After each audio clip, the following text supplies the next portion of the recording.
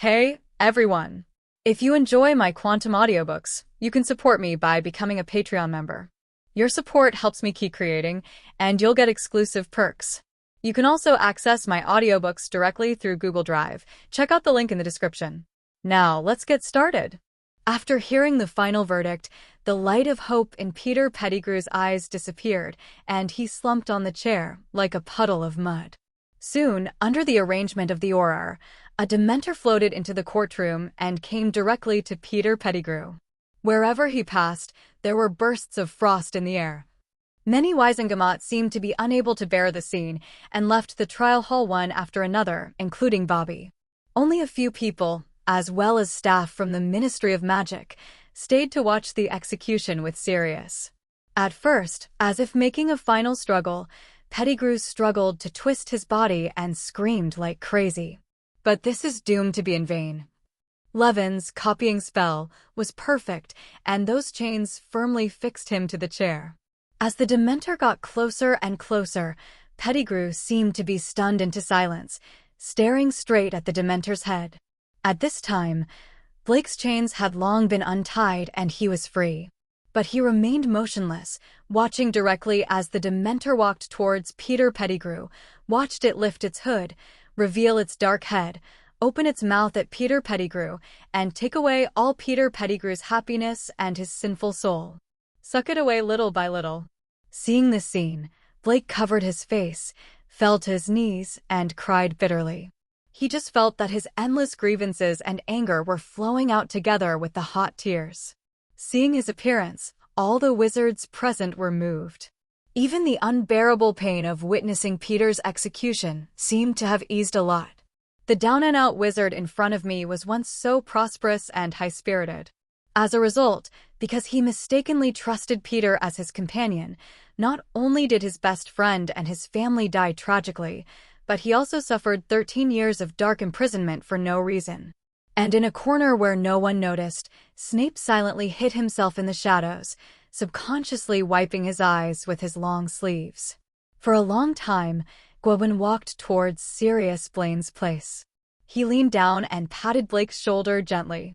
Blake raised his tear-stained face and met the boy's pitying eyes. Although he didn't say a word, a strong emotion arose in Blake's heart, which was gratitude, respect, and solidity. The seeds Levin planted have begun to sprout slowly. Get up quickly, Black. Dumbledore is waiting for you outside, Levin advised. But your reward. Blake opened his mouth, but was interrupted by Levin. There's no hurry about this matter. Your collection is there anyway, and you won't run away. We'll talk about the reward later. I understand. Blake nodded, suddenly thought of something, and said to Levin with concern, You shouldn't watch this kind of execution. It's too early for you. He felt that although Levin was very strong, he was still an underage wizard and should not have witnessed such a cruel scene. Thanks for worrying, but you don't have to worry about me. I have already had my own opinions about death. The Thestral carriage at Hogwarts can prove it. Levin explained, but I always feel that you don't completely relieved. Relieving? How can there be such honor as letting go of 13 years of pain? Blake sighed. Death may be a punishment, but the pain of having your soul sucked away is not enough to compensate. All of these. After finishing speaking, Sirius was also surprised that he actually opened his heart in front of a child. Perhaps because of his calm temperament and strong strength. Maybe it's because he did help him, whether it was capturing Peter or giving him peace of mind. Or Captain Tonks, Deputy Director of the Department of Legal Enforcement Jaina, their relationship with the boy, Black saw it.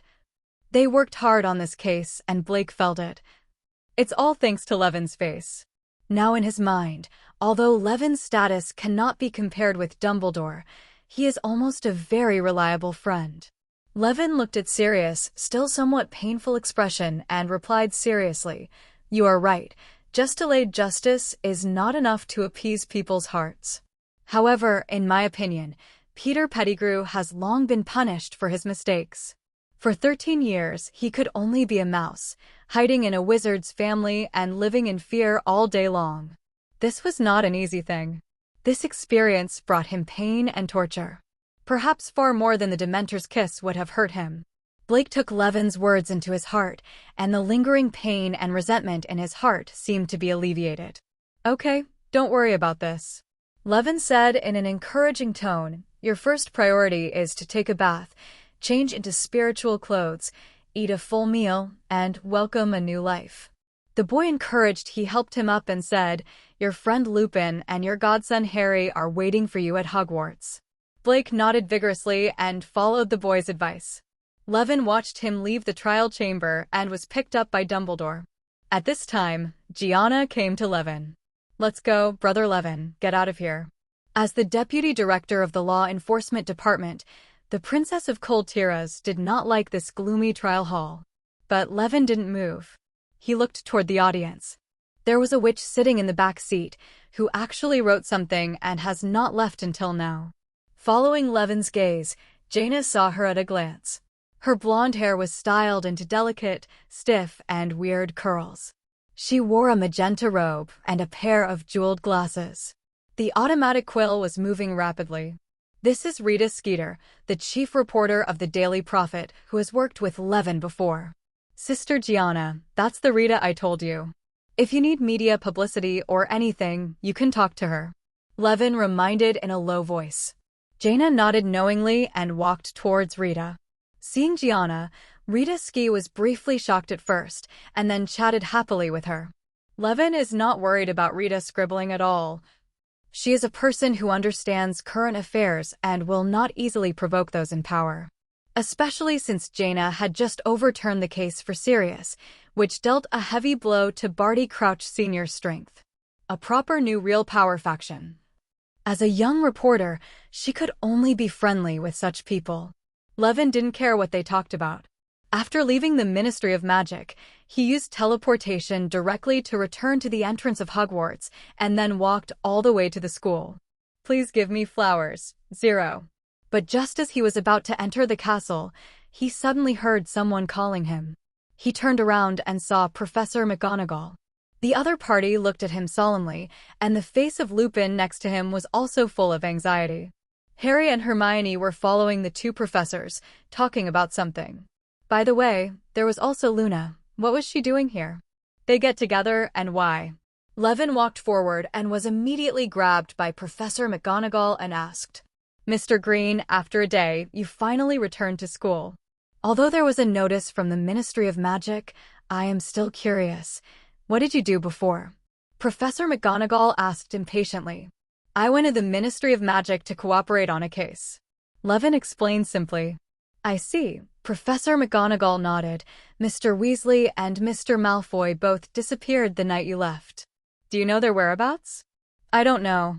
Both Ronald and Malfoy are missing." Levin asked pretendingly, suppressing his smile. 0. "Yes." Professor Lupin nodded heavily. "Are we looking for them?" "Because they disappeared at the same time as you, we thought they were related to you." "I followed them to find you," Luna added. Levin didn't want to expose himself, so he evaded. "Have you ever asked Professor Snape? He went to the Ministry of Magic with me. Maybe he had met them before that." But this method of diverting trouble to the east failed. "The Ministry of Magic has also informed us of this. Of course, we have contacted Professor Snape, but we don't know why the owl sent out has not returned yet." McGonagall. "Give the head." "Of course they can't find it." At this moment, Godric Valley. Professor Snape was standing in front of a tomb made of white marble. The inscription on the tombstone seemed to shine in the darkness. You don't have to kneel down or even get very close to see the inscription clearly. James Potter. Born on March 27, 1960. Died on October 31, 1981. Lily Potter. Born on January 30, 1960. Died on October 31, 1981. The last enemy to be eliminated is death. Peter Pettigrew died and he avenged Lily. But so what? Lily's rotting corpse lay under the ice, snow and rocks, cold and unconscious. Tears welled up all of a sudden, boiling hot, and instantly froze on my face. What's the point of wiping and covering up? He let tears flow freely, closed his lips tightly, and looked down at the thick soil. Lily's body was covered underneath. There must be only bones and soil left. He didn't know and didn't care that the person who loved her was standing so close. The place. He let tears flow freely, pressed his lips tightly, and stared at Lily's name on the tombstone. After a long while, he raised his wand and drew a circle in the air, and a wreath of roses immediately bloomed in front of him. Professor Snape caught it and placed it under Lily's name. Seeing that Snape could not be found, Levin had no choice but to reveal the information himself in order to prevent accidents. Since Professor Snape is not here, I will take you to the place where I met him. Maybe you can find some clues. Levin said. Where? Harry and Hermione asked in unison. Follow me. Levin couldn't help but glance at Professor Lupin and then led the way. Considering that the place he was taking them to was the road leading to the Shrieking Shack, where Professor Lupin once hid after transforming into a werewolf. Revisiting his old place might make him a little embarrassed. This glance left Lupin confused. But everyone had already left with Levin, so he followed them directly without asking any questions. Under Levin's leadership, they soon entered the Forbidden Forest. Professor McGonagall resisted the urge to reprimand Levin and reminded him seriously, "Mr. Green, it is illegal for you to enter the Forbidden Forest." I'm sorry, Professor McGonagall, but I did this for a reason. Levin explained as he walked, "I need to find a mouse in the Forbidden Forest so that I can find a mouse for little September 13th. Sirius overturned the verdict." Looking for mice? Lupin was shocked. Serious? Harry's pupils trembled. Overturned. Hermione covered her mouth. What on earth is going on? Professor McGonagall asked somewhat unhappily, "Is this why the Ministry of Magic asked for leave for you and Severus?" "You're right." Levin replied directly, "Just before I came back, I just participated in a trial. In this trial, Sirius Black was proven innocent. The murderer of the case he committed was actually someone else. There are people." As soon as he finished speaking, everyone stopped in shock. They all looked at Levin and couldn't wait to ask questions. "It turns out that you haven't been here all this time, so you want to do this. You mean Blake is innocent? Who is the real murderer? It has something to do with the rat, right? It wasn't Black who betrayed my parents. Who was that? So, you have been secretly helping him since that day, right?" Luna, Professor McGonagall, Professor Lupin, Harry, and Hermione asked 5 questions at the same time. Levin did not answer one by one, but directly recounted what happened that day. In this gloomy forbidden forest, except for the whistling sound caused by the cold wind passing through the trees, only Kywin's eloquent narration is left. This is simply unbelievable. How could Ronald Spots be Peter Pettigrew? Harry thought what Levin said was a bit ridiculous. Why is it impossible? Levin asked, feeling a little strange about his brain circuitry. Because if Peter Pettigrew is an Animagus, people will know. Hermione answered before Harry could say anything. Levin looked at the girl. After Professor McGonagall introduced the Animagus class, I looked up relevant information. There was a book that said, when practicing Animagus, people may go crazy and be unable to return to normal humans, so the Ministry of Magic strictly controls it, requiring all Animagus transformed animals and characteristics to be registered with the Ministry of Magic's Office for the Prohibition of Abuse of Magic. Hearing Hermione's words, McGonagall's usually serious face turned into a smile. This registration is public. I checked it out of curiosity and saw Professor McGonagall's name in it. Including her, there are only 7 Animagus in this century, and Peter Pettigrew's name is not on it. As she spoke, she looked at Levin. But I personally feel that there are always some smart people who will bypass the Ministry of Magic's registration and become Animagus privately. She would say this, naturally, because she had witnessed someone bypassing the Ministry of Magic and becoming an Animagus. The two looked at each other and said nothing. Hermione's guess is correct, Professor Lupin answered. As far as I know, there was indeed an unregistered Animagus operating in Hogwarts. Speaking of this, his voice was full of bitterness. They are Sirius Black, Peter Pettigrew, of course, Harry, and your dad, James Potter. My dad too. Harry was surprised. Yes, Lupin said, with a nostalgic look on his face. Speaking of which, they did it for me. Sirius contributed the family secrets. The Black family has special research on Animagus. so all three of their talents successfully transformed. When Levin heard this, his expression became serious. It seemed that the reward he collected from Sirius did contain a lot of good stuff. He also wanted to see how the Black family's secret method allowed 3 ordinary little wizards to complete such a complex Animagus so easily. You know, this is a feat that many powerful wizards have never accomplished. If he could get it, maybe he could help his friends and girlfriends complete Animagus transformation. It even allows them to have magical Animagus transformations. Lupin continued, "Your dad and Sirius are the smartest students in the school, and they succeeded, which is a good thing, because Animagus transformations can go horribly wrong." Harry listened extremely carefully. He had no parents since he was a child, and he liked hearing about his parents' deeds the most. Hermione was a little confused and asked, "Professor Lupin, what about yourself?" Lupin did not answer this question, but continued, "The Animagus of Pettigrew is the mouse. Everyone thought that Sirius killed Peter. I actually believed it." Speaking of this, he lowered his head in self-reproach, with tears in his eyes. He could think of how wronged Black had been in Azkaban. No one spoke after that, for fear of interrupting his memory of the past. Finally, the Whomping Willow is almost here. Lupin understood immediately. Sirius had been hiding in the Shrieking Shack before, and you met here.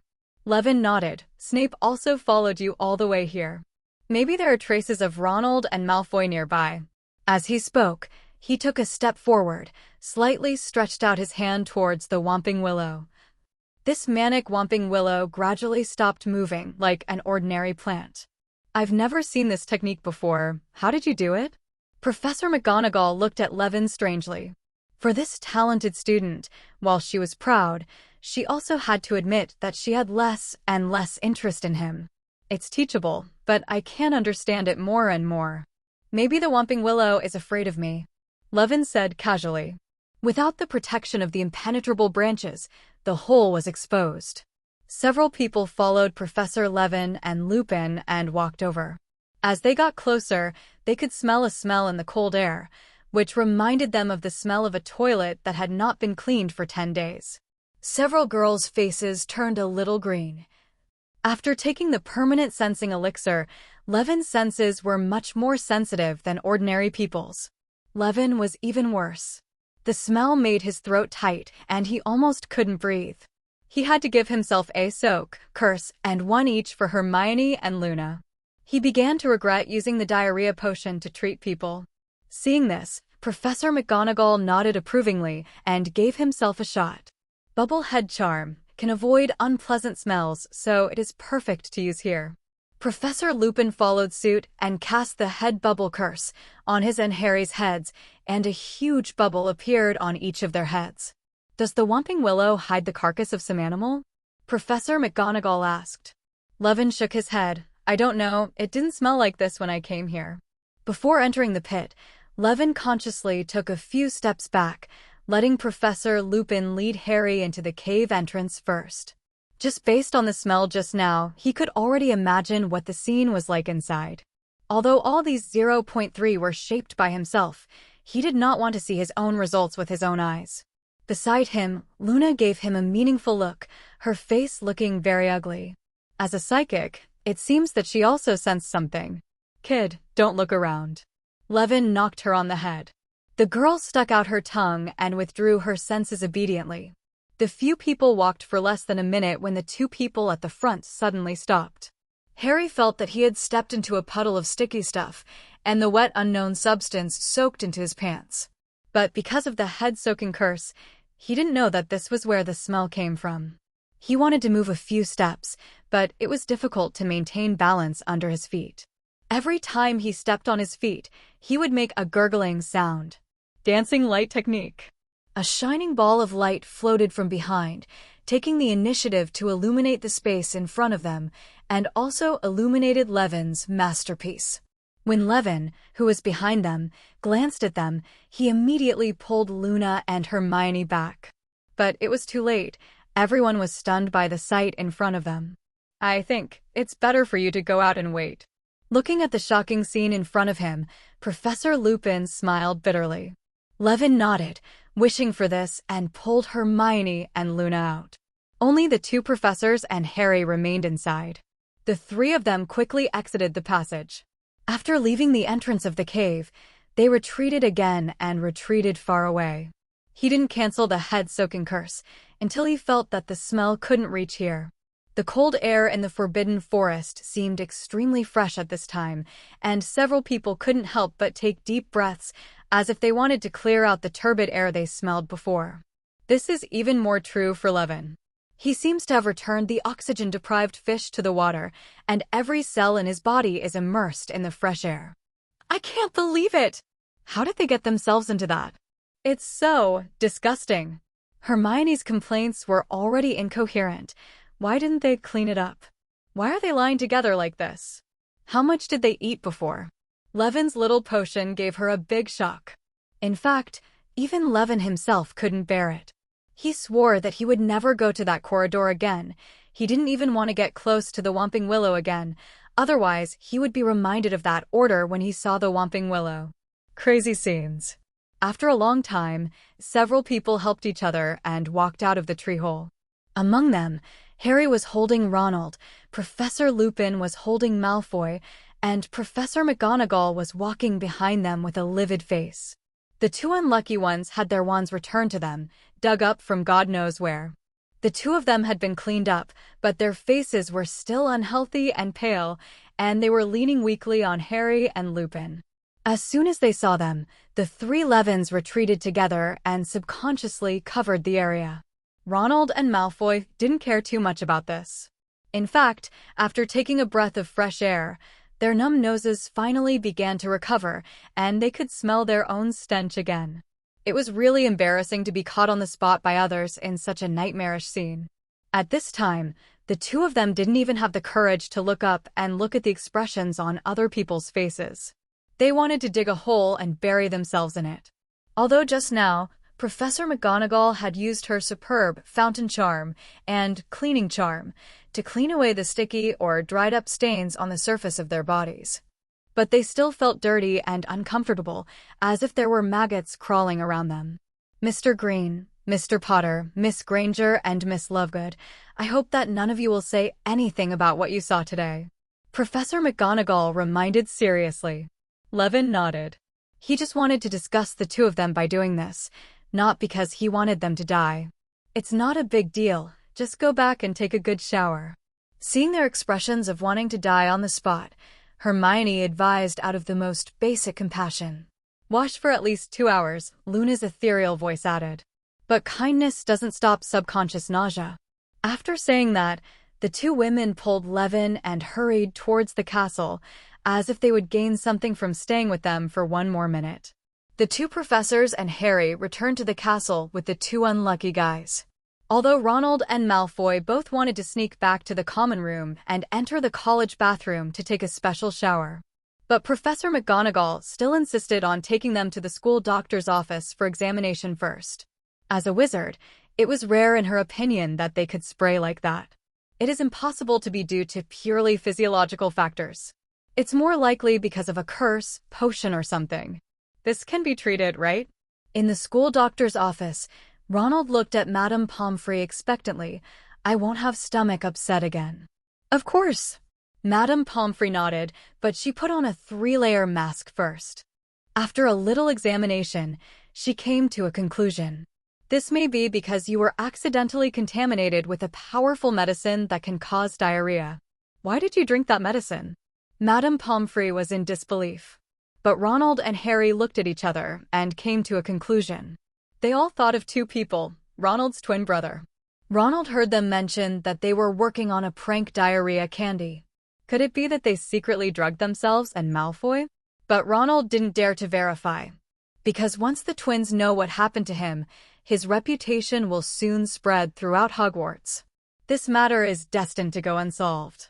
After taking Madame Pomfrey's potion, the two quickly left the school doctor's office. Under the strange eyes of the passing little wizard, they fled back to the dormitory as if they were being chased by Sirius and went straight to the bathroom.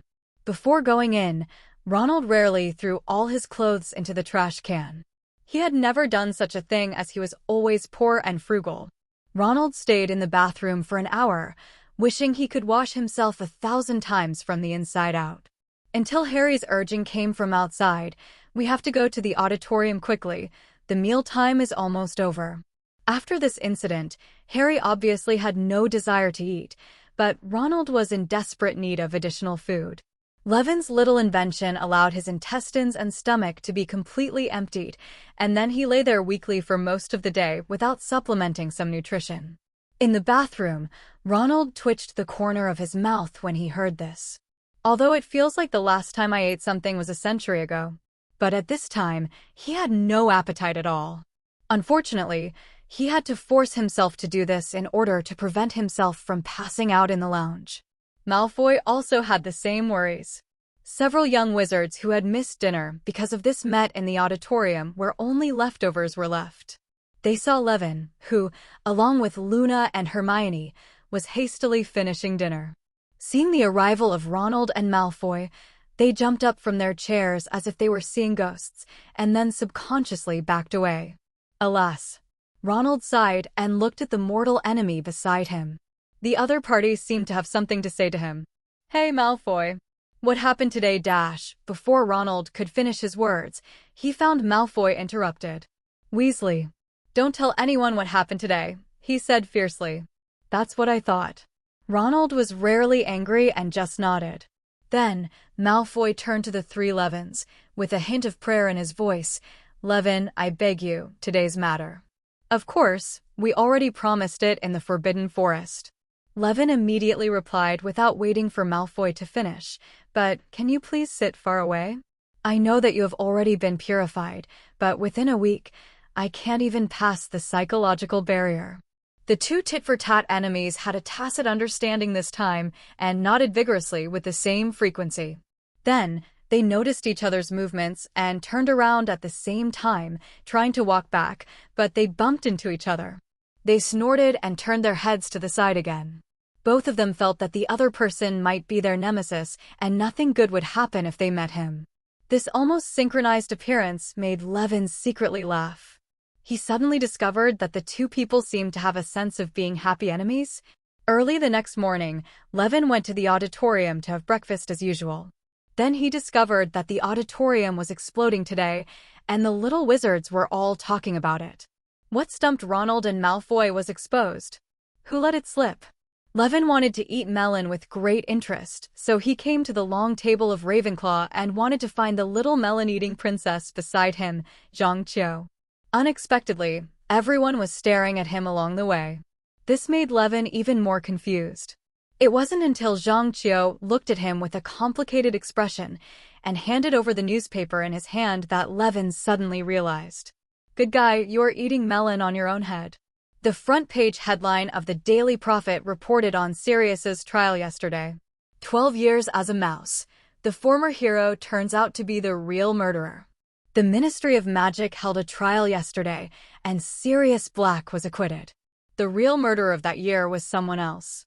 We are doing our best to improve the laws and regulations, and at the same time try to make up for the mistakes made during the era of Barty Crouch Sr., Minister of Magic Cornelius Fudge said this morning. "I beg the wizarding community to forgive him. After all, what happened in Special Period?" Levin flipped through it quickly and found that not only the front-page headlines, but almost the entire newspaper were describing yesterday's trial and the truth of that year. "I can't help it. Who said all this is too dramatic?" 13 years in prison. Sirius was vindicated. The Animagus was able to hide from the Dementors on the limitations of the Magical Law Commission. The newspaper was illustrated with numerous pictures. There are many photos of Sirius and Peter Pettigrew when they were young, photos of him in prison, photos of his escape, and even photos of Peter's Animagus transformation. Many of these photos are out of reach of reporters, and you can tell at a glance that they are from within the Ministry of Magic. Gianna and Rita obviously have a great time working together. Occupying the center of the page, and also the largest one, is the classic scene from yesterday's trial. Sirius knelt down crying and Pettigrew's eyes were filled with despair. The two of them were kneeling and sitting together.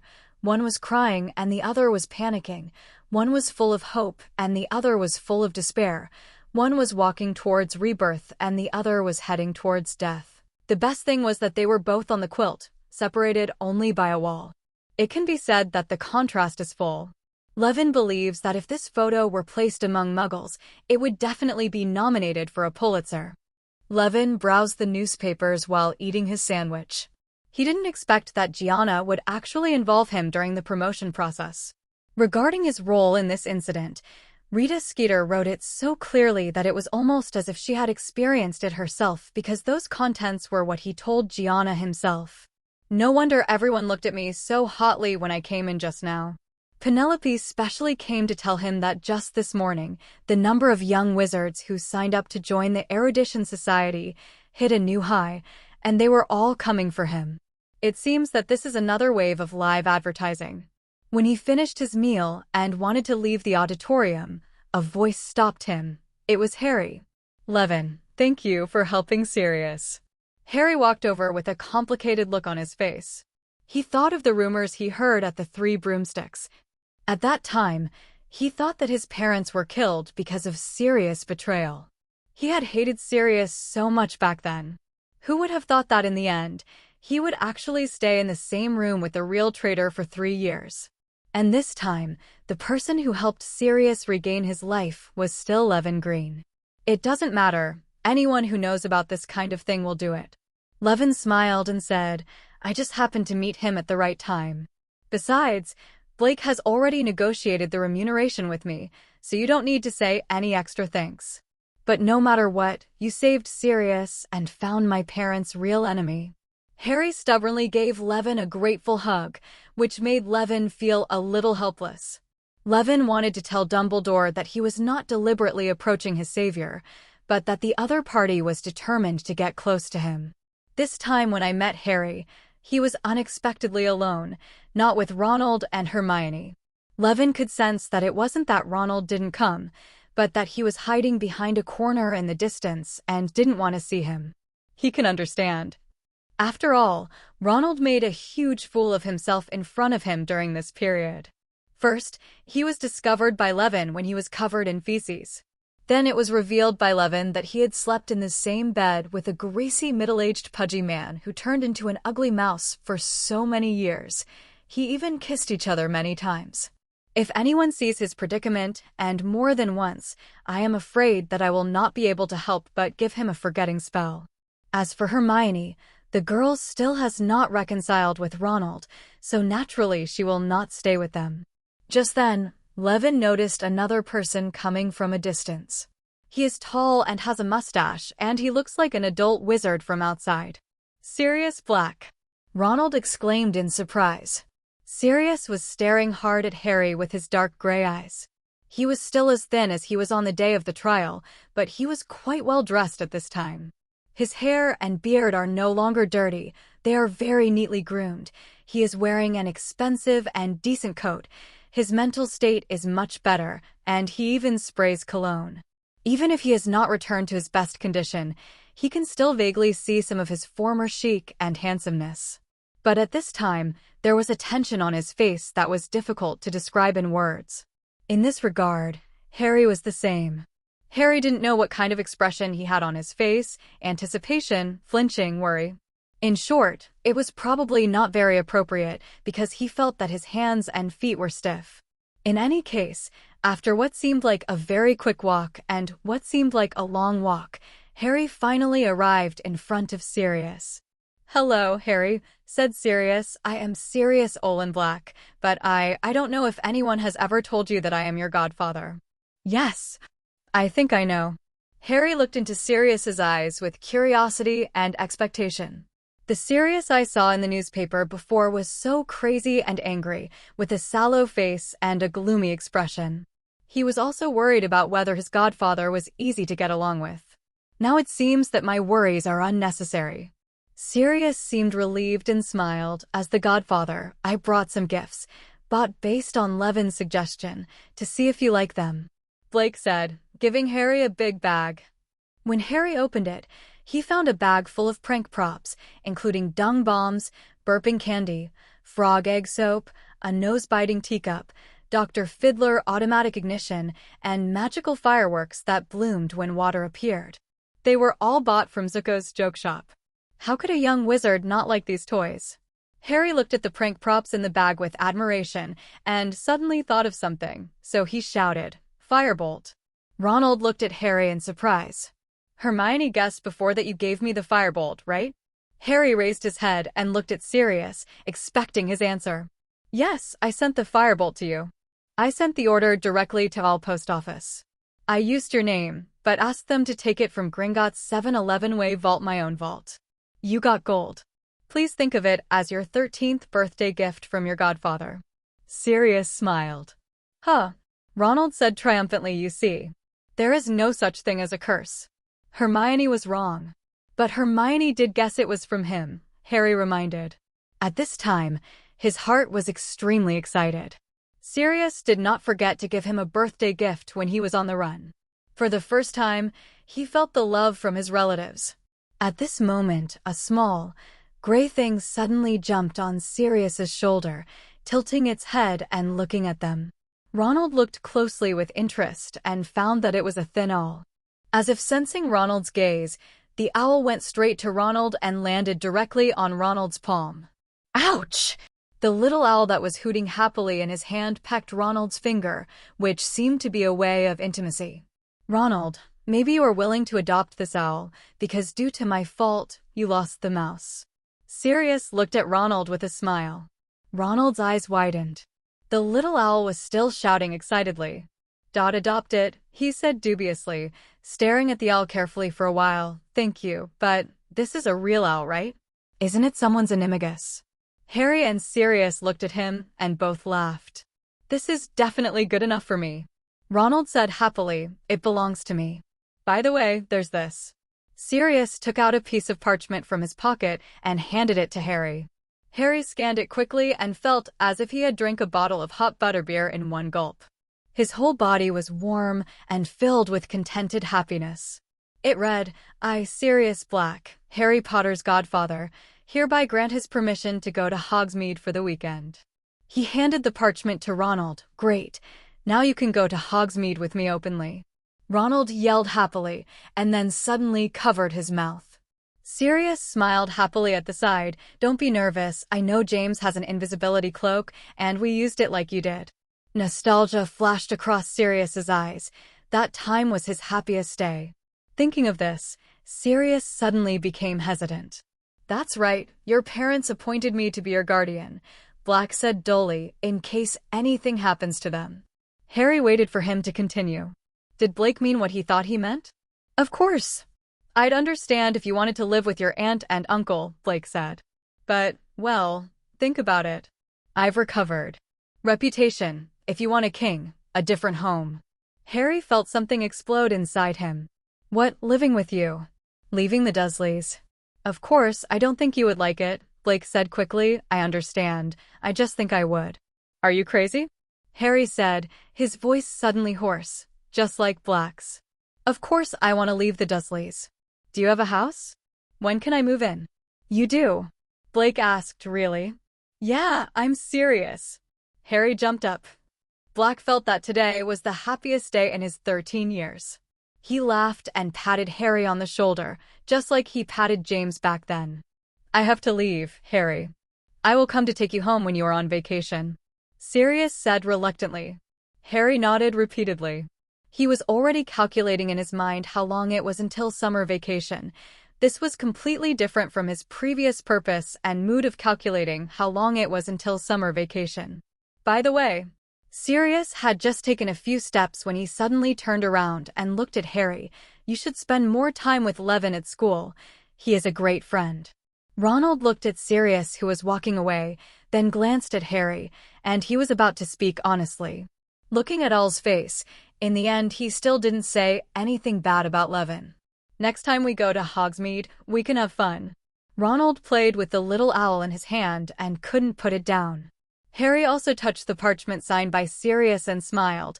"It's great to leave the Dursleys' house." After Sirius left, he met Levin at the other end of the corridor. "Sorry, it took a while to get to know Harry, and I kept you waiting," he said apologetically. It doesn't matter.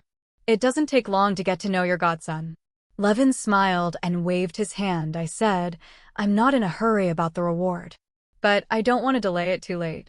Blake was still a little impatient and didn't want to owe others. If it's appropriate, why don't you just accept it with me now? Anyway, today is the weekend and there are no classes to attend. Levin nodded in agreement. So he followed Sirius and left Hogwarts in a big way. The little wizards who saw Sirius on the way were all very surprised. They couldn't believe that the protagonist in the newspaper had actually appeared, and they all gathered around to watch. It's been a long time since I've had this feeling of being the center of attention. Sirius joked, the last time someone pursued me so much was the Dementors. Levin appreciates his optimism. After leaving the confines of Hogwarts, Levin followed Black and Opera directly to number 12 Grimmauld Place, the old home of the Black family. At this time, it was not yet hidden as the headquarters of the Order of the Phoenix, and Levin could directly see its appearance. This old house is completely inconsistent with its actual status. It has dirty walls and gloomy windows. They walked up the shabby stone steps and found that the black paint on the door of the old house was peeling off and covered with scratches. The silver door knocker is in the shape of a coiled snake. There is no keyhole in the door and no mailbox. Black drew his wand, which he had bought yesterday, and knocked on the door. Levin heard a lot of loud sounds of metal hitting metal, and sounds like chains rattling. The door creaked open. The two of them crossed the threshold and entered the almost dark foyer. Levin smelled a damp, dusty smell and a sweet, rotten smell. The place feels like an abandoned, empty house. Immediately afterwards, he heard a rustling sound, and then a row of old-fashioned gas lamps on the wall lit up, casting a swaying, unreal light, illuminating the peeling wallpaper and grinding in the long and gloomy foyer. Lightly threaded carpet. A spiderweb-shaped chandelier overhead shimmered, and portraits blackened by age hung crookedly on the wall. The chandelier and the candelabra 903 on a rickety table next to it were made in the shape of a large snake. Just as Levin was looking at the dilapidated old house, there was a loud explosion, and a slovenly house elf appeared in front of them. It was Creature, the house elf of the Black family. He was almost naked except for a dirty rag around his waist, like the loincloth used by men in tropical countries to cover their bodies. He looks very old, and his skin seems to be several times more than what his body actually needs. Although his head is bald like all house elves, his two big bat-like ears have sprouts. A lot of white hair. His eyes were bloodshot, watery and gray, and his fleshy nose was as big as a pig's. It's the young master. Creature's two light-colored eyes suddenly widened. But the look he looked at Sirius was full of unforgettable hatred. Creature immediately bowed deeply.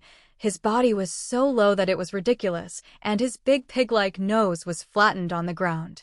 Then he said in a very soft but clear voice, "The young master is a godless, ungrateful, and dirty man." He broke his dear heart. Oh, my poor woman, she swore not to recognize him. This son, now he is back, and it is said that he is still a murderer. Levin held back a smile and looked at Blake. He seemed to be able to see the throbbing veins on Blake's forehead. My mother has no heart, Creature, Sirius said grumpily. She lived solely on resentment. No matter what the young master says, he muttered angrily, the young master is not even qualified to clean the soles of his mother's shoes. Oh, my poor mistress. What will she say if she sees the young master? How much the mistress hates him, what a disappointment he is. Creature bowed again as he spoke. Stand up quickly, Sirius said impatiently. Okay, what do you want to do? I am guarding the mistress's home, the elf said again. Creature will serve the noble Black family all his life. The elf straightened up and looked at them with evil eyes, showing that.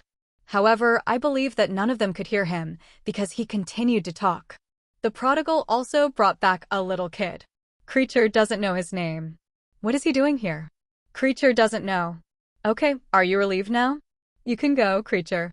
Sirius said coldly. The elf looked at Black in disbelief, as if he did not dare to disobey a direct order. However, when he dragged his feet and walked out, he let out an earth-shattering cry. I came back from Azkaban and told Creature what to do. He also brought back a little cub. Creature must protect this family. Creature will never let the young master and that brat destroy this family. Creature, who had disappeared around the corner, was still mourning. Shut up, Creature. If you keep howling, I'm going to kill someone. Sirius shouted irritably. He picked up an umbrella stand and threw it in the direction of Creature, like he was venting his anger. Oh, crap, I forgot. Before Blake could finish his words, he was drowned out by a terrifying, deafening, blood-curdling scream. The two velvet curtains covered with insect holes suddenly spread apart without the suppression of the umbrella stand. But there is no door at the back. For a moment, Levin thought it was a window. Behind the window, an old lady wearing a black hat was screaming desperately, one sound after another, as if she was being tortured. Beasts. B***ch. Dirty and sinful scoundrels. Bastards, freaks, ugly monsters. Get out of here. How dare you desecrate the home of my ancestors? Then Levin realized that it was only a life-size portrait, but he had never seen anything so realistic and so unpleasant in his life. Behind them in the hall, other portraits were awakened and began to scream so loudly that they deafened their ears. Shut up, you horrible old witch, shut up. Blake rushed up and grabbed the curtain. The old lady suddenly turned pale. You. When she saw Sirius, her eyes widened and she shouted sternly, "The prodigal son, the shame of the family, the evil seed I gave birth to. I told you." Shut up, shouted Sirius, and with great effort, he finally closed the curtain again. Levin stretched out his wand and pointed at the umbrella stand in the distance. The umbrella stand is coming. The umbrella stand flew straight towards him. Levin caught the umbrella stand. It was so heavy. Caught off guard, Levin almost made a move. This umbrella stand is actually made of the leg bones of a giant monster. He pressed the umbrella stand against the curtain, and the old lady's scream disappeared. But the images around him still screamed.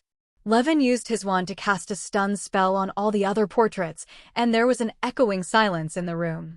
Nice job. Breathing slightly and pushing back his long black hair from his eyes, Sirius turned to look at Levin. Levin, he said grimly, now you've met my mother. Levin didn't know what expression to make, so he had to pretend to be stupid and said, yours? Yes, my dear good mother, said Sirius. She kicked me out of the black family. Why would she hang the portrait here? Levin asked. Perhaps she is like Creature, guarding the oldest and noble black family or something. I have always wanted to get her down, but she seems to have recited a permanent sticking spell behind the canvas of her portrait. Maybe I should go to Nocturne Alley to find it. Find a special medicine to break the spell. Levin found that Sirius's tone was very stiff and cold. But through psychic induction, Levin understood that this was not the case. Sirius seemed colder on the surface, but actually he was very hurt inside.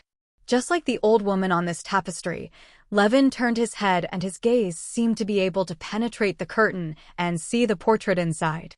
Obviously, he wanted to see his son as soon as possible, but he couldn't help but use curses to replace his concern. This family is really awkward. Sirius walked to the other end of the room, where a worn, dirty tapestry covered the entire wall.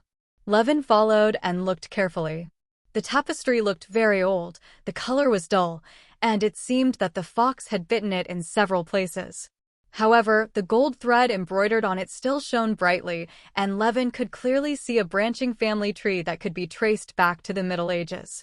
There are several large characters embroidered on the top of the tapestry. The oldest and noble black family. Forever pure. You're not on top, Levin said as he looked at the bottom line of the family tree. It was up there.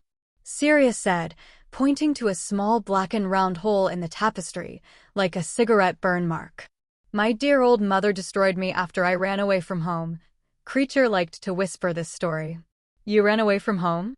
I was about 16, said Sirius, and I had had enough. Where have you been? Levin asked, staring at him. Sirius suddenly fell silent for a long time before he said, James's house. Levin raised his head, pretending to be suddenly interested in the tapestry. It's just that in his previous life, He just came from an ordinary family in the Dragon Kingdom. In this life, I am an orphan at the beginning. Regardless of his past life or this life, he cannot understand the mentality of such a big family. Perhaps in the distant future, one of his unworthy descendants will also write his name on such a tapestry and be proud of it. But he always felt that instead of inheriting the glory of his family, it was better to create his own glory. He glanced at the tapestry and saw familiar names on it. For example, Malfoy's mother Narcissa and Tonk's mother, Andromeda. It's just that the place that belongs to her is a small burnt round spot. I hate all of them. Black murmured to himself as if he was recalling, but also as if he was confiding, my parents are crazy about pure blood. They believe that people from the Black family are born noble. That stupid brother, who has such a weak temperament, actually believed what they said. That's him. Sirius stretched out a finger and pointed at a name at the bottom of the family tree. Regulus Black. The birth date is followed by a death date, approximately 15 years ago. Sirius also bent down to look more carefully. Wearing a tapestry. As reported by Psychic Powers, Sirius may have fallen out with his family because of his pure blood philosophy. But this does not mean that he does not love his family and does not want the warmth of his family. This is my brother, a fool. Sirius noticed Levin's gaze and stroked the area embroidered with Regulus Black's name. He's younger than me, Sirius said, and I'm constantly reminded that his son is much better than me. But this stupid idiot, he joined the ranks of the Death Eaters. But Levin knew that this was actually just a disguise. It was Regulus Black who found another soul of Voldemort at the cost of his life. Are your parents Death Eaters too? Levin asked. No, but believe me, they think Voldemort's ideas are correct.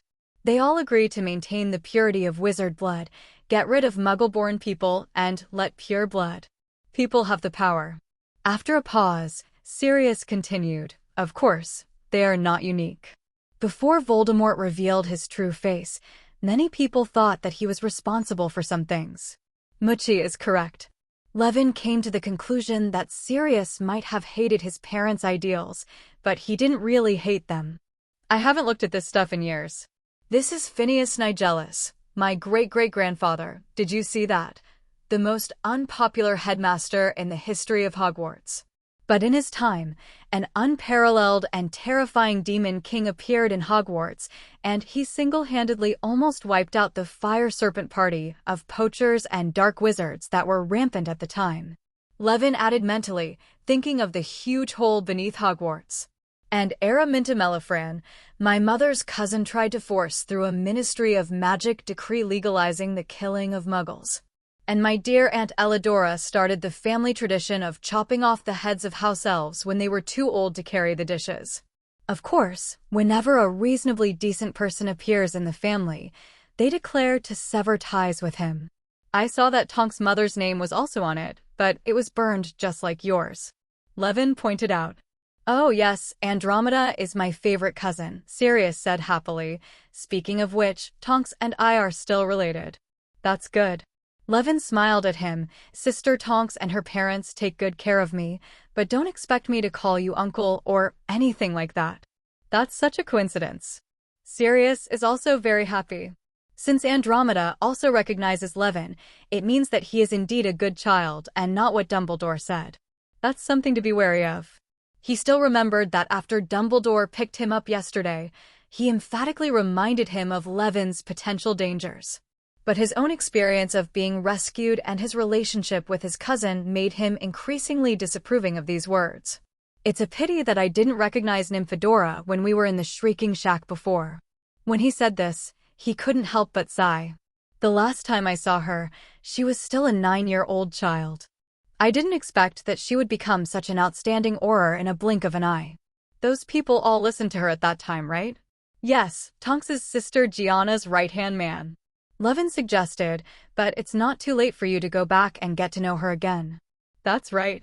After returning home after so many years, it's time to visit more often. Blake nodded in agreement. But before that, let's hurry up and fulfill our promise. Sirius stood up straight and led Levin through the hall stairs and climbed to the second floor. There are some collections there that might interest you. Blake pointed to the dusty glass door cabinets on both sides of the mantel. You can take a look at them for yourself. With that said, Blake wanted to open the tightly covered curtains.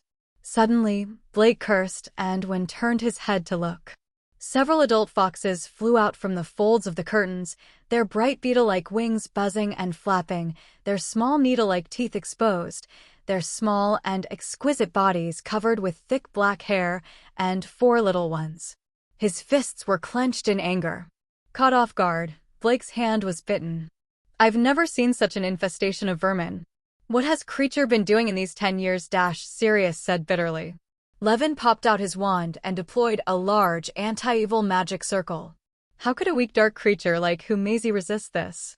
It fell down like dumplings and soon died all over the place. Oh, what a beautiful spell, kid. If you plan to get into the pest control business in the future, you will definitely be the best fox-killing expert. Levin couldn't laugh or cry at Black's words. Anti-evil magic circle. This kind of magic can have excellent effects on any evil creatures, including but not limited to basilisk, chimera, 5-legged beast, Voldemort, etc. Oh, the last one is not even a beast. Blake sat down on an armchair with a sunken center, covering his hands. Then he yelled in disgust and jumped up. He looked down and saw that it was safer this time. It was a nest of dead cattails. Levin couldn't help but want to laugh. Levin focused his attention on the cabinet in front of him. The glass cabinet door is very dirty, and there are many magic items inside.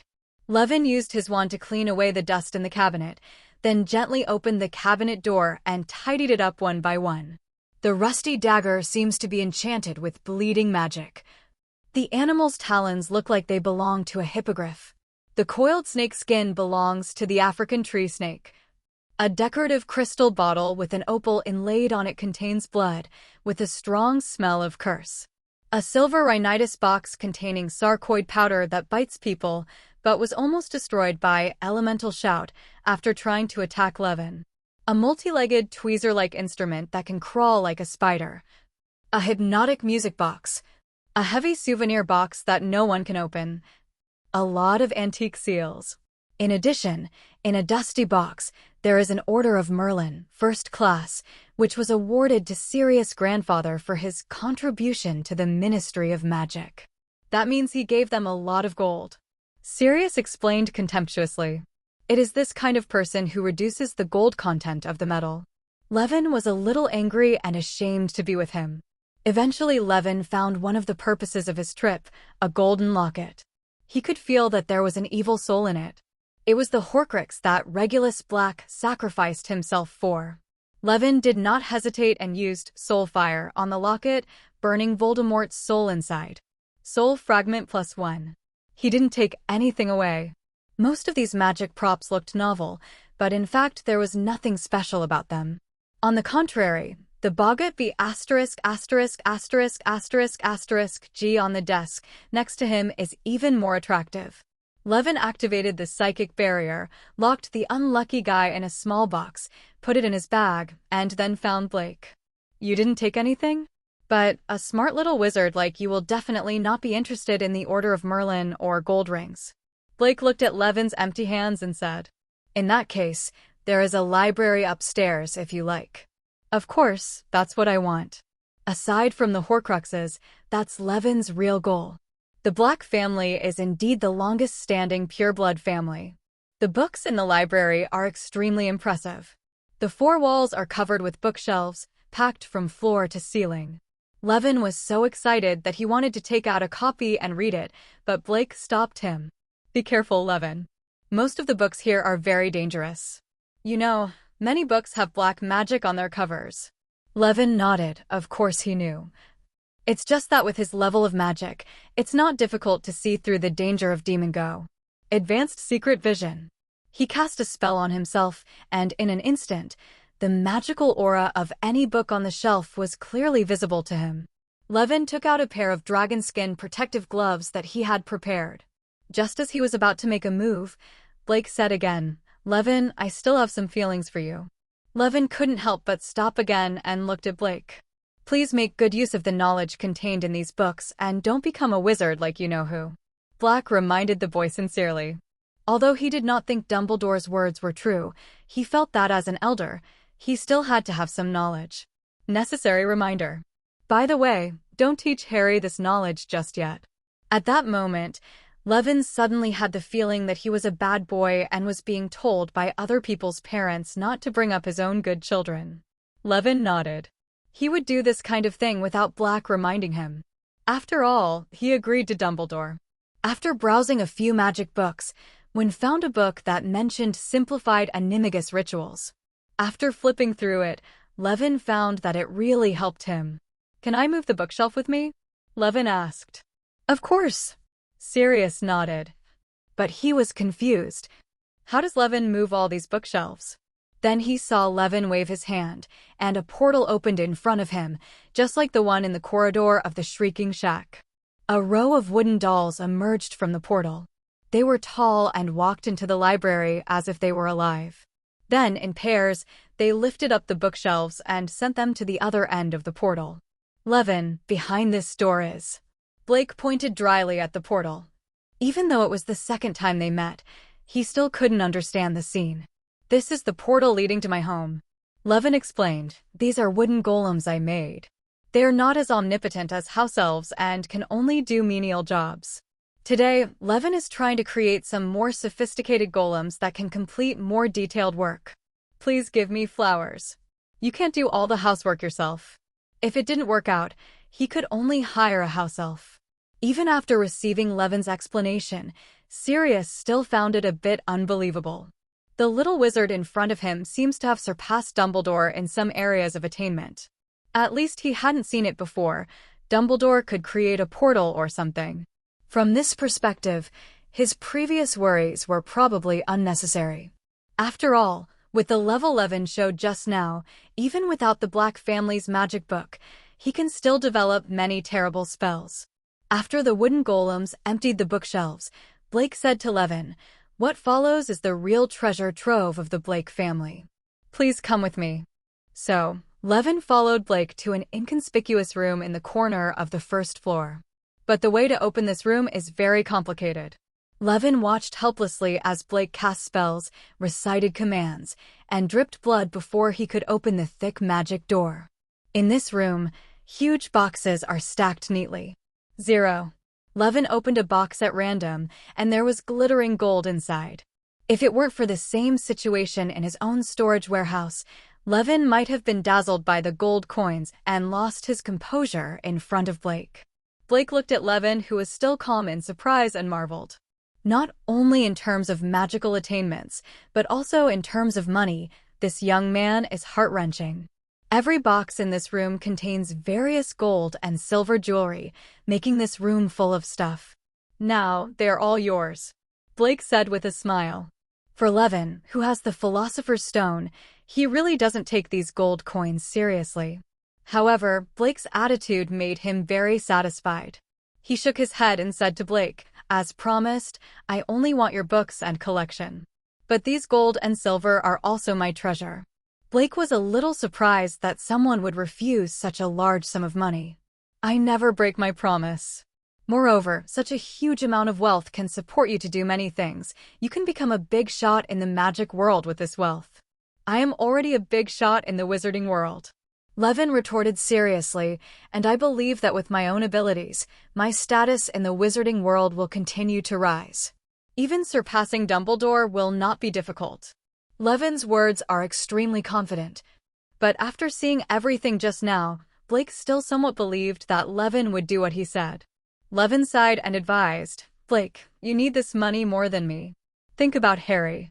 Although he has the property left by his parents, the amount is only enough for him to live a good life. Don't you want to pay for it? Does Harry provide the best living environment?" He paused and then said, "How about this? If I have any projects that require a lot of money in the future, I will come to you for investment as soon as possible.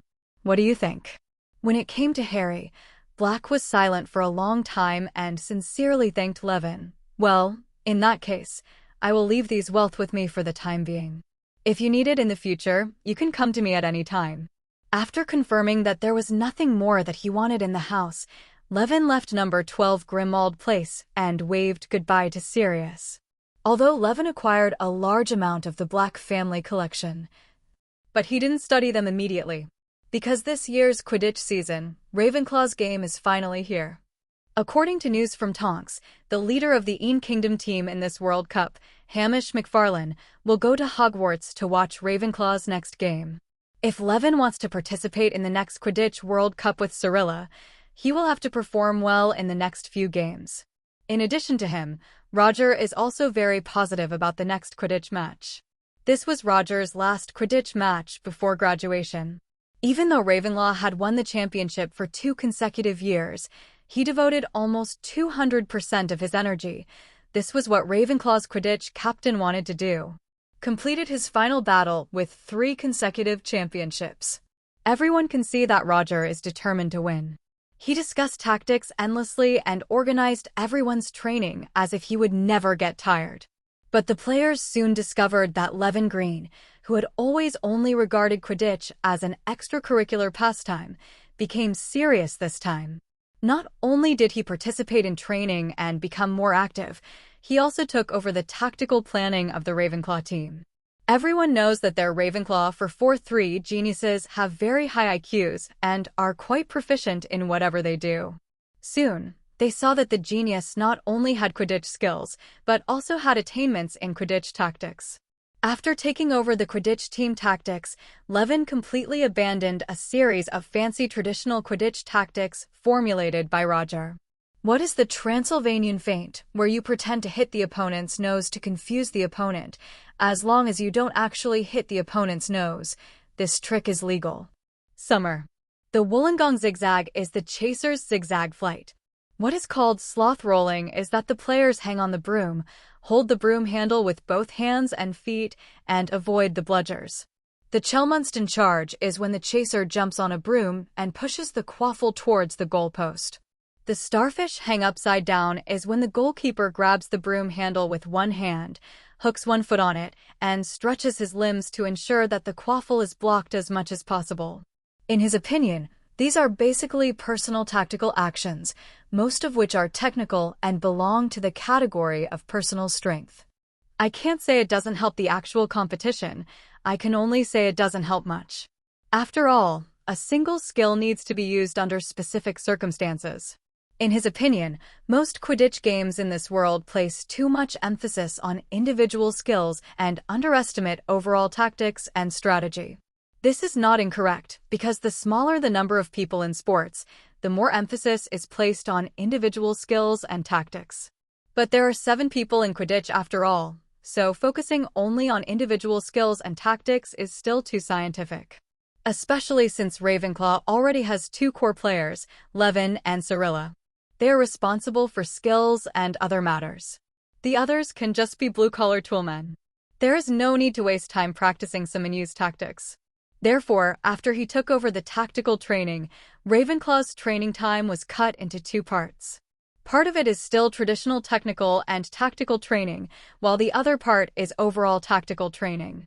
Levin planned several tactics for Ravenclaw in one go.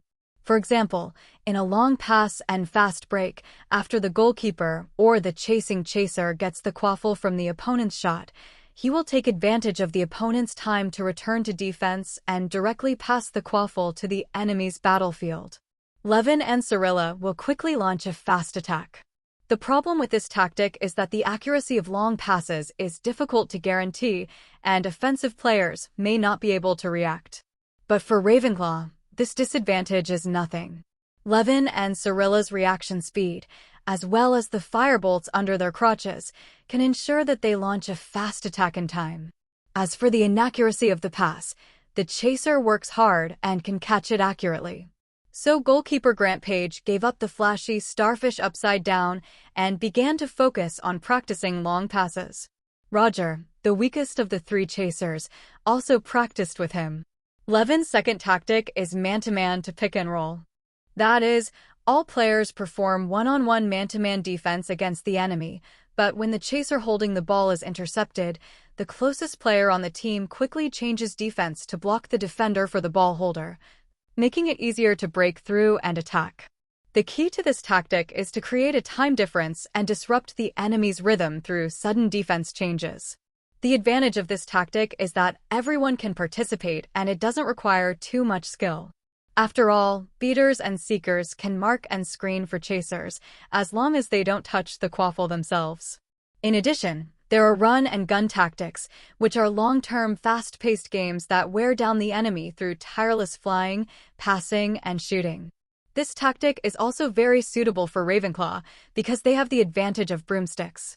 The 3 Levins have 3 firebolts, and the previous generation competition broomsticks they purchased can replace the oldest broomsticks in the team if they have Nimbus 2000 and sweep 7 stars. A few brooms. Levin's series of simple but effective tactics impressed the Ravenclaw players. They all agreed that such tactics were most in line with Ravenclaw's wisdom. Let us use our wisdom to fool them around. This was Roger's high-spirited declaration. As a result, Ravenclaw's little wizards began to gradually give up practicing those fancy skills and instead strengthened their practice of basic movements such as ordinary passing, sharp turns, long passes, etc., in order to surprise all enemies in the next game. In a blink of an eye, the end of February is coming and Ravenclaw is about to have their first game. Before the game day, Levin contacted Onyxia and asked him to arrange for a reporter from The Quibbler to go to Hogwarts for an interview. This was also a form of pressure for Hamish McFarlane, who came to watch the game. After acquiring a majority of the shares of The Quibbler during the Christmas holidays, The Quibbler received sufficient funds and carried out a series of expansion and restructuring under the leadership of Onyxia. In addition to the original content, additional columns such as current affairs, news, magic issues, and Quidditch have been added. The next day, when the Ravenclaw players entered the auditorium, there was warm applause in the auditorium. Even Hufflepuff and Slytherin students were applauding and cheering for them.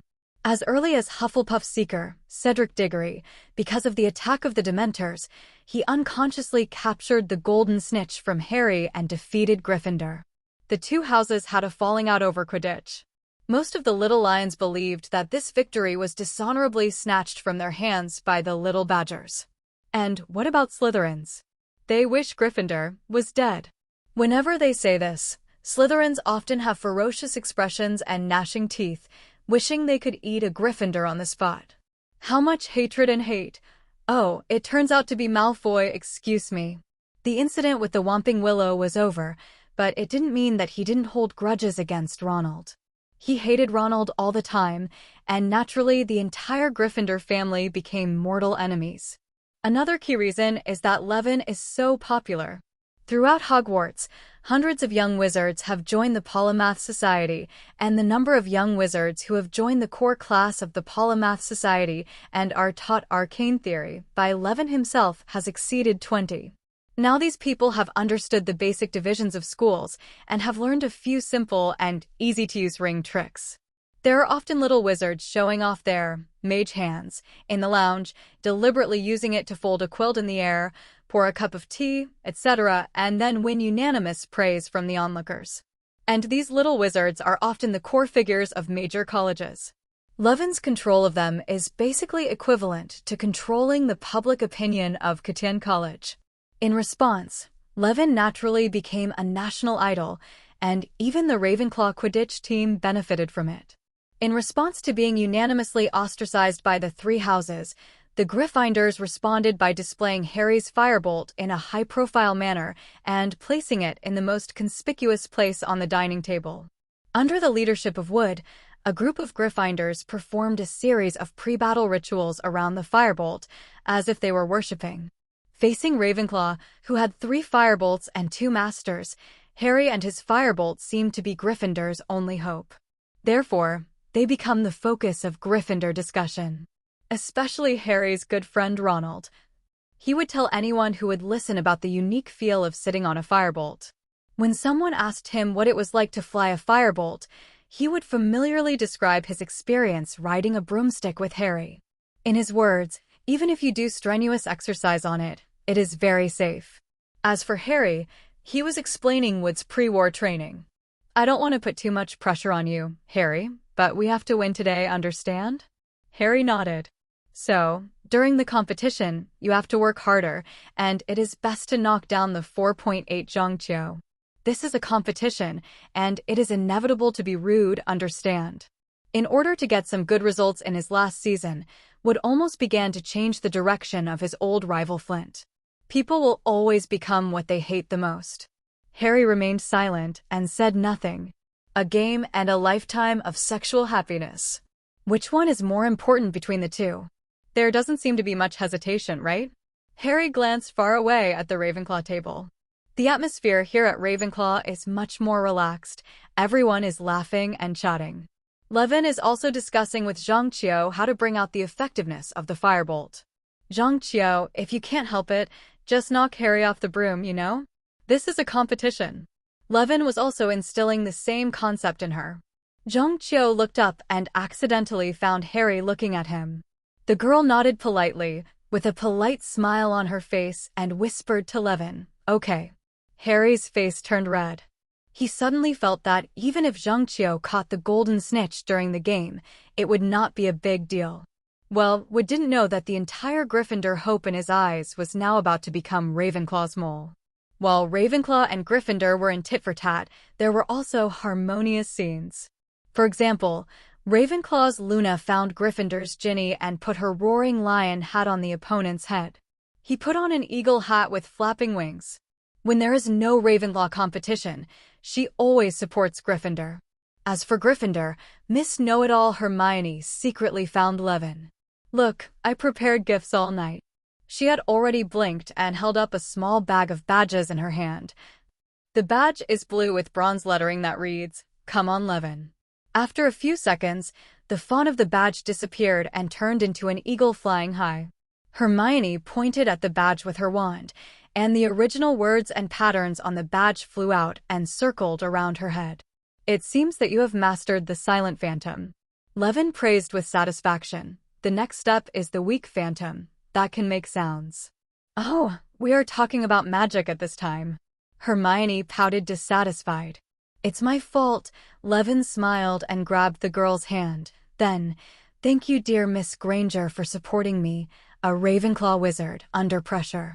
"It's good that you know," Hermione whispered. "So, you must work hard in this game and defeat Gryffindor in one go, so that those people can't make a fuss again." Levin could tell that the person she was talking about was probably Ronald Weasley and the girls who excluded her. Even if it is confirmed that Scabbers is actually Peter Pettigrew and Crookshank's pursuit of him is normal behavior, Hermione and Ronald still have not fully reconciled.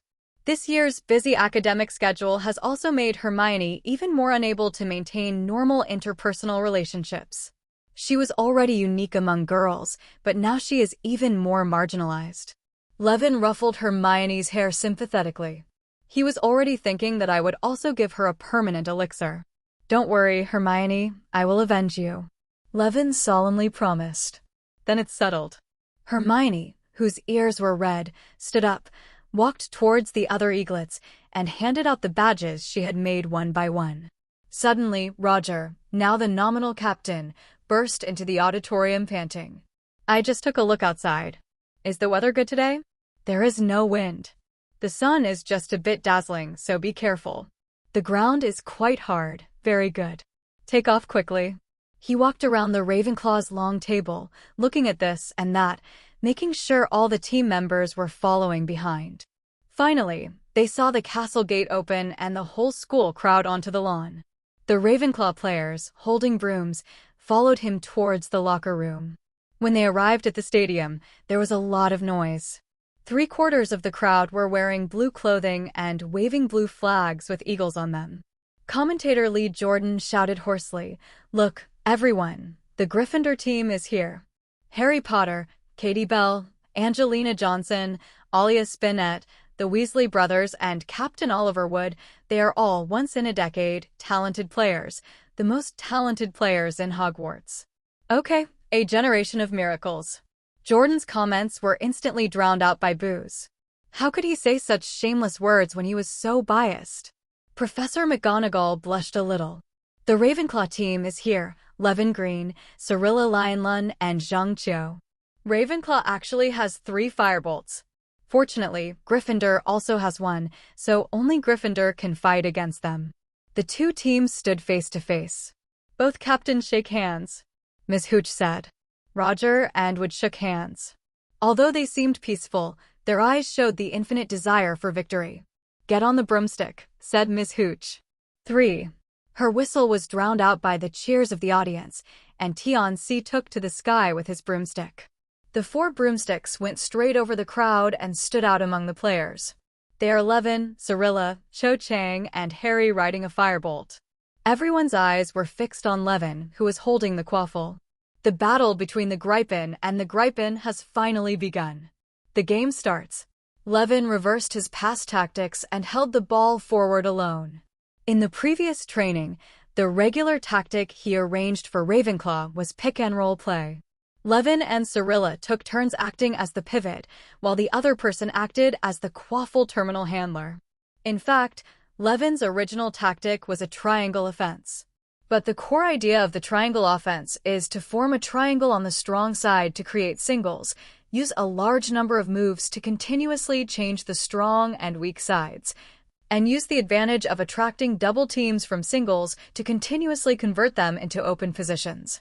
Levin and Cyrilla are both top players. According to Professor McGonagall, they are more than enough to participate in the national team. But Roger, the other chaser, was not even ranked among the chasers at Hogwarts. As one of the Iron Triangle of the Ravenclaw team, Roger stands out as an Iron. As a veteran, he began to fall into the trough before he reached his peak. Nowadays, the hit rate is even more difficult to describe, and he is quite good at blacksmithing. I don't know if the peripherals have been collected. If it weren't for his experience on defense and Levin's need for a tool to organize the team's daily chores, Roger would have stepped down long ago. But Levin did not immediately start the pick-and-roll game at the beginning. The main reason was the firebolt under his crotch. In the training match, he had already discovered the incredible power of the firebolt. With his skills, he can tear through most defenses as long as he is fully charged. Others simply couldn't keep up with him. Therefore, at the beginning of the game, when the two sides are not entangled yet, Levin does not need to wait for his teammates to block, which will delay the offensive and defensive speed and cannot use the speed of the firebolt. The Gryffindors also have plans for this. After all, they have a firebolt.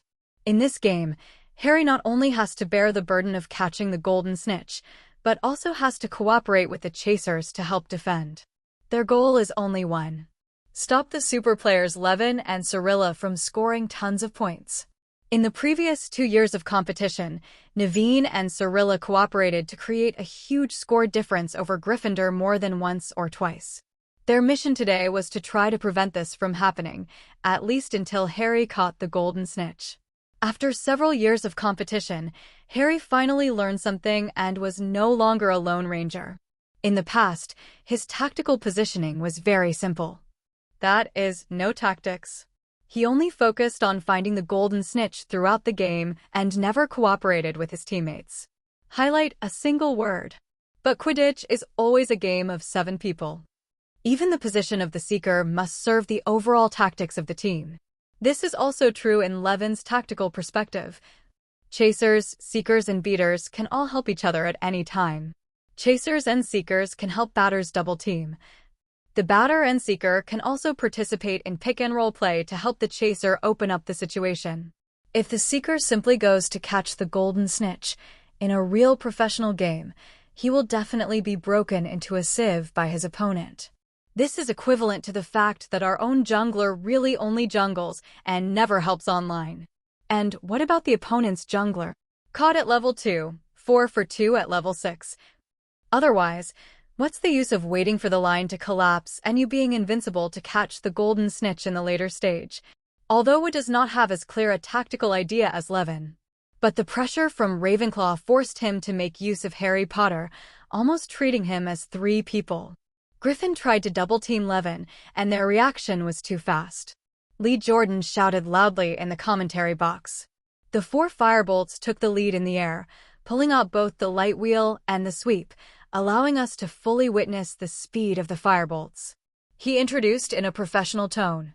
It can accelerate from 0 to 150 miles per hour in 10 seconds, has magical braking effect, and can automatically hover at the right height, making it the dream choice of any Quidditch player. The Irish national Quidditch team is all equipped with this kind of broomstick. We can look forward to their performance in this year's World Cup. But I personally support the Scottish team. They were the runners-up last time and met. Jordan, it's not the World Cup now, it's the Hogwarts Quidditch Cup. Professor McGonagall 127 shouted loudly. Oh, well, I couldn't help myself, Professor. Lee apologized. Levin's speed finally slowed down, and Angelina and Harry entangled him, trying to prevent him from continuing to break through. Angelina not only wants to block Levin's position, she straightened her body, gripped the mahogany handle tightly, and leaned toward Levin. She still remembered that Ravenclaw's chasers had 2 firebolts, and Harry could only block one at the same time. Therefore, after cooperating with Harry to curb Levin's acceleration, she needed to let Harry help others and stop Levin by herself. Just fine. The 2 broomsticks collided together, bursting out a string of sparks and making a sizzling sound. At this moment, 2 dull and suppressed sounds appeared in the distance. A bludger, running like thunder, suddenly jumped out menacingly and shot towards Levin. Beautiful. It's Fred and George's iconic double play. Jordan cheered loudly. Double hit refers to 2 batters hitting a bludger at the same time, making the bludger's attack more lethal. This requires tacit cooperation, otherwise the second batter may hit the ball directly or be hit by his own bludger. The twins' tacit understanding is definitely the best in Hogwarts. The bludger turned into a black shadow and headed straight for Levin's back. If it hit him, it would break his muscles and bones. But Levin was completely unfazed. He had already noticed the strange man sitting next to Professor Flitwick with a camera. Obviously, this is the reporter from The Quibbler. His camera has locked onto itself. If the game continues like this, it will be a waste of opportunity. Then I saw Levin, lifting his whole body and then jumped away from the broomstick. All the little wizards stood up and looked at the fallen Levin, many of them covered their eyes. Levin's thrilling actions really scared many people.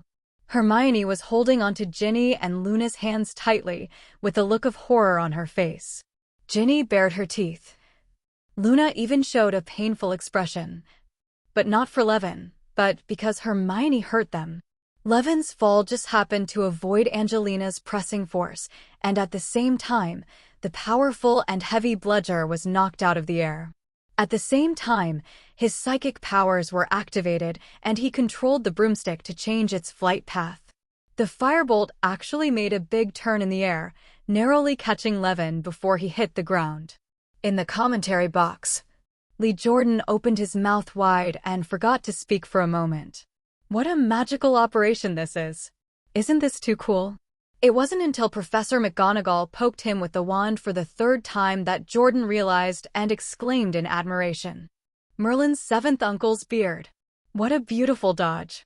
I have watched Quidditch commentators for decades, and this is the first time I have seen this action. I think the Quidditch committee will name him after him. Name this action. Jordan was so excited at this time that he was completely fascinated by Levin's actions, and his explanation was incoherent, forgetting that he was a Gryffindor. Even Professor McGonagall was waving his hands hard behind him and shouting excitedly. Levin, who was back on the firebolt, accelerated instantly, broke through the double team, and rushed towards the goal. Harry wanted to defend again, but was stopped by Zhang-Chio, who caught up. Harry, Angelina, George, Fred. With just one move, Levin defeated 4 Gryffindors. Near Gryffindor's goalpost. Goalkeeper Wood's eyes were ferocious as he watched Levin break through again and again. He simply gave up guarding and accelerated towards Levin, intending to actively collide with him. At least force him to turn. But Levin just lifted the tip of the broom lightly, raised his body, made a light change of direction, missed Wood by a hair, rushed under the goalpost, and made a beautiful hook. The ball is in. Lee Jordan turned into a die-hard fan, waved his fist, and yelled desperately. Levin is the best chaser at Hogwarts. There was dead silence in the Gryffindor audience. Only Hermione, Ginny, and Luna, who was sitting in the wrong house seat, clapped. Being used to score goals by 4 people in a row with acrobatic broomsticks was very demoralizing, especially for Captain Wood. He slapped his thigh in annoyance, trying to wake himself up. So, taking this opportunity to complete a wave of steals, Cyrilla made another fast break breakthrough under Roger's pickup and completed the goal. When Gryffindor's chaser Alia Spinnet attacked again and tried to pass the ball to Angelina in the front court, she made a throwing error and was caught by Levin. "Oh, oops, Levin stole it again," Jordan yelled. Levin was a little confused by completing the steal so easily. But he reacted quickly and immediately started speeding up, preparing to complete a fast break. Levin did not intend to pass the ball to the front court because the steal was too abrupt, and even Cyrilla did not react. It was he who rushed to the front. Angelina was riding her Nimbus 1700 and was hit from the side. Not receiving Alia's pass, she just lost her mind for a moment and then immediately turned back to defend. Apart from Levin and Cyrilla, Angelina is definitely one of the best chasers at Hogwarts. She has first-class consciousness and excellent skills. Seeing that she could not prevent the breakthrough, she immediately used the previous tactic again, taking the initiative to foul, trying to use her broom to block Levin's direction. At the same time, Harry, who had been keeping an eye on Levin, also stopped in front of Levin, forcing him to slow down. Therefore, Levin collided with Angelina again. The 2 flying broomsticks were entangled with each other and caused a string of sparks. There were exclamations from the crowd, and many little wizards stood up and stared into the air, unwilling to miss the thrilling scene. However, a saint will never be defeated by the same skill twice. Levin directly raised the broom handle of the firebolt and forced it on top of the Nimbus 1700. At the same time, the firepower was fully activated, as if he was preparing to forcefully run over it with stronger power.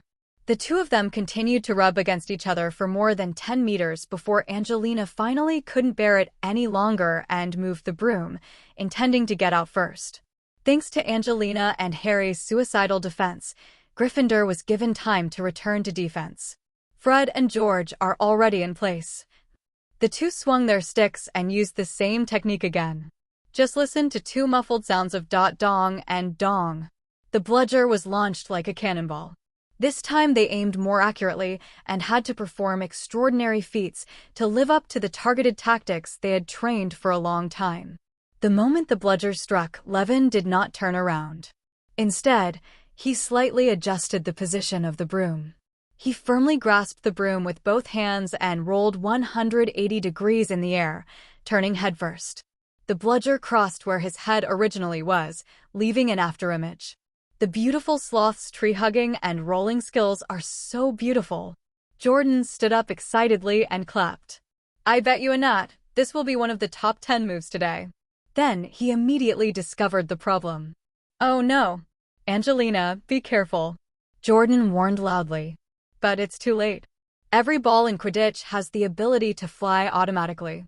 Especially the bludger, when it is hit by the batter and changes its direction, it will also fine-tune its flight trajectory according to the direction of the target, so that it will hit the target. Levin took advantage of this and affected the trajectory of the bludger before it was hit. Then duck at the last second before getting hit. Levin dodged the bludger and flew along the established trajectory, just hitting Angelina, who had been pestering Levin and had no time to escape. Boom! There was a muffled sound in the air. Levin watched helplessly as the ball hit Angelina in the head. Just listening to the sound is indeed a good start. This is what happened to me, he thought grimly. But he didn't really want to kill the other party. The female chaser's entire body separated from the light will 1700 and fell downwards. Everyone stood up and stared at the falling Angelina. At this critical moment, Levin flicked his broom and swooped down like a hunting kestrel. In the blink of an eye, he came to Angelina's side and suddenly grabbed her robe. In order to avoid the sudden reaction force from tearing the robe, Levin did not pull up directly, but continued to fall down along with this force, changing the straight trajectory into an arc. Before falling to the ground, the arc reached an inflection point. Levin clamped Angelina's waist and raised the broom to prevent her head from hitting the ground. The game is suspended, the referee Mrs. Pance's voice sounded. The first incident occurred less than 10 minutes into the game. Angelina was hit by George's bludger. Fortunately, Levin saved her. He was obviously the one targeted by the bludger. His selflessness is really admirable. I saw Madame Pomfrey has ended, thank Merlin. Lee Jordan inadvertently said a kind word for Levin. In the stands, only a few people saw the clues. This Levin Green actually has his opponent in the palm of his hand. Beside Professor Dumbledore, a middle-aged wizard murmured. After Levin landed, he put Angelina down and let her lie flat on the ground. Madame Pomfrey came over, looking unhappy. This dangerous game should not be played. Quidditch should have been cancelled a long time ago, she said angrily. You seem to be a little too extreme. Levin was helpless when he heard her talking to herself. Fortunately, Madame Pomfrey couldn't decide anything.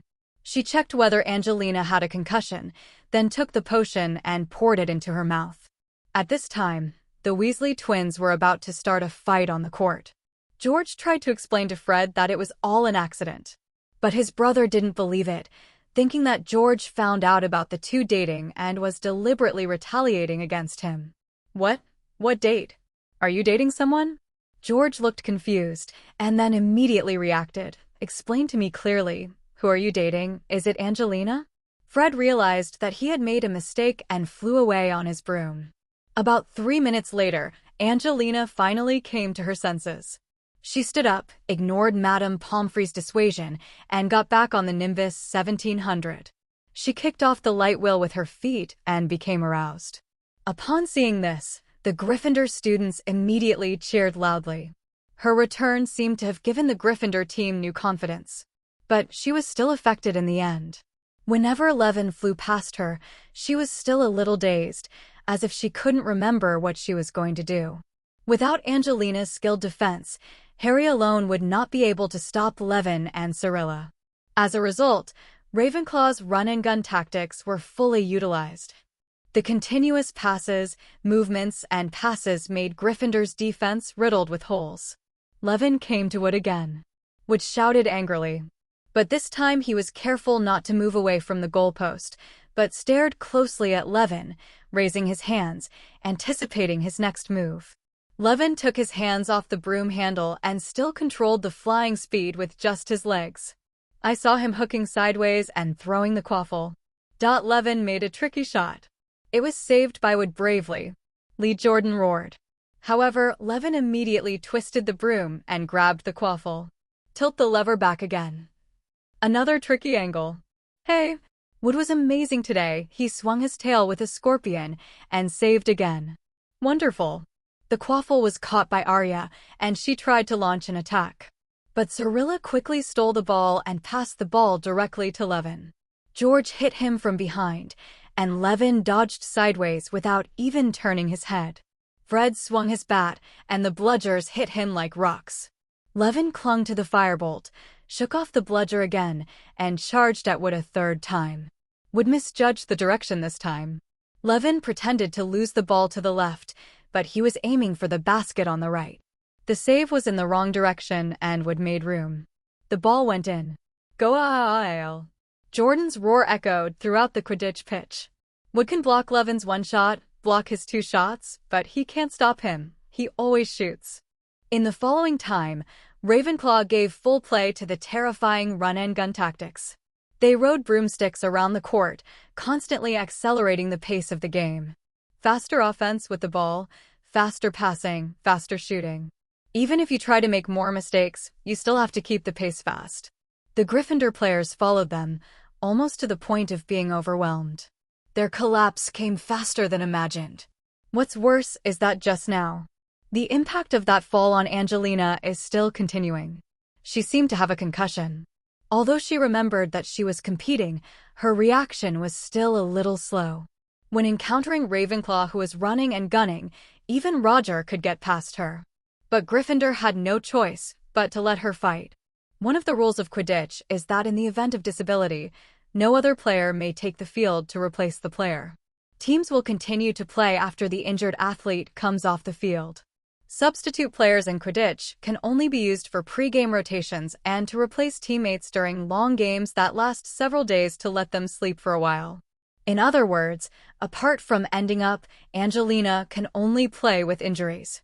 But once she was gone, Gryffindor was left with only 2 chasers.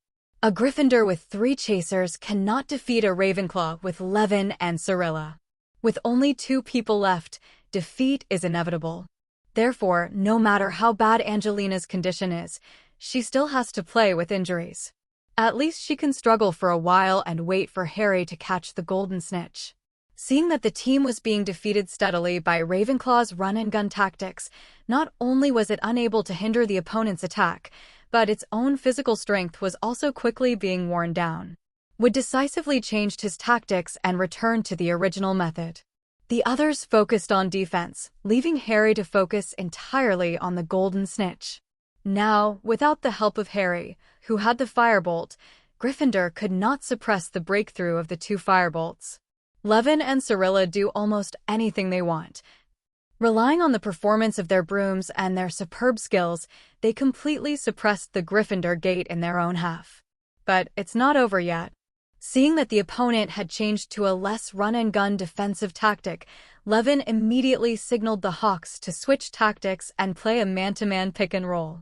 Limit the Gryffindor's defense by man-to-man marking, and then frequently switch to pick-and-rolls, constantly causing more people to attack and fewer people in certain areas. This makes Gryffindor miss people and miss the ball frequently. Wood was in really brave form today. He seemed to be a 4-armed gorilla, scoring many tricky goals. But there are so many opportunities for Levin and Cirilla to shoot. Ravenclaw's exquisite cooperation allowed Gryffindor's defense to leak in all directions. Even if Wood was a god, he couldn't stop every goal. The wonderful performance of the Eaglets caused many Gryffindor students to defect and cheer for them. As a result, the Gryffindor players completely lost their mentality. Harry no longer cares about Levin and Cirilla. He was so anxious that he kept hovering in the air, looking for the golden snitch. Now the point difference on the field has reached 120 points. There are still 30 points left, and the gap between the 2 sides is 150 points. The golden snitch can get 150 points. As long as he catches the golden snitch before then, Gryffindor still has a chance to win. No matter how exaggerated a high-scoring performance Ravenclaw performed today, the winning team in the end is still Gryffindor. 30 points, a lot less, not a lot, just 3 goals. So we must fight quickly. Suddenly, Harry saw a golden light flash past in the distance. The golden snitch was spinning near Gryffindor's goal. Harry finally saw it. He flicked the broom, increased his speed, and rushed over quickly. Zhang Qiu did not notice the golden snitch, but she had been participating in the pick-and-roll tactics and was very close to Gryffindor's goal, so she quickly blocked Harry's path according to the marking requirements. The golden snitch disappeared again. Seeing the goddess in front, Harry immediately slowed down and restrained himself, unwilling to conflict with her. "Harry, now is not the time for you to pretend to be a gentleman." Wood saw this and roared dissatisfied, "I want you to knock her off the broom immediately. And then catch the damn golden snitch." He couldn't help roaring loudly. It doesn't matter if you are a goddess or not, Wood just wants to win. Zhang Qiu was reminded that she also discovered that the golden snitch had appeared. So she immediately gave up her job of cooperating with the pick-and-roll and returned to her job, searching for the golden snitch everywhere. And Harry followed her. Zhang Qiu felt very unhappy. She had been keeping an eye on Harry before, but this time it was Harry's turn to keep an eye on her. Wherever she flew, Harry followed her, just like Aiwu and her tail. When playing with Aiwu for a long time, Zhang Qiu discovered that Carnival Dragon is a bit like a cat. She and her tail are 2 different creatures. Tails can take advantage of it when it is not prepared and attack Archie. And lovebirds often hold a grudge against tails. Of course, more often than not, they can get along well with each other and play catch-up games together. Sometimes, the tail will lull Aiwu to sleep. Now Harry is chasing Zhang Qiu. He felt quite contented, but Zhang Qiu only felt irritated. She gave Harry a hard look, But in Harry's eyes, she looked extremely charming, with a seductive light shining in her eyes. With such a huge sun, it's strange that the eyes don't reflect light. Harry's idea is actually very simple. He just wants to get closer to Zhang Qiu and spend more time with her. Maybe this is dog licking. Bede, of course, while he was picking up girls, he also kept his eyes and ears open in all directions, always on guard against bludgers and looking for the golden snitch. Suddenly, Harry's eyes turned, and he seemed to have spotted the golden snitch, and suddenly rushed towards the ground. Zhang Qiu flicked the firebolt under his crotch, but was not fooled. Instead, he continued to look up for the golden snitch. Levin had already told her the general direction of the golden snitch in the teleportation, so she wouldn't be deceived so easily. Harry flew halfway and found that Zhang Qiu was not following him, so he flew back awkwardly. Zhang Qiu curled his lips at Harry and read, "Harry, your acting skills are great. It was almost my turn just now." The wind was so strong that Harry couldn't hear clearly. He could only hear intermittently. "Harry, you are awesome." Harry's face suddenly turned red, and his heart was beating fast. Is this hinting at something to him? Happiness comes so suddenly. Wood's reminder just now was immediately forgotten. Just when the two seekers were entangled, the situation on the field almost heated up. Sorella intercepted Angelina and passed to Roger, who was in the open space. Veteran Roger Davis is holding the ball. Is he going to score the first point today? Jordan shouted. Another defensive switch. Alia, who was guarding him, has been blocked by Duncan Ingleby, who suddenly switched to defend the batter. This is Ravenclaw's regular tactic today. Most of the defensive forces have been attracted by Levin and Sorella. Now Roger only has Wood in front of him. You shoot, I beg you, brother. But Roger didn't have any desire to attack. When he saw Sorella making an opening, he immediately teleported towards her. He is self-aware of how strong he is. Ravenclaw is too stable today. Why don't you waste this? You really don't give it a chance. Lee Jordan couldn't help but cover his eyes. Sorella caught the quaffle accurately, but she was immediately stopped by Katie, who was watching her, and George, who was out of sight. F***K her, George, F***K her hard. Come on, just like you did to me in the dormitory that day. Are you a man? Jordan couldn't help cursing. Professor McGonagall was so angry that he wanted to snatch the microphone from Jordan's hand. I'm sorry, Professor, I'm sorry. It will never happen again. Jordan explained while avoiding. Angelina also stepped forward to pester Sorella. This poor girl was lost the whole game. If Ravenclaw is a gentleman enough, he should apply for a postponement of the game until she recovers. Otherwise, even if you win, you won't get me. Lee Jordan's approval. Sorry, I'm a woman, no. Sorella snorted coldly, walked past Angelina, and tried to continue to break through. George rushed over, swung the stick in his hand, and smashed it directly at her broom, trying to stop her from shooting. However, Sorella was not immune.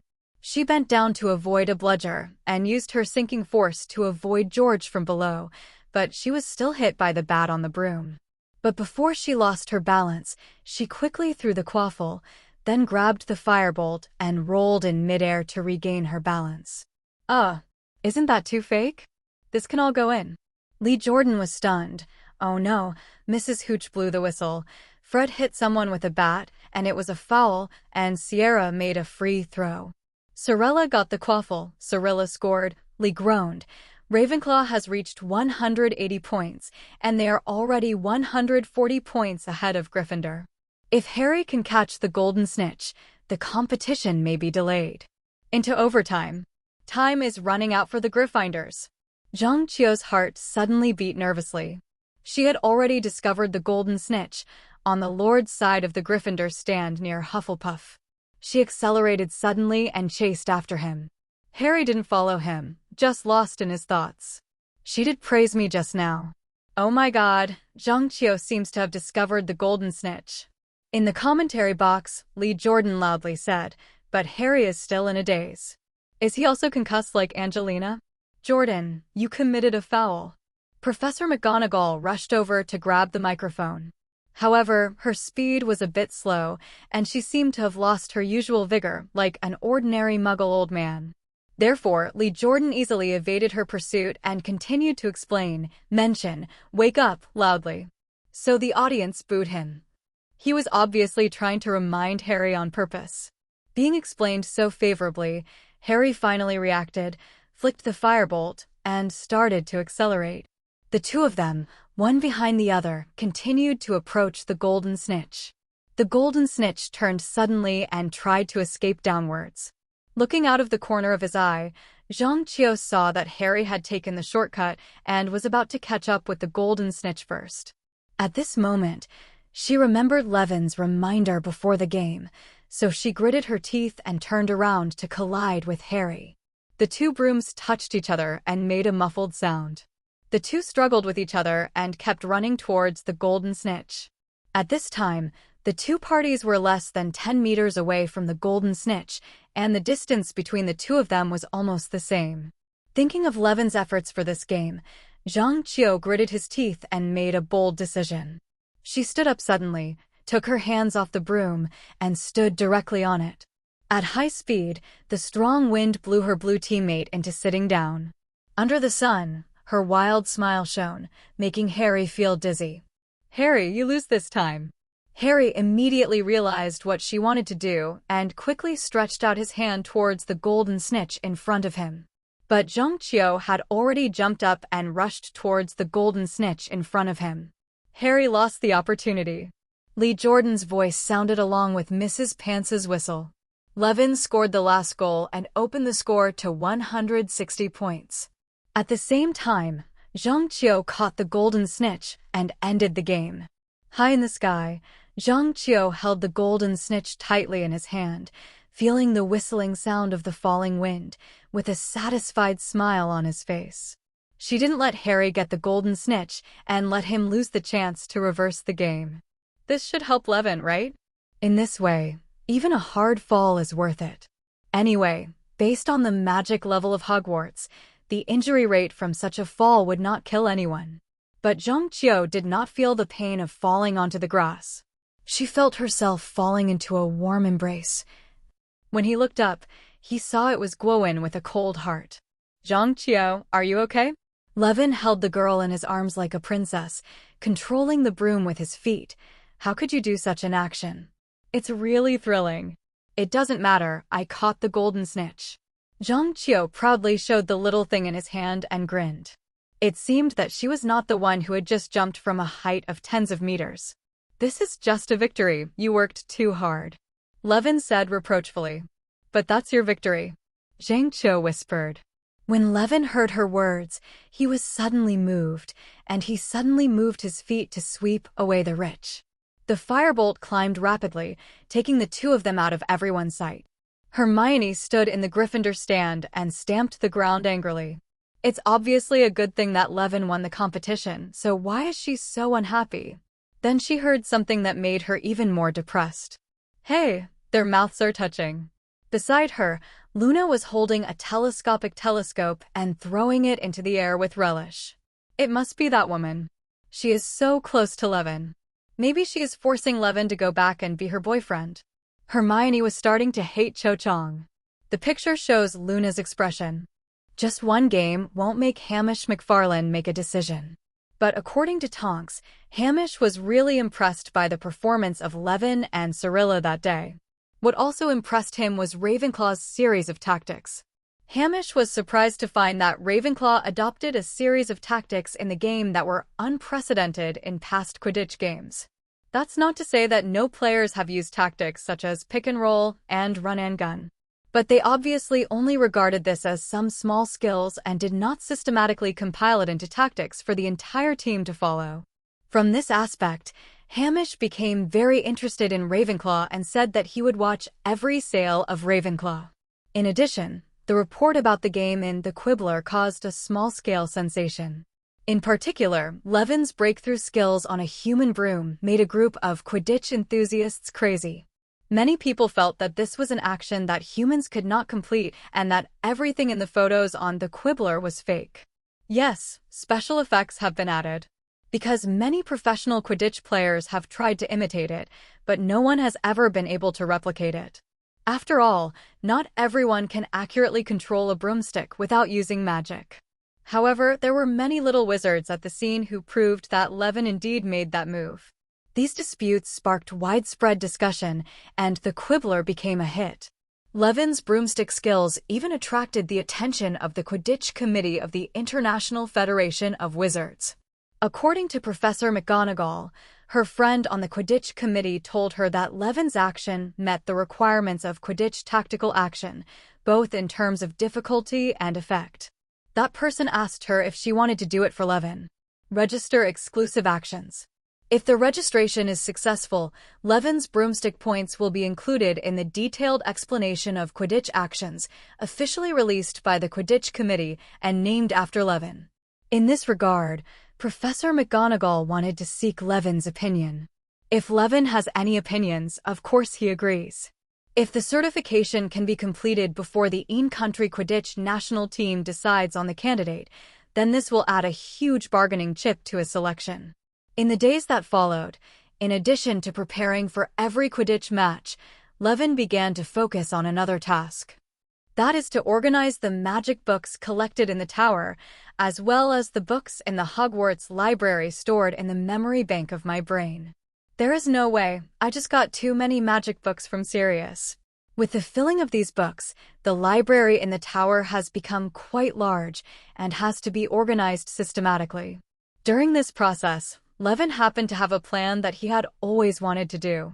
That is an attempt to formally incorporate the spell system of the Harry Potter world into the Knows magic system. This idea had been around since he learned his first arcane magic, but it wasn't until this semester that it became more and more intense. Because in the Erudite Society, he systematically taught other people arcane magic for the first time. Then I discovered that for wizards who are not talented enough, just studying a magic system is very difficult. Learning two magic systems at the same time is really a problem for many young wizards. If this problem is not solved, it will affect their learning progress of arcane magic. Fortunately, the theory of arcane magic is more inclusive, and the bottom layers of the two major magic systems are actually similar. Therefore, it is not too difficult to complete this work. It's just that the workload is too much. Therefore, for a long time to come, Penguin devoted most of his free time to this work. One by one, he roughly entered the Black family's collection of books into his mental library. Then call the library in your brain's library. Starting from the simplest books related to spells, reconstruct them based on arcane magic, and then rewrite them into different categories using the scribe technique. To put it bluntly, he is trying to complete a Yangla Dadayan or Sakukwanshu in the magic world on his own. It is conceivable that this work will be as vast and complicated as a sea of complexities, and it will take a lot of time to complete it completely. But it also has great significance. As long as he can complete this work, then this converted knowledge will become the most important cornerstone of the new magical civilization he is about to create. Please give me flowers. Of course, Levin doesn't expect to complete this series of work in a short time. I don't even plan to invest all the next time in it. His plan is to first complete the adaptation of some core content. For example, the content in Hogwarts textbooks, as well as some expanded spells and black magic. It is best to provide it to the Erudite Society and the studious girls around you. Other more in-depth knowledge can be gained slowly and not in a hurry. Time has entered March, the days have become cloudless, and the weather has begun to warm up. People just want to take a few pints of ice-cold pumpkin juice and stroll to the open space outside the castle, play a few games of gobstone, or watch the giant squid.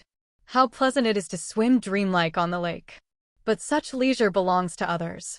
For Levin, he can only make every possible use of time to complete his lesson. Even adapting some core knowledge and books still takes up almost all of his free time. For him, listening to simple knowledge in class seems more like a kind of relaxation and leisure. Compared with Levin's performance in class, other net masters were not so relaxed. Perhaps influenced by the busy review of senior students, the professors seemed to hate the little wizard's free time and assigned a lot of homework. The students could not continue to have fun outside, but had to stay in the castle, forcing their brains to concentrate on their thoughts, trying their best to ignore the inviting warm breeze blowing from the window. Cyrilla and Penelo are also busy, and she is focusing on passing the NEWT, Ultimate Wizarding Test. This is the highest academic qualification currently provided by the wizarding world. If you want to become an Auror, you must obtain excellent or good scores in at least 5 NEWT exams. For this reason, Penelo's blonde curly hair was neglected and was just tied back casually, looking more intellectually beautiful. At this time, she was particularly envious of Cyrilla's sassy short hair. Heavy schoolwork, reorganizing and adapting the knowledge system, plus Quidditch training. With such a combination of punches, even if he is as strong as Levin. At the end of the day, I couldn't help but feel exhausted physically and mentally, and it was very hard work. One day at the end of March, Levin completed another day of hard work. Levin has finally completed the reconstruction and adaptation of Miranda Gorshak's standard spells for grades 1 to 7. It is expected that in another week, he will be able to complete the Book of Spells, Magic Theory, the Fifth Element, Exploration, Achievements of Spells, A Guide to Medieval Witchcraft, Selected Spells of the 18th Century, Forgotten Ancient Magic and Spells. The most mainstream spell books have all been adapted. After actually getting started, Levin found that although this job seemed difficult, it was actually not that difficult. Because there are so many books, a lot of content in them is actually repeated. Take Gorshak's Standard Spells and Book of Spells as an example. All the spells in Standard Spells are included in the Book of Spells, and the extra ones in Standard Spells are a summary of some magic theories. As long as the Book of Spells is adapted, more than half of the contents of other magic books will not need to be adapted again. 757 In addition, books on herbalism, magical zoology, potions and alchemy such as magic potions and potions, advanced potion making, thousands of magical herbs and mushrooms need to be adapted. Much simpler. Because most of these books involve the recording and practical operation of phenomena, with very little theoretical content, the parts that need to be adapted are naturally much less. Levin plans to collect the contents of these books into categories after completing the basic adaptation work, and then separately copy them into a series of books. Standard reference is Yangla de Dian, or Encyclopedia Britannica. The books are divided into 2 parts, Magic and Encyclopedia, and are named Book of All Laws and Book of All Things. But that's all the work of the future. He still had to finish today's potions homework. This is also the only subject that Levin currently has to complete homework for, besides history of magic. Because of Levin's excellent grades, most professors at Hogwarts have given Levin the privilege of not having to do homework. The only 2 exceptions are Binns, the ghost professor of the history of magic, who is an old-fashioned man who never knows what an exception is. As for Snape, Levin seriously suspected that the old bat was seeking revenge for killing him instantly in the Whomping Willow Tunnel. However, being exempted from homework is a privilege. Levin can't report him for not exempting himself from homework. As a student, he had no choice but to drag his tired body to the library to do his homework as usual. The library is very popular among those little wizards who are dedicated to studying. The seats in the library are full of little wizards who are studying hard and writing seriously. Even some empty seats are occupied by water glasses, quills, and other items. Taking up a seat in the library is a common practice even at Hogwarts. Levin walked around the library, and in a very remote location, Levin found several familiar figures sitting together, discussing something in a low voice. Cyrilla probably had been sitting for a long time, so she straightened her waist uncomfortably and stretched her body. When she raised her head, she smiled instantly. She waved to Levin, gesturing for him to come over. Levin found an empty seat between her and Penelo and sat down. "Levin, you're here too." When Hermione heard the movement, she also raised her head from the hill-like pile of books, blinked her tired eyes, and said hello to Levin. Their books together are so huge that they almost occupy half of the table. Several girls worked together to move away the piles of parchment that occupied the table in front of Levin.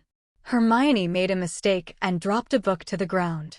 Levin quickly leaned over and helped Hermione pick it up. It was a book called New Principles of Numerology. Levin blinked. He remembered that the textbook on numerology was also in his basic adaptation plan, but the one he was going to use this semester seemed to be number divination and graphics.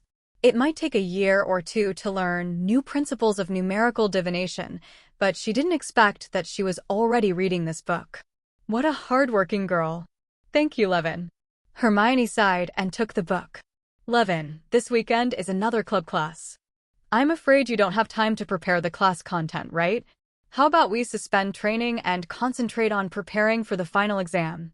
To Levin's right, Penelo rubbed his eyebrows and suggested. This is wrong, Levin retorted. At Hogwarts, we have final exams every year, and senior students take graduation exams every year, and it's still a long time before the finals. If we stop training now, so what's the point of our erudite society? Are you kidding me? Jaina's plan to expand her power in the Ministry of Magic is about to be launched, and now she needs Levin to recruit talents for her. How can she suspend the courses of the Institute of Knowledge at this time? But if the course continues, even if you can persist, other wizards will not be able to bear it. Penelo argued with reason. Indeed, the problem still needs to be solved. I think we can slightly modify some courses to reduce the learning burden for members instead of increasing the learning tasks. Levin thought about countermeasures. Perhaps we can make the system of the erudite society more specific and the division of labor clearer so that everyone can relax. Hermione stopped writing and gave a suggestion. Levin nodded in agreement. Decentralization is indeed a good way to solve workloads. The specific case is Levin himself. Nowadays, every time Levin takes a class, the most tiring one is Penelo. Oh, so you have some high opinions? Penelo raised his eyebrows, obviously repelling this little witch.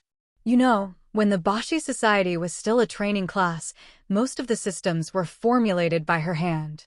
But Hermione had no credit before. As soon as she joined, she immediately joined the core team of the Academy of Knowledge and put forward the suggestion of dividing classes into classes. The first subsequent restructuring was all based on Hermione's suggestions. This made her feel a strong sense of crisis. In her eyes, Hermione became the scheming girl who wanted to take her place. Don't do that, Penelo. Cyrilla patted her hand in warning. As one of the witches closest to Levin, she had spent an entire summer vacation with Hermione, and she knew Hermione quite well. Although this little witch is smart, she has little scheming in her dealings with others. She basically treats things rather than people. She felt that Penelo's worries were unnecessary. Okay, let's listen to what Miss Know-It-All has to offer. Even Cyrilla supported the other party, so Penelo could only choose to follow the good advice. Hermione was not aware of the female student union president's rejection. She spoke seriously. I found that after this serious incident, the Erudite Society gained a group of new members. It can be said that it has expanded to the entire school. The previous change to the class division method was correct, but it was not enough. More managers and a set of standard institutional processes were needed. Hermione bought a number of Muggle management books after Levin expressed his hope that she would take over the administrative duties of the Erudite Society after Penelo left. It seems that she has indeed accomplished something in her studies. Levin couldn't help but nod in agreement. Then, okay, let's make the rules again on September 9th. The day of class is coming soon, and we need to finalize this matter before then. Penelo glanced at Levin and said decisively a decision was made. Levin is the real core of the entire Bashi Society. Since he also nodded, Penelo no longer said anything, otherwise it would only reduce his goodwill. Each of the wizards present was not a mortal. Levin is recognized as a genius throughout Hogwarts.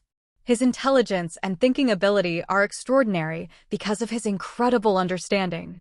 As for the other three, Cyrilla is a princess after all, has experienced royal education, has a high level of vision, and is sharp-sighted. Penelope Cravat has become the fourth-year prefect and the female student council president. She has excellent organizational skills and experience.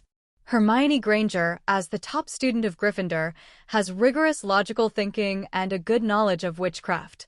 The four of them acted intensively, discussing in low voices in the library, deleting, and revising. Finally, before closing, they listed the new rules on a large piece of parchment. Before class on Saturday, all members of the Polytechnic Society were given the new rules and regulations. Among them, what attracts the most attention is the personnel structure. The most senior person in charge of the Bashi Society is the president, who is fully responsible for all matters related to the training. He has the right to make the final decision without consulting the opinions of other members. The chairman is the second in command of the Boss Society and the deputy to the president, mainly responsible for the organization of specific activities of the Bashi Society.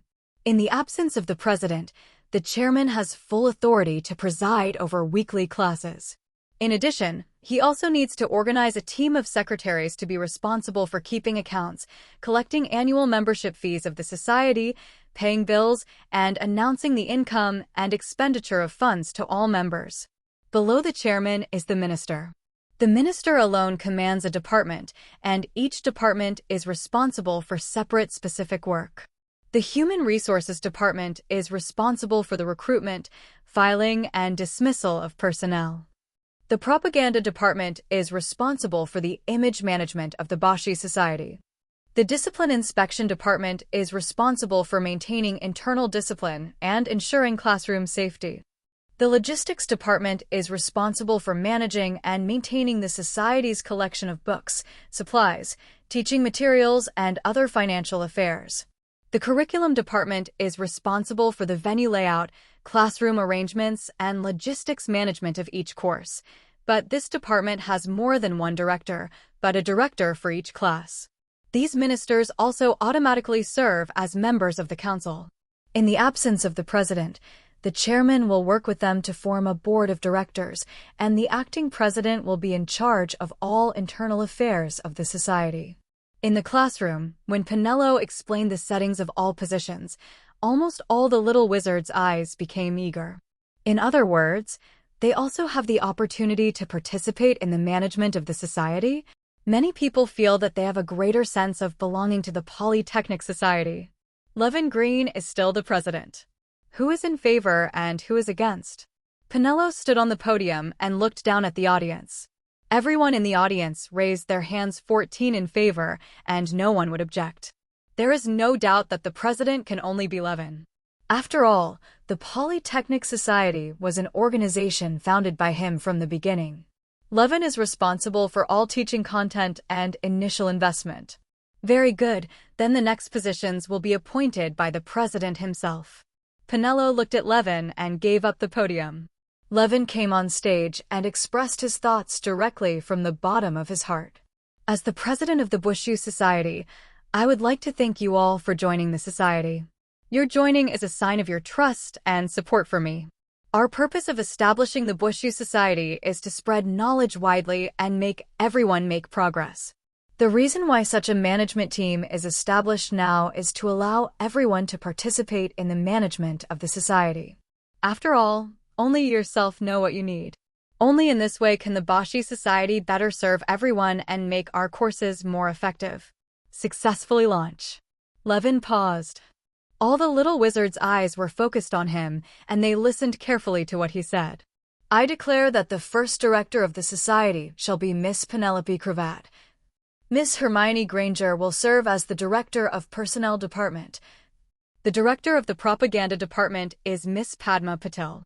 The head of the Logistics Department is headed by Miss Zheng Qiu. Members of each department are designated by the minister, and members of the secretariat are designated by the chairman. The person in charge of each class will be appointed by the chairman after you elect 3 candidates internally. Levin made the appointment directly without any recommendation. No one among the little wizards in the society showed anything strange about this, and everyone looked at Pinello expectantly. Next, each minister chose his deputy according to his own wishes, and Pinello elected Luna into the secretariat. Pinello has reservations about this. In her opinion, Luna's personal strength is indeed good, but she is obviously unreliable. It was really embarrassing for her to have this crazy girl who was in a trance all day long staying in the secretariat. But since that was Levin's point, she didn't insist on her objection. Under the new system, management work has been greatly reduced, and each little wizard can get help that is more suitable for him or her. Levin adjusted the course content in a timely manner, cutting the normal courses in half and turning the remaining time into exam cram classes. The outstanding students from Class 3 provide tutoring in various subjects for the little wizards from Class 1 and 2, and the course content is very popular. As for the students in Class 3, Levin provided them with adapted Hogwarts textbooks, successfully integrating arcane theory with Hogwarts course content, which greatly facilitated their learning. With the help of arcane theory, everyone felt that their understanding and mastery of existing knowledge became deeper. After the class ended, everyone happily returned to the college lounge. But Levin unexpectedly let several girls stay. In addition to Cyrilla, Penelo, Hermione, Zhangqiu, and Luna, a total of 5 people. Except for Penelo, every one of them has a rather ambiguous relationship with him. As for Penelo, she is Cyrilla's good friend and has already agreed to graduate and join Gianna's staff, so she can be considered half of her own. And Levin clearly felt that since the establishment of the training class, the relationship between Penelo and him had quickly become closer. Even verbally, she still said that Levin was an outsider who stole her best friend. The meaning of corner. After Cyrilla looked at everyone left behind by Levin, she nudged Levin with her elbow. "You're just relying on me to like you, so is it right to bully me?" Cyrilla complained. "What do you want to do by keeping them all here?" "To watch the girls quarrel over you." "You are overthinking." Levin smiled bitterly. "I just thought that it would be rare for everyone to get together and tell them about our future career and goals in order to get them to join." "Is it our goal? What do you want to tell them? Is it to build a floating city or open a door to another world?" Cyrilla immediately lost her anger after hearing this and said in surprise, "Have you informed Jaina and the others about this?"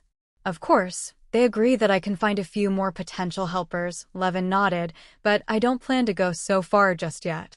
I'll just talk about Voldemort." In Levin's plan, their group's plan is divided into 3 parts. The first step is to gradually gain control of the Ministry of Magic and Hogwarts through the process of fighting against Voldemort. The second step is to promote Levin's arcane magic theory with Hogwarts as the center, reshape magical civilization, and build the first floating city. The third step is to use the power of the entire magical civilization to open the door to another world and complete their plan to return home. Of course, returning home in this way is completely different from returning home when the young boy leaves home and the boss returns home. To use a familiar expression, it is the return of the Dragon King. If we say that the erudite society is Levin's choice to spread the seeds of magical civilization and its broad mass base, so these girls in front of me are the core team selected by Levin. They will play a similar role to Jaina, Tonks, Onyxia, Cyrilla, and others. After understanding Levin's plan, Cyrilla stopped commenting. But that doesn't mean other people don't have opinions. After seeing the other people staying with her, Hermione felt a little unhappy instinctively. Zhangqiu, a female-licking dog, has long known the virtues of the male god, and she has just officially entered the first base and initially established an intimate relationship with the male god. At this time, she naturally sits aside and acts like a good girl. Luna already regards Levin as her boyfriend. It can be said that she has a slightly out-of-character personality and doesn't care that much about this kind of thing. As for Penelo, she only needs to be able to stick with Cyrilla in the process of getting close to Levin. As for how many people Levin still sticks with, she doesn't care for the time being. Looking at the 5 witches in front of him who all have very different looks and personalities, but are all talented and beautiful, Levin quite feels like he is a certain gal game hero. After shaking his head and getting rid of unrealistic assumptions, Levin started talking about business. As he talked with Cyrilla, he didn't tell everything about the visitors from Otherworld at the beginning. Using the prophecy as an excuse, he talked to them about a series of possibilities for the rise of the Dark Lord in the future, as well as his own reasoning about the situation. So, is this the real reason why you are willing to establish the erudite society? You want to improve everyone's strength so that they have the power to protect themselves after the Dark Lord returns. Hermione looked at Levin with some excitement. Oh, you greater than I imagined. Hermione can become Harry's friend, so she naturally believes in Voldemort's return. But Levin didn't expect that she would even think of the reason for establishing the erotic society. In an instant, Levin's already tall figure in her mind immediately became gleaming. If you only look at the level of greatness, it is almost comparable to Dumbledore. Penelo also realized something. No wonder Cyrilla and I graduated to become Aurors. It turned out to be to guard against the Black King. When Zhongqiu heard the name of the Dark Lord, his whole body shrank, obviously a little scared. But when Levin looked at her, the girl still tried to hold up her chest and gave Levin a supportive look. As for Luna, she looked at Levin with widened light gray eyes and said without hesitation, "So what do we need to do?" Well, in this group of people, each trusts him more than the last, and no one doubts this. Levin nodded with satisfaction. I will take you to my home and open the permission for you to go there. All the knowledge and wealth I have accumulated are stored there, and there are also some methods that can quickly improve your strength. There, you will still have the opportunity to get to know me, my other friends. But no matter what you saw there or what you got, you have to keep it all secret. You can't tell anyone else, not even your parents. Hermione and Cyrilla both knew about the tower in the Demi-Plane. Although Zhongqiu and Luna had visited the tower, they did not learn the deeper secrets inside. Levin's words were mainly meant for them and Penelo. I have heard Cyrilla mention it a long time ago that you have many precious books and magic props hidden there. Penelo looked excited and looked at Levin with bright eyes. Of course I will keep it a secret. In her opinion, Levin can care about their safety and is willing to take them to his home collection, which is the greatest trust. She secretly made up her mind not to reveal what she was about to see. She even thought that it would be better for them to sign a magic contract or something like that for this purpose, which would be more reliable. Zhongqiu also agrees very much with this. Girls have their own sense of proportion and bottom line. In fact, she thinks having a secret from each other will make her relationship with Levin even closer. It's just a pity that there are too many girls keeping secrets with her. As for Luna, she glanced at Levin with half-closed eyes and then nodded, her expression very calm. But Levin noticed that her ears were red. Levin took in the expressions of the three of them, made a decision in his mind, and opened the portal in front of them. 5/4, 147 for 851. The new month has arrived. I am asking for a wave of custom orders, flowers, monthly tickets, reviews, and rewards. If you have any tickets, please give them to me as the author. This is really important to me. It didn't take Levin too long to learn the 7th level spell. Except for Cyrilla, this was the first time for the girls to see Levin use the portal, and they were all a little surprised. They've heard about apparition, used flip powder, and even experienced porkeys, but none of them had ever seen such a convenient space spell. Under the leadership of Levin and Cyrilla, the 6 of them stepped into the portal and entered the tower. For Levin's fake, Penelo is quite novel. She had always wanted to see where Levin and Cyrilla lived, but today's top priority is the tower's true secret. With curiosity and a hint of inexplicable excitement, they followed Levin to the underground area of the tower. Levin's workshop, library, and storage room are all here. Seeing the scene here, Zhongqiu, Luna, and Penelo's perceptions were completely refreshed. They always knew that after first grade, Levin started to get rich. But they never expected that Yuan actually had so much wealth and collections. This is even more than those pure-blood families. Perhaps for little wizards from ordinary families, a small part of this building requires them to work hard for a lifetime to achieve. A library comparable to the Hogwarts library. A treasury filled to the brim with gold and galleons. A storage room filled with all kinds of precious materials. Displayed are Levin's various works and a treasure trove of alchemical products and medicines. The workshop is surrounded by all kinds of precious experimental equipment that have never been seen before. Not to mention the greenhouses with all kinds of magical plants on display. And a whole vast forest. Levin has already started buying magical animals to breed here. Almost everywhere they went was an eye-opener. Finally, Gwen returned to the lobby on the first floor with the shocked girls. Levin waved his wand. Ice-cold soda and sweet and delicious macarons appeared on the table. "Eat it," he said. "After eating, I have some gifts for you." Waiting for the little witches to calm down. "First of all, the gift I want to give you is Dash." Seeing the interested looks from several people, Gwen didn't intend to sell out. "Tell me the key here." As he spoke, Levin took Cyrilla's arm and started writing and drawing on the back of her hand with the wand. Soon, a magic tattoo representing intellect appeared on the back of her hand. Is it somewhat similar to the function of the dark mark of the Death Eaters under the mysterious man? Cyrilla suddenly asked. Since she was preparing to join the Aurors after graduation, she specifically conducted a lot of research on the history of the previous Wizarding Wars. "You're right, but it's more than that." While tattooing this pattern for Hermione, Levin explained, "I did extract the dark mark as inspiration, but I also incorporated the magic tattoo technology into it. Its essence is to use the enchantment technology in alchemy with tattoos. The method stays on the skin permanently, thus giving people new magic. This mark has the same sensing function as the dark mark, but it can do more. For example, I bound the magic of Mansion spell to this tattoo. As long as you inject magic into the tattoo, you can go back and forth from this tower. Of course, it is also an identification mark. With this tattoo, you can use most of the functions in the tower, such as opening the doors of various warehouses. The specific permissions can be updated at any time." After the tattoo was carved, Pinello looked at the back of his hand and suddenly said, "But this is really similar to the dark mark.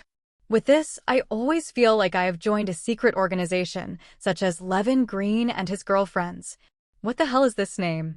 Levin complained, which sounded too straightforward. He pondered for a moment and then came up with a plan. "I think this logo should be called Intellectual Mark, and the name of the organization should be called Genius Club." Hermione stroked the mark and said, "It doesn't look evil." "I like the name Intellect, but there is still something about the Genius Club." Even as smart as she is, she blushes when she hears this name. When everyone has completed the tattoo of the intellectual symbol, Levin waved his wand again, and neatly arranged 6-color pill bottles appeared on the table. This is naturally a permanent elixir. These potions can comprehensively improve your abilities in all aspects, including strength, agility, durability, intelligence, perception, and charm. Each color represents an attribute. After taking each one, a certain period of time is required before taking the second one. Having said that, Levin suggested, "I personally think you can take the permanent intelligence elixir first. I think it should be easy for you to pass this final exam after taking them. Even Pinello's NEWTS, it won't be a problem anymore." Levin smiled and distributed the potion to 4 people except Cyrilla. "No wonder, Cyrilla. You learned so quickly after you came back for Christmas," Pinello suddenly realized. "It turns out that you drank this secretly and didn't even know to tell me about the good stuff." After that, she drank the intelligence elixir directly. There is Cyrilla beside her as an example. She has absolute trust in Levin. Hermione tried desperately to recall the books she had read about potions. She had indeed seen potions similar to wisdom-enhancing potions in some books, but the effects of such potions were mostly temporary. It seems that no book has introduced a potion with permanent effects. But that didn't stop her from drinking the elixir. Zhongqiu's talent is relatively mediocre among several people. She needs these medicine pictures more than others. As for Luna, her curiosity about the potion itself is far greater than her desire for the effects after taking it. She shook the small bottle, drank the potion in small sips, and smacked her lips from time to time, as if she was trying to taste the taste of the potion. Feeling the surge of brain power after drinking the elixir, they finally understood why Kaiwen dared to name Genius Club. With this elixir that permanently improves attributes, even ordinary people can create several geniuses. "Now take out your wands, and I'm going to give you a third gift." Levin continued. In fact, Levin has been acquiring elf silver and using it to create various magic items. Now, Cirilla has also changed into Arcane Sword 3.0, and Jaina and Tonks are also interested in Levin's Wand plus wrist set. So he decided to make a batch of fairy silver wands and sleeves and wrist guards. Now a few girls came over, and I just ordered a batch for them as meeting gifts. After all, the Mithril wand set has many benefits. It not only increases spellcasting ability, but also has a magic storage function, which can prevent disarming curse without leaving any trace.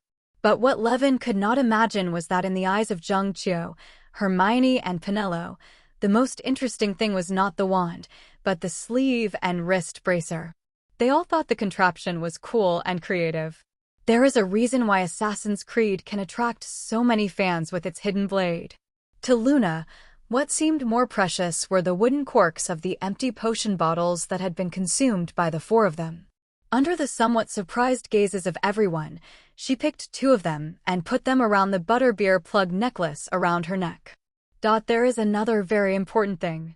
Levin warned sternly, in order to ensure that the secrets here are not leaked, please learn a clemency, psychic barrier, mechanized mind, and other spells to resist mind detection as soon as possible. This is your top priority. Until then, stay away from Dumbledore and Snape. They are both masters of legilimency. Especially Dumbledore, who can use legilimency on people without even using a charm or a wand. Regarding this type of magic, I recommend learning the simplest, mechanized mind first. This spell only has 2 levels. When activated, it can make your own thinking cold and rational, effectively preventing others from prying into your will. Speaking of this, Levin looked particularly solemn. Although the Dumbledore in the hearts of the little witches is obviously unlikely to be associated with a bad guy, but they couldn't help but pay attention to the hidden dangers of legilimency. After all, Levin has too many secrets here, and the less others know about many of them, the better. Finally, it's about the results of my current work. Levin said, taking out a stack of books and placing them in front of the girls. It is a complete set of standard charms, as well as Beginner's Guide to Transfiguration, Intermediate Transfiguration, and Advanced Transfiguration guides. I am currently focusing on integrating our current spell system into the theoretical framework of arcane magic. I have currently completed the adaptation of the spells and transfiguration course materials. If you are interested, you can take a look. Not only it can deepen your understanding of magic and is also very beneficial to learning arcane magic. Several people took the new textbook in front of Levin and started reading it with interest. Levin continued, in the coming days, I will adapt all the most mainstream and common magic books. The results will be placed in the tower. You can look at them at any time. If necessary, you can make a copy for yourself. I remember that there was a printer with scribe and scholar's touch in the study. In addition, in the future, I will record all the arcane magic I have mastered in the form of a book, called the Book of All Laws, to facilitate your self-study. But you can keep these information yourself, and do not disclose it to others without permission. People. The girls chatted with Levin for a long time. By the time the 6 people returned to Hogwarts from the tower, it was already dark. Several people rushed to their dormitories. The only Gryffindor present was Hermione, so she had to go back and apply alone. Levin returned to the Ravenclaw lounge with the 4 girls and waved goodbye. Although it won't be long before Levin needs to start a new day's work, he feels much more relaxed after a sleepless night. He finally attracted a few girls into his career. In the future, these witches with different talents will definitely give him great help. In the blink of an eye, March has passed, April has arrived, and the warm wind of spring has completely blown away the remaining coldness. The weather is starting to get hotter than summer. The progress of the adaptation of the core magic book is as Levin expected. Adaptations in magizoology, herbology, potions, and alchemy are much simpler than in other subjects. It only took Levin 1 week to complete the above work. But in the process of recording arcane magic, Levin encountered difficulties. Because what he needs to do is not just record the arcane magic he has mastered. It also needs to allow readers to learn magic by themselves based on the content in the book. This is troublesome. Because this already involves the scope of education, it is not just about mastering a few magic skills. He must refer to various teaching materials and use the most concise way to explain the arcane magic casting techniques, key points, and error-prone techniques in a simple and easy-to-understand manner. This not only tests the magic skills, but also tests the author's teaching level. Fortunately, Levin has accumulated rich teaching experience in the Polytechnic Society, so this job did not trouble him. But this still greatly increased Levin's workload. Even though he has excellent thinking ability and has scribe skill as an aid, he still has to spend a lot of energy in this area every day. Especially the Aoyuan master profession, which has the ability to automatically master all core spells after upgrading. The spells under the arcane magic system, even just the core spells, are numerous and complicated. Looking back at the world of Harry Potter, Miranda Shaggok's standard spells each contains less than 10 spells. From 1st grade to 7th grade, there are only about 60 spells that need to be mastered. There are only about 100 spells included in his book of spells. There are only so many spells mastered by contemporary wizards. But what about arcane magic? Just for level 1 spells, Levin had to record more than 100 spells. If all the spells he mastered from level 0 to level 7 were recorded, the total number must be at least 1,000, perhaps more than all the contemporary curses in the entire Harry Potter world combined. Levin's dream of compiling the Book of All Laws can only be said to be a long way to go. After recording the last One Ring prophecy magic, Levin finally finished this morning's work. After a hasty lunch, Levin dragged his tired energy to finish the afternoon spells class. Even though his head was dizzy, it didn't stop him from successfully casting the happiness curse as quickly as possible, making Steve in front of him smile brightly and from the bottom of his heart. He still remembered that happy curse was assigned to the magic control spells by him, and the ring spell only had level 1. But for most little wizards, casting this spell is not easy. Many little wizards are trying to cooperate with each other, but there is a huge difference between a fake smile and a smile from the heart. For example, Antony, who played with Padma Patil, overacted and burst into hysterical laughter. Then, he had to be invited by Professor Flitwick to a small classroom next door to have some quiet time. After class, Levin couldn't wait to return to the dormitory and let himself fall into the soft bed. He planned to take a nap before dinner to replenish his energy. Extreme exhaustion caused him to fall into sleep as soon as he touched the pillow. When he opened his eyes again, it was pitch black outside. What a shame, for forgetting to wake him up. Without thinking twice, Levin knew that he must have missed dinner. He didn't want to spend time in the kitchen waiting for the house elf to do his job. So he directly activated the mansion technique and returned to the tower. After also drawing intellectual sigils for Jaina, Tonks, and Onyxia, the tower has also become a frequent stop for them to visit. They often leave large amounts of snacks, pastries, and drinks in the tower for convenience. If you're lucky, you might be able to eat the food they left behind. Upon entering the tower, Levin could smell the aroma of food. He saw the food on the table in the hall at a glance: sherbet, tomato scrambled eggs, twice-cooked pork, ground 3 delicacies, braised pork ribs, there was even mapo tofu. A whole table of wuxia food. How could I have such an illusion? Levin rubbed his eyes, thinking he had returned to his home in his previous life. Tonks only knows English and French cuisine, and Jaina and Onyxia are good at Azerothian cuisine, but they have no idea about Pandaria. So there is only one person who can cook this table of wuxia food. Levin turned his head and looked, and there was a dark-haired girl with a beautiful figure, a good face, and oriental grace sitting on the sofa, looking at him with a smile. It's Zhang Qiu. Levin, I didn't see you in the auditorium before, so I guess that you missed dinner. It seems I was right. Zhang Qiu's cheeks were flushed and his eyes were full of joy. Did you prepare all these dishes? Levin asked with a smile. Yes, the food at Hogwarts is mainly French, Italian, and British food. Dragon country food has never appeared.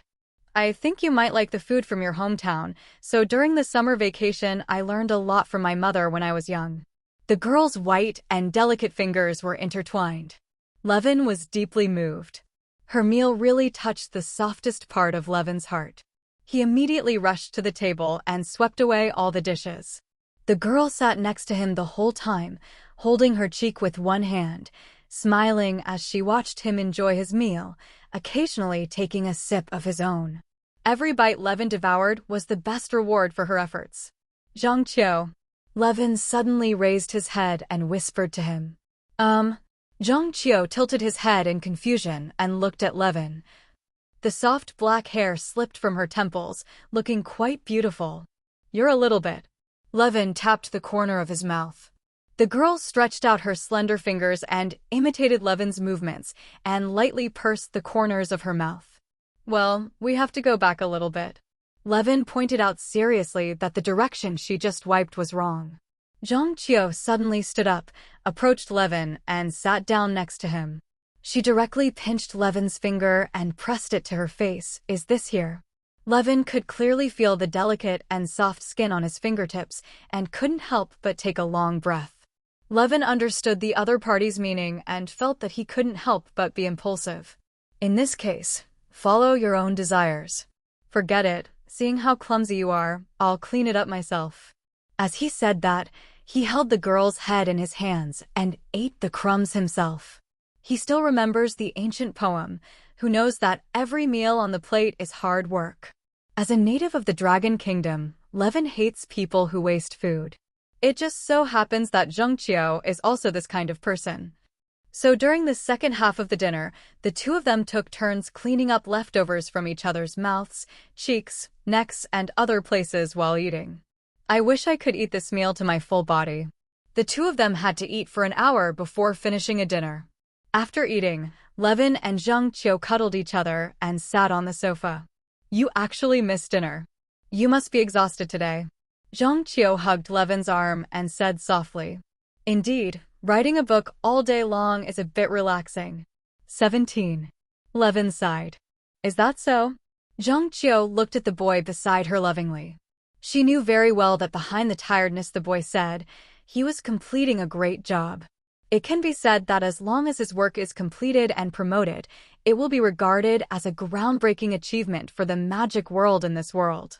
And she, as Levin's girlfriend, can't help him academically at all, even if she just took the permanent intelligence elixir. In that case, let me help you relax. Zhangqiu took Levin's arm and motioned for Levin to go with her. Levin didn't know what she wanted to do, but he let her pull him and followed her graceful footsteps as he climbed the stairs step by step. Zhangqiu took Levin to his room. After being given the intellectual mark, each of them had their own suite in the tower. They all decided to decorate these suites themselves, and Levin only provided some funds and transfiguration services at most. Levin opened the door and saw an antique Wuxia-style bedroom.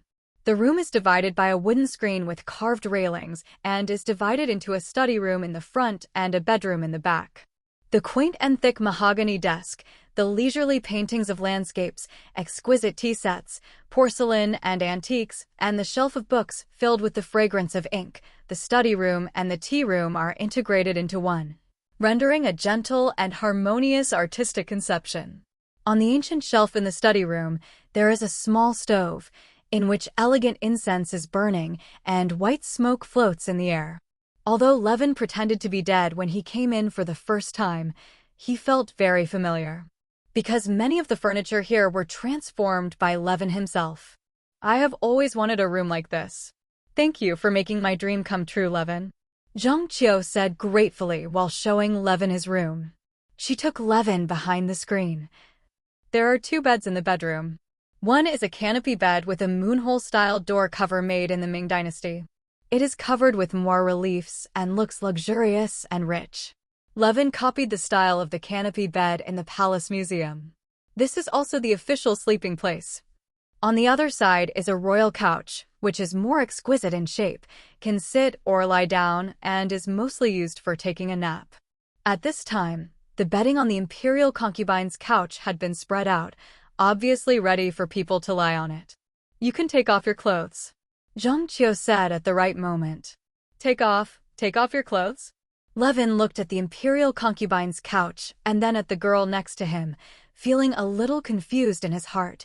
He was not ready yet. However, he honestly took off his shirt, revealing his lean and strong body. Seeing Levin's well-defined muscles, the girl's pretty face turned red. This was the first time she had seen a man's body so close. So beautiful. This is the girl's inner evaluation. At this time, Levin grabbed his pants and hesitated. Do you still want to take them off? First, well, let's do this first. Get down quickly. Jungchio said softly, resisting the urge. Get down. Levin was stunned for a moment. Did he misunderstand something? However, in order not to underestimate the girl's kindness, Levin still lay obediently on the imperial concubine's couch. Suddenly, his vision went dark, and a robe with a pleasant fragrance covered his head. The sense of smell endowed by Levin's high perception allows Levin to smell the smell of agarwood, mugwort leaves, perrin, cinnamon, cloves, aphrodisiac, calamus, atractylodes, mint, fennel, patchouli, etc. smell. This is the smell of the sachet on the robe. Speaking of which, Jungchio has been carrying a sachet every day since last year. There is also a, heartstring-inducing, indescribably good smell. Levin suddenly realized it smells like Jungchio. At this moment, Levin's whole body shivered. He felt a soft hand caressing his back.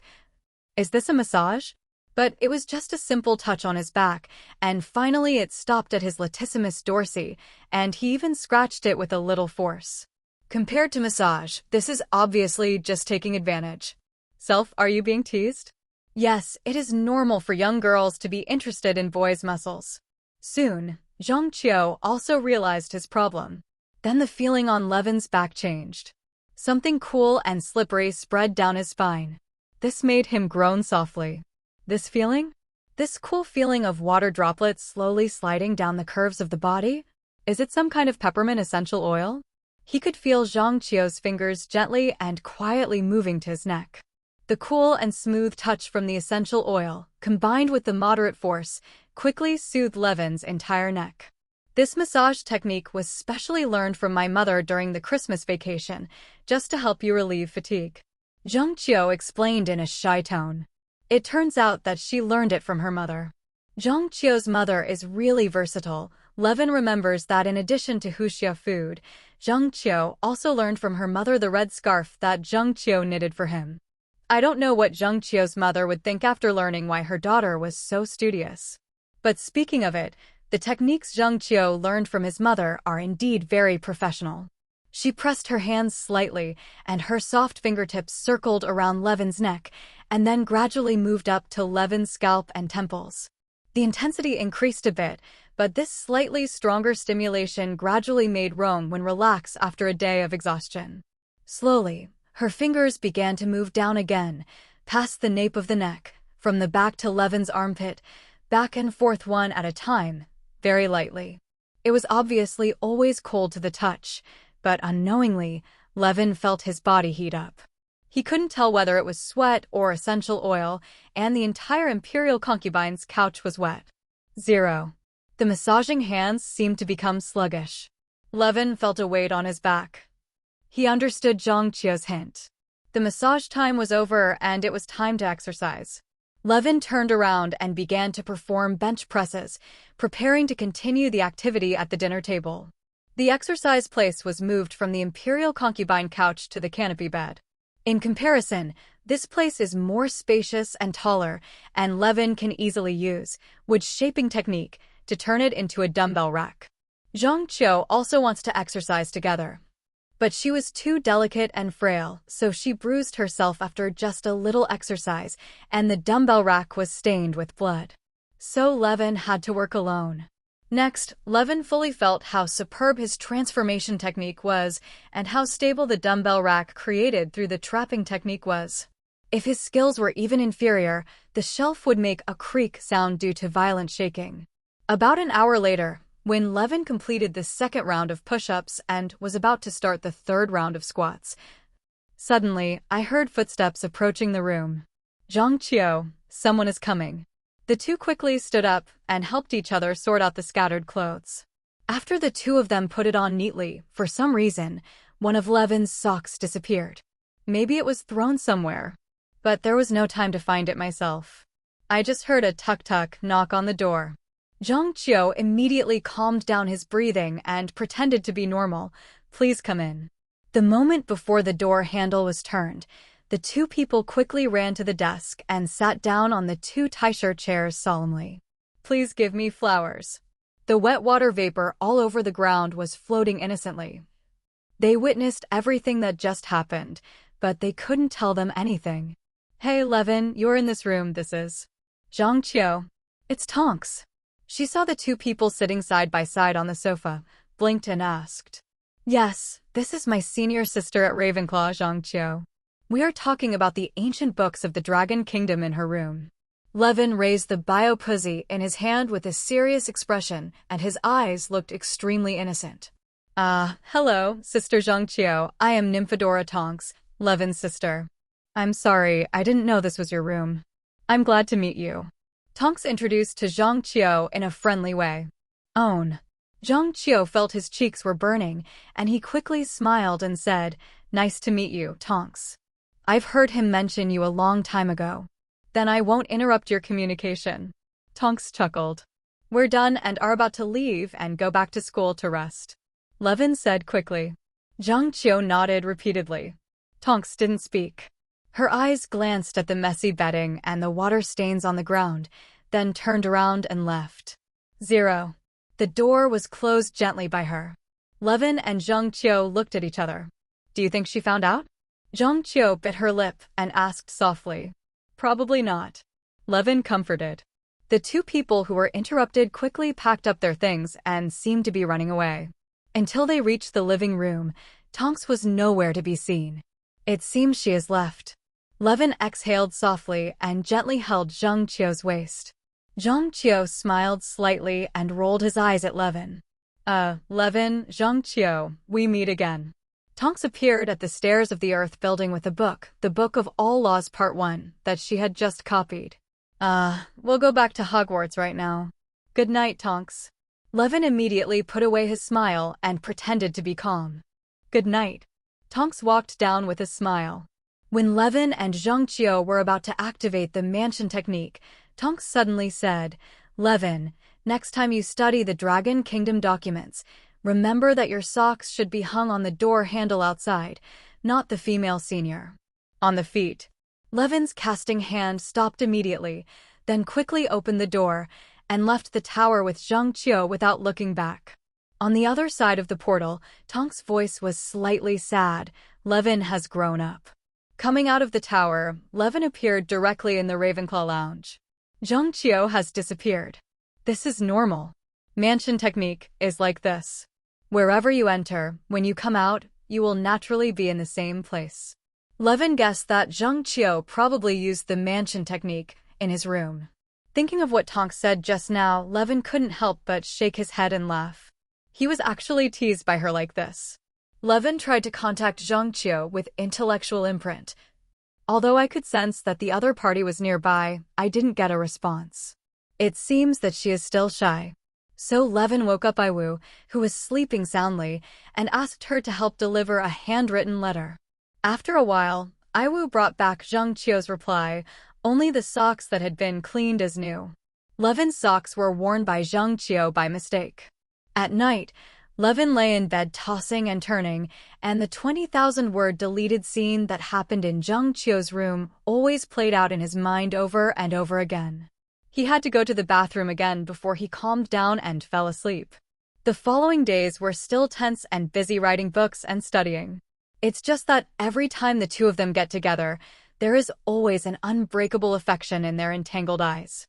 Levin is in high spirits these days when happy events happen. And he was not the only one who happened to encounter a happy event. In the new Care of Magical Creatures class, he found that Hagrid had been looking at him with a different look since the beginning of the class. Even a powerful wizard like Levin felt a chill when he was stared at by the hybrid giant with that scorching gaze. Fortunately, after the course officially started, the other party finally had no time to take care of him. But just as Levin was completing his class assignment, calming a Motler rat, a shadow suddenly fell on him. Levin looked up and saw that it was Hagrid, his eyes moist and blurry. Hagrid wiped the sweat on his face with a handkerchief as big as a tablecloth, smiled at him, and said, "What a happy event, Levin." Guess what? Although Levin guessed the truth as soon as he saw Hagrid's appearance, he still pretended to be curious and asked, "What's the matter?" "We won Buckbeak's lawsuit. Although he can no longer live in Hogwarts, he is free. I celebrated all night." Hagrid's face turned red with excitement. That would be great. Although he already knew the result, Levin couldn't help but laugh for the other party. "It's really gratifying. Levin, it's all thanks to you. The lawyer Miss Gianna helped me find is really great. Every time I'm asked and don't know what to say, 573, he always has a way to help me out." Hagrid sincerely thanked Levin. "It's nothing, Hermione Granger is also responsible for this," Levin reminded. "Of course, and Hermione, you're both great. Not only are you good at studying, but you are also a good friend." Hagrid looked like he was about to cry again. "But Hagrid, have you thought about how to arrange Buckbeak?" Levin suddenly asked. "No, I asked many people, but they all thought Buckbeak was too big and too fierce, and they were not willing to accept it." Hagrid stopped smiling, feeling a little worried. Levin doesn't know whether to be happy for Hagrid. The hybrid giant finally came to a clear understanding of Buckbeak's image in the eyes of others. "If you trust me, Hagrid, I will take good care of him. I have the ability, but you have to find a companion for him." Levin thought for a while and suggested, "He is collecting various magical creatures extensively in the woods of the Demi-Lane. But not all magical creatures can be bought on the market. Now we can take this opportunity to replenish the hippogriff population. At the same time, it can also solve Hagrid's troubles, killing two birds with one stone." Hearing this, Hagrid agreed without hesitation. "That's great, Levin. You can bring Buckbeak's partner with you." "Oh, I really don't know how to thank you." He felt that if Levin could continue to raise Buckbeak, then he would not only ensure that Buckbeak had a good life, but he might also have the opportunity to see Buckbeak again in the future, which would be perfect. Looking at his excitement, he seemed to want to rush over and cry with Levin in his arms. Levin quickly excused himself to visit Buckbeak and stayed away. He had never drank the elixir of strength, but with his physical condition, he was forced to cry on the shoulders of such a strong man with giant blood. That feeling, when I think about it, doesn't feel good. Levin found Buckbeak in the pumpkin patch behind Hagrid's cabin. It seemed to know that it had regained its freedom, fluttering its wings from time to time and looking quite comfortable. Levin climbed over the fence and jumped into the pumpkin patch to get closer to Buckbeak.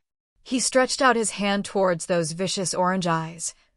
Sensing Levin's aura, Buckbeak suddenly knelt down on his scaly knees, saluted Levin, and then stood up again. Levin stroked its wings, and Buckbeak tilted his head and rubbed Levin's shoulder. Levin patted its beak gently again, causing it to bend its knees and lie down. Levin lightly jumped on its body, pulled the end of Buckbeak's rope and tied it to the other side of its collar to use it as a rein, and then tapped Buckbeak's belly with his heel. Buckbeak obeyed the order keenly and rose straight into the night sky. Levin pinched its ribs with his knees and felt the huge wings flapping powerfully below.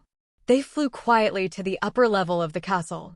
Levin pulled the reins hard and drove Buckbeak to fly in the direction of the Forbidden Forest and came to his group. There, Levin followed Hagrid's instructions and found Buckbeak's partner. It was a pure white hippogriff. After seeing Buckbeak landing, he happily trotted out from the group of hippogriffs and rubbed their necks with Buckbeak intimately. It seems that they haven't seen each other for a long time. Levin suddenly felt like he had become a big light bulb. After finally waiting for them to express their longing for each other, Levin patted Buckbeak, then patted the white hippogriff and said, "Come on, you two, I will take you to your new home. You will like it there." Upon hearing Levin's words, Buckbeak bowed slightly to show his obedience. The white griffin tilted its head and looked at Levin. Although it was the first time they met, Levin's druid aura also made it feel friendly. Seeing his partner lowering his head, he also lowered his head coquettishly. So Levin grabbed the necks of the two eagles and activated the mansion technique to take them to the forest around the tower. Seeing Levin appear, Larry rushed over in surprise and directly caught Levin to the ground. "Oh, Larry, get up. The soft fluff on the unicorn's body brushed against Levin's face and neck, making Levin feel itchy. Larry stood up obediently, and then looked at the two eagles curiously. Larry, these are the new hippogriffs. You are the master here, so you must take good care of them. I understand, Levin. Larry walked around the eagles, who raised their hooves and stretched their huge wings. Larry walked around to the front of them again and looked straight into the eagles' cold eyes. Unicorns are creatures with strong natural adaptability. Larry has lived in the Levin forest for many years, accompanied by the big oak tree. Under the influence of the power of nature, he has become more powerful and spiritual than ordinary unicorns.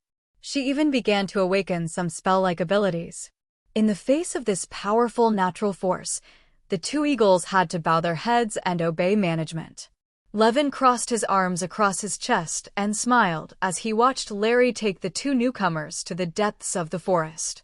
At the same time, in the library, Zhang Qiu found that he could not get into the state of reading. Even the book of all dharmas in my hand seems to have become boring. The words jumped in front of her eyes, but her thoughts drifted to the scene of that day, and the picture lingered in her mind. Obviously, I want to learn human transformation technique, but subconsciously I always think, what would happen if she mastered this magic one day? Would he like the bigger ones?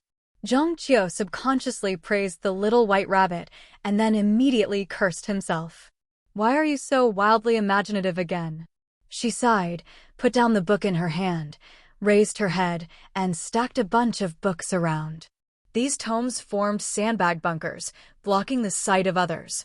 Then, she took out a crumpled booklet from her backpack, and while studying it, she rubbed it on her legs with her hands.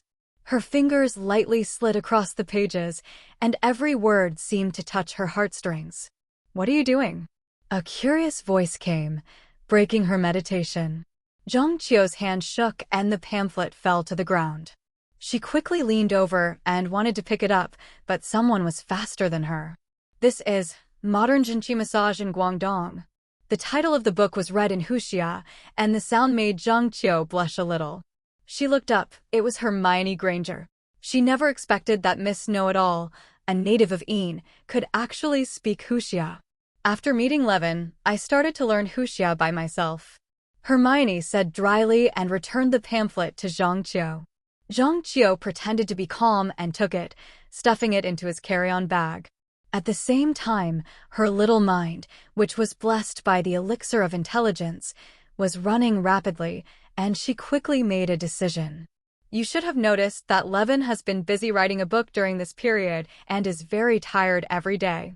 Zhang Qiu raised his delicate chin, and the arc looked extremely beautiful. Therefore, I want to learn the massage techniques in this book. Can I help him effectively eliminate fatigue and allow him to get effective rest? She said words that she didn't quite believe and didn't realize that what she really did was draining Levin's energy. Hermione looked at Zhang Qiu, her fingers twisting the cuffs of her magic robe unconsciously, feeling a little complicated in her heart. From Zhang Qiu's eyes, Hermione could see a deep emotion. Her voice was soft but firm, with a sense of pride.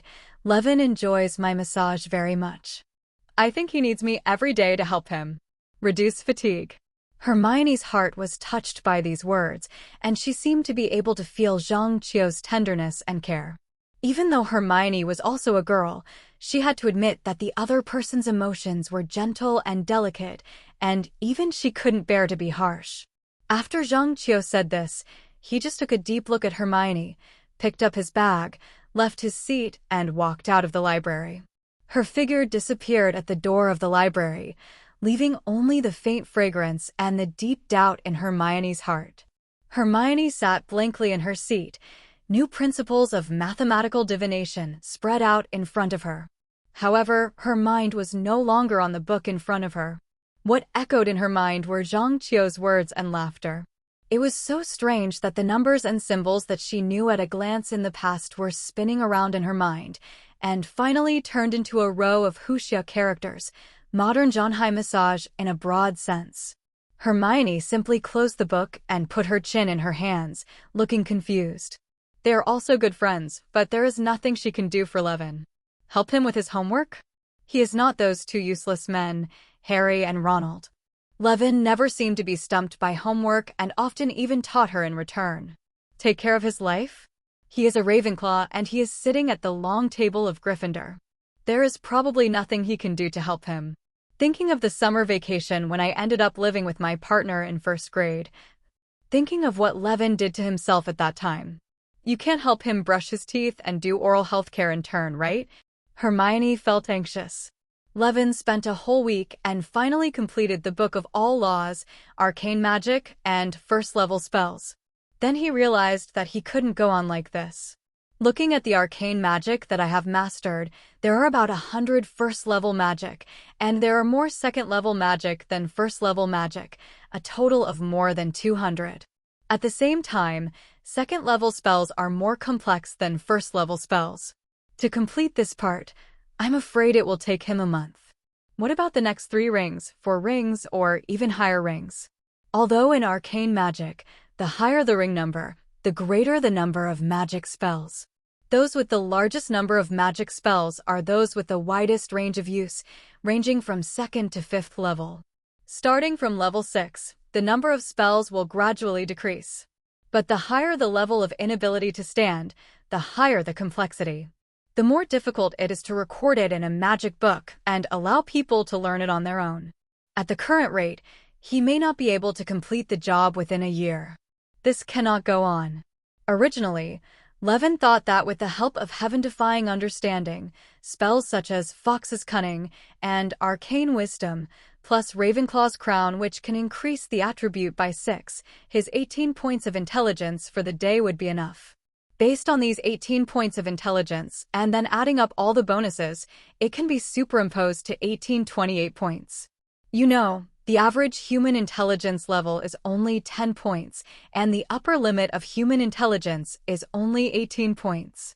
28 points of intelligence is already a level that many powerful fantasy races and lord creatures can achieve. But when it comes to such a great work as the Book of All Dermas, it is completely insufficient. So Levin decided not to look forward and backward, considering the species of transformation.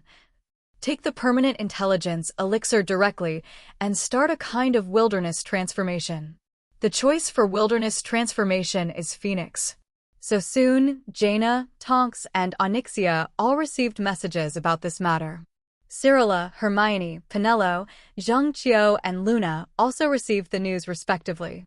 In fact, they were almost all curious about Levin's transformation into a magical creature. Although Levin has accomplished various incredible achievements so far, but the transformation into a magical creature is still the most legendary among them. When Levin transformed into a chimera for the first time, Cyrilla and Hermione watched the whole process. If it weren't for the fact that the second transformation into a feathered serpent was to deal with the basilisk, and time was tight, Jaina and the others would also have wanted to watch. After that incident, she repeatedly reminded Levin that if he was ready for the next transformation, he must call them. Therefore, Levin's third wilderness ceremony directly became a gathering of the Genius Club.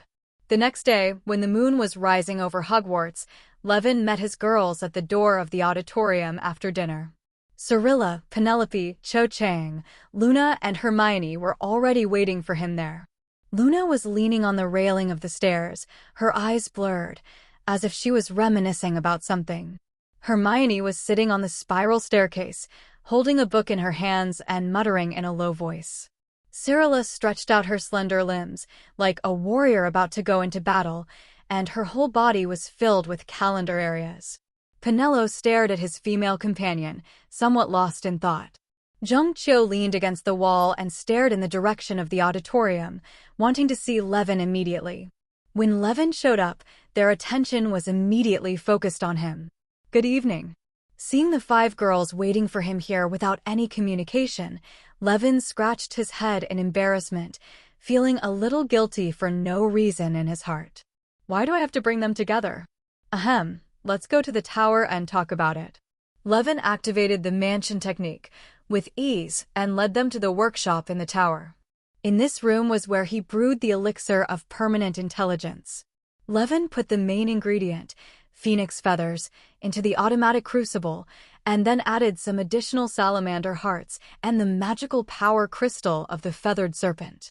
With the Druid's wild transformation and the in-depth study of potions, Levin has been able to make some adjustments to permanent elixirs.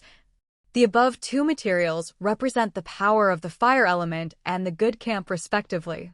Levin knows that creatures like the phoenix exist in many magic planes, and the settings are similar. But no matter how similar they are, phoenixes in different worlds still have differences in intensity. For example, the phoenix in the world of D&D and WoW is not only a magical bird, but also the incarnation of the fire element, and its strength is much higher than that of the phoenix in the world of Harry Potter. Levin plans to use this method to give his transformed phoenix the power of Otherworld. As the last ingredient was added, the elixir was quickly finished.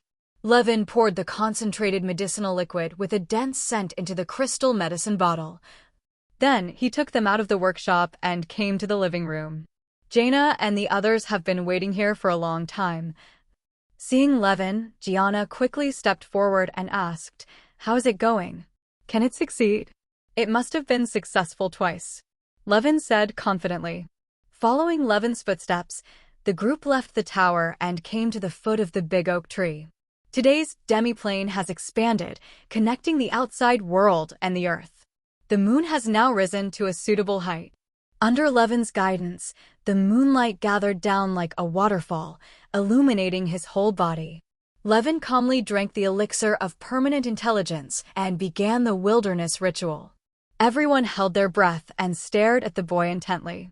Levin was subtly aware that every muscle in his body was changing, and every nerve was being twisted and pulled feverishly.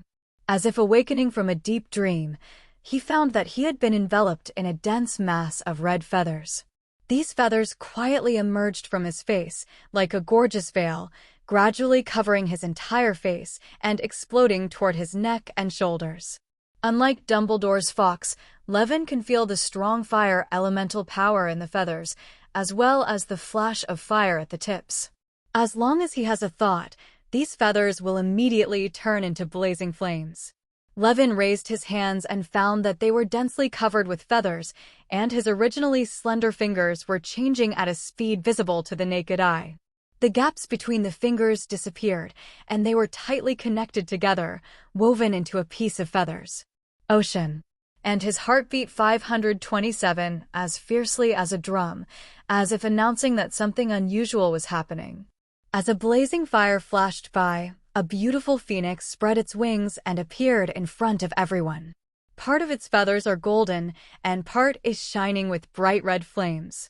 Its body is elegant and large, similar to that of a swan. It has a long shining golden tail, and its beak and talons are very long and glowing with gold, making it look like a mighty giant eagle. Wilderness Transformation Phoenix. Strength, 27, Agility, 25, Constitution, 20, Intelligence, 25, Perception, 22, Charisma, 22. Abilities: Intermediate Magic Resistance, Self-Regeneration, Bathing in Fire, Fire Immunity, Iron Will, Firecaster, Fire Teleportation, Messenger Feather, Healing Tears, Fire Breath. Spells: Level 0, Detect Magic, Constant, Detect Poison, Constant, Light. Level 2, See Through Invisibility, Constant, Immortal Flame, Constant. Level 3, Remove Curse, Constant. Level 4, Cure Fatal Wounds, Constant, Wall of Fire, Constant. Level 5, Flame Strike, Teleportation, Song of Courage. Level 6, Advanced Dispel Magic, Constant, Medical Skills. Level 7, Firestorm, Greater Restoration, Instant Wall of Fire. Level 8, Group Treatment of Fatal Injuries. Looking at the fiery red bird that appeared in front of them, everyone was surprised and happy. It's really a phoenix. Levin succeeded. Jaina walked forward excitedly. Another new magical creature. Tonks couldn't believe her eyes. It's perfect. Zhang Qiu admired as he looked at the fiery red bird. Whether in the west or the east, the phoenix is a beautiful and sacred creature. It's just that the phoenix transformed by Levin seems to be a little different from Dumbledore's fox. Hermione saw the problem keenly. The phoenix transformed by Levin actually has fire at the tips of its feathers. Levin in phoenix state glanced at her unexpectedly. As expected of Hermione, she had a good eye and discovered the key immediately. Levin thought about his ability to learn by himself after transforming into a phoenix. With a thought in his mind, the feathers all over his body immediately turned from normal entities into burning flames. The entire phoenix instantly transformed into a huge firebird. Now, Levin is exactly the same as Caeldath's phoenix. Jaina still remembered that her friend, Elven Prince Caeldath, had 10 phoenixes named Ao. Compared to just now, this phoenix covered in flames now looks holy and dangerous. Everyone watched the firebird flying in the sky, lighting up a large area like a small sun. In this state, the phoenix's pecks, claws, etc. all carry fire damage. Even a simple flapping of wings can bring up a blast of hot air. Iwu, who originally wanted to fly around with Levin, ran away in fear. Soon, Levin restrained his flames and flew back to the ground. Everyone immediately gathered around and looked curiously at this unique phoenix. If Levin transforms into such a phoenix, will he still have those special abilities? Penelo asked curiously. The lifespan of a phoenix. The lifespan of a phoenix is extremely long because it can regenerate. When its body begins to fail, it throws itself into the fire. The little phoenix will rise from the ashes in the 10th century. Hermione recalled the information in her mind and began to learn more about the abilities related to the phoenix. The phoenix is a gentle animal that only eats herbs. Like the ball-escape bird, the phoenix can disappear and reappear at will. The Song of the Phoenix has magical powers. It is believed to give courage to the pure and release fear to the dirty. The phoenix's tears have powerful healing properties. Everyone listened carefully to Hermione's explanation. It's not that they don't understand magical creatures like Phoenix. It's just that at this time, they are willing to listen carefully to Phoenix's abilities and then compare them. Then let's try it, Jaina said, her eyes scanning the faces of everyone present. Suddenly, she grabbed the excited Tonks and brought him to Yuen's side. Everyone looked at her inexplicably. Even the phoenix transformed by Levin tilted its head and looked at the Princess of Coltiras. Jaina pointed with her wand. The empty medicine bottle placed aside suddenly turned into an incomparably sharp dagger, shining with a cold light. This undoubtedly demonstrates her superb transformation spell skills. The blade of the dagger emitted a sharp cold light. Tonks was pulled over by her boss in a daze, instinctively telling her that something was not quite right. However, her hand was held tightly by Gianna. Due to their normal relationship, she did not dare to say anything, nor did she dare to ask. Then, amid everyone's surprised cries, a deep wound was made on Tonks' arm, and blood quickly poured out from the wound. Jaina waved her wand again, and a small water glass suddenly appeared in her hand. She leaned down and placed the water glass under Phoenix's eyelids. The Phoenix blinked in understanding. It tried to open its mouth, and a few tears fell from its eyes and dripped into the water glass. Jaina took Tonks' injured arm and carefully tilted the water glass, tears falling on Tonks' wound. The coolness brought by those tears miraculously healed Tonks' wounds. Tonks came back to her senses and looked at Jaina angrily. Miss Proudmoore, why don't you try it yourself? I fear pain, Jaina answered without hesitation. Her eyes were innocent and calm. As soon as these words came out, Onyxia and Cyrilla couldn't help laughing. Luna, whose eyes were a little blurry at first, also looked at them with a smile. Hermione suppressed a smile, but her face turned red. Zhongqiu also smiled widely, but she remained reserved and silent. Levin began to try other abilities. The figure of the phoenix suddenly flashed, disappeared without a trace from the crowd, and appeared at the top of the oak tree. Levin's mind changed again, so his figure flashed again and appeared by the river surrounding the forest. Phoenix nodded with satisfaction and flashed under the oak tree again. Hermione came up to him with a happy face. She circled around Levin and said, "Levin, don't move." Levin was confused for a moment. He wondered, could there be something wrong with his teleportation? He suddenly felt pain and pain under his wings and immediately flew to the side and looked at the girl angrily. Hermione seemed not to notice his anger and just stood there, holding 2 golden phoenix feathers in her hands and smiling broadly. As far as I know, the phoenix can not only apparate itself, but its feathers can also send letters. As she spoke, the girl took out a piece of paper from her pocket and inserted the feather into it. The next second, the letter delivered by feathers appeared above Levin's head. This time it was Jaina's turn to laugh cheerfully. Luna also focused her eyes on Levin again and asked curiously, "The feathers of the Animagus after its transformation should be all body hair, right?" "Levin, which tail of your body is this?" Listening to Luna's heated questions, Levin looked at him angrily and turned his head away. Zhang Qiu couldn't bear it anymore. She laughed loudly. Cyrilla and Penelo were sitting on the ground, extremely happy. Only Tonks didn't smile. She just blinked. She felt like the scene in front of her had been seen somewhere before. She looked at Levin, and the two looked at each other. Jaina thought for a while and said to Levin, "Brother Levin, Hermione just said that the Song of the Phoenix has magical power and can strengthen the courage of those with pure hearts and release the fear of those with dirty hearts. Why don't you give it a try?" Levin always felt that that smile was full of malicious intent. After hearing this, everyone else looked at him expectantly. Onyxia even took the opportunity to start making noises, and the silly Iwu also shouted along with her. Phoenix turned his head, obviously rejecting Jaina's suggestion. Gianna did not give up on persuading him. "Don't be shy, little brother Levin. It's not like you can't sing. I've heard from Iwu that you taught her a lot of good songs, and she still wants you to sing well." Qian Hao Zhao A Iwu, this little traitor. Levin looked at Xiaolong. Unexpectedly, this little guy held his head high and proudly, without feeling at all that he had cheated his master. Levin looked at his companions hesitantly. He felt that if he didn't agree, they would definitely not give up persuading him. So he just nodded in agreement. Then Phoenix opened his mouth, and his voice became louder and louder from low to high. Violent. The Song of the Phoenix is ethereal and mysterious, and is exciting to listen to. It even feels like it can wake people up from their deep sleep.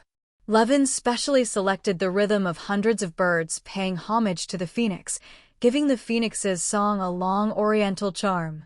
As he sang, the music became louder and louder, and the listener seemed to feel that the sound was vibrating in his chest. The mood of everyone present became even higher, and they praised repeatedly. This song indeed has the function of inspiring people. Finally, Tyvan stopped singing. There is no need to experiment with the phoenix's fire breath and fire spells. It is almost his instinct. So Levin returned to his human form. After observing the wilderness ceremony, everyone was very satisfied. Jaina looked around at everyone present and suddenly decided. "This seems to be our genius club. Damn it, some stinky guy named it. Anyway, this is the first time we all get together. Why not hold it? Let's have a party." The guy with the bad mouth in her mouth looked at the witches gathered together, enjoying this harmonious scene very much, and nodded in agreement. "Yes, it's better to choose the day than to hit it. I haven't officially introduced you to each other yet. Then, let me prepare the midnight snack." Zhang Qiu volunteered and raised her hand. She wanted to show off in front of these Levin godsisters. "Let me help too." Penelo responded immediately. "And me." Hermione joined in.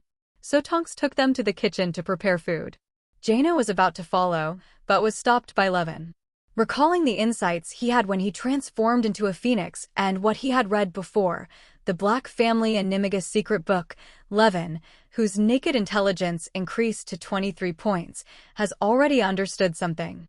"I seem to have understood how to make people possess magical Animagus without relying on wilderness rituals, but through ordinary Animagus rituals," Levin said to her. "In other words, we can also have the opportunity to transform into magical creatures like you?" Jaina's eyes lit up. "As expected of Brother Levin, you have accomplished something that no one in history has been able to do." In her mind, Levin's potential is already comparable to that of Antonida's and even Guardian Egwin. "How about it, Sister Gianna? Do you have any ideas?"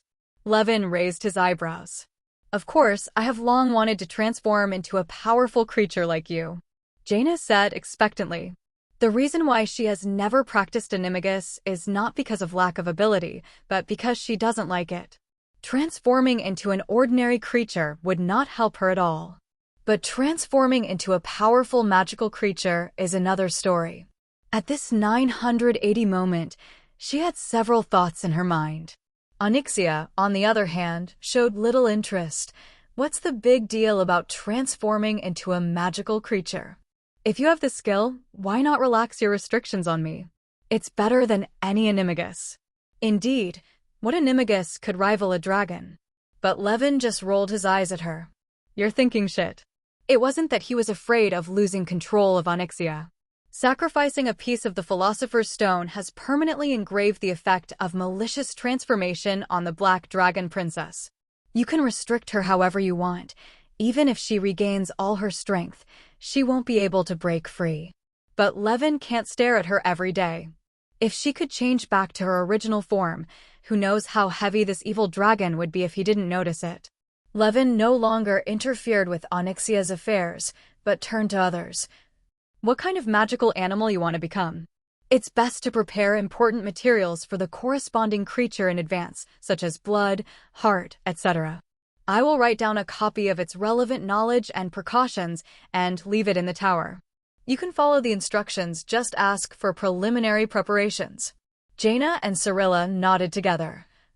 Then, Jaina suggested, now that you have figured out how to turn ordinary wizards into magical Animagus, you might as well pick a form and go to the Ministry of Magic to register as the 8th Animagus. You want me to register with the Ministry of Magic? Levin looked at the blonde in front of him. Yes, this way your Animagus can not only appear openly, but it will also greatly enhance your reputation, Brother Levin. Jaina said, the magical Animagus is unique. As long as you operate it properly, the influence you gain will not be worse than what you will get when you are about to participate in the World Cup, not to mention that you haven't joined the national team yet. 21. Levin heard this and nodded thoughtfully. Vice? Indeed, with his current level, there is no need to be so cautious about some aspects, and he should show them openly. Jaina continued, if you register, you can set up an outpost for us. As for our transformation into magical Animagus, we don't actually need to be too hasty, just take it step by step. As for how to increase her reputation and use this topic to make a fuss, Jaina Proudmoore, who has been honed in the Ministry of Magic, has her own methods. In the original timeline of World of Warcraft, after taking charge of the city of Theramore, she quickly changed from an innocent girl to a seasoned politician, proving that she has great potential in this regard. Now in the world of Harry Potter, she has realized this potential. As for Onyxia, although the magical Animagus has nothing to do with her, the Black Dragon Princess, she is quite interested in political intrigue. As a result, the two people who were supposed to be on opposing sides in WoW actually got together and had a heated discussion. Cyrilla folded her arms and listened with interest. Her life experience has given her an understanding of machinations, and she can easily see through many methods, but she herself is not willing to get involved. She has a straightforward personality and prefers to follow Levin's arrangements. Over in the kitchen, the supper was quickly finished, and everyone sat on the sofa together. Levin introduced his female classmates to Gianna and others. Let me introduce to you, this is our Hogwarts Student Union President, Miss Penelope Clearwater, who is also from Ravenclaw. You may already know her. After graduation, she will join the Auror team with Cyrilla. Take an exam. Penelo smiled broadly and stood up. Welcome to join the Aurors, Penelo, Tonks said proactively. I will take care of you when the time comes. This is Zhang Qiu, a senior who is one grade above me and the seeker on the team. By the way, she and I are from the same hometown. At this time, she showed the quiet and elegant temperament of an Oriental woman and even looked more dignified than usual, not as charming as when she was with Levin. But when she saw Tonks' playful eyes, her cheeks immediately turned red. Miss Luna Lovegood, now one grade below me, is also a Ravenclaw. Onyxia was very interested in Luna, Is this the daughter of Mr. Xenophilius Lovewood?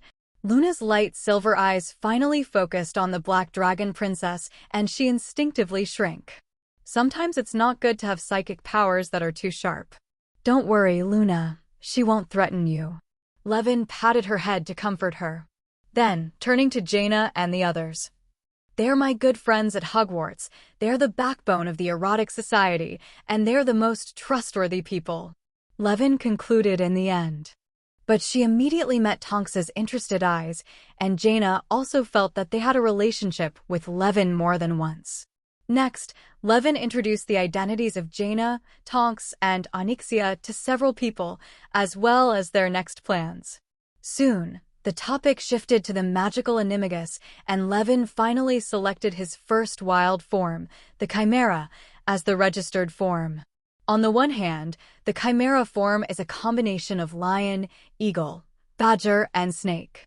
These 4 animals are the 4 symbolic animals of Hogwarts, so the Chimera composed of them has considerable symbolic significance.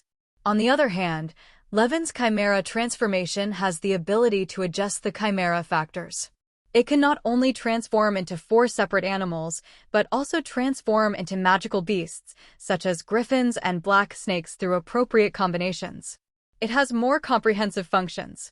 In short, through this party, the members of the Genius Club officially got to know each other. At dawn the next day, Jaina went to Hogwarts in person and asked for leave from Levin's dean, Professor Flitwick, then went to the Ministry of Magic with Conkers and Levin to detect and register Animagus. With Gianna here, Levin was not bothered by all the procedures. He almost got the green light and completed the process in only 15 minutes.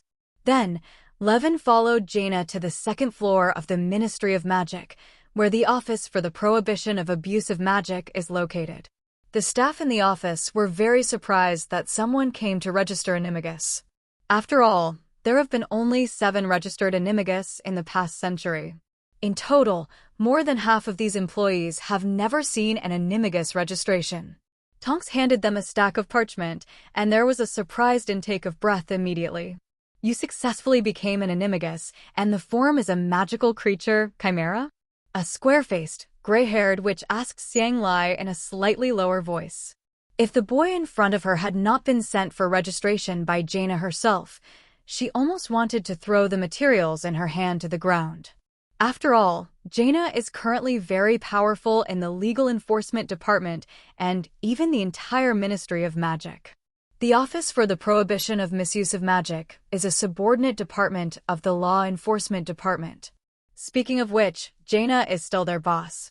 However, registering an Animagus is a very serious matter, and she has no time or mood to play childish games with children.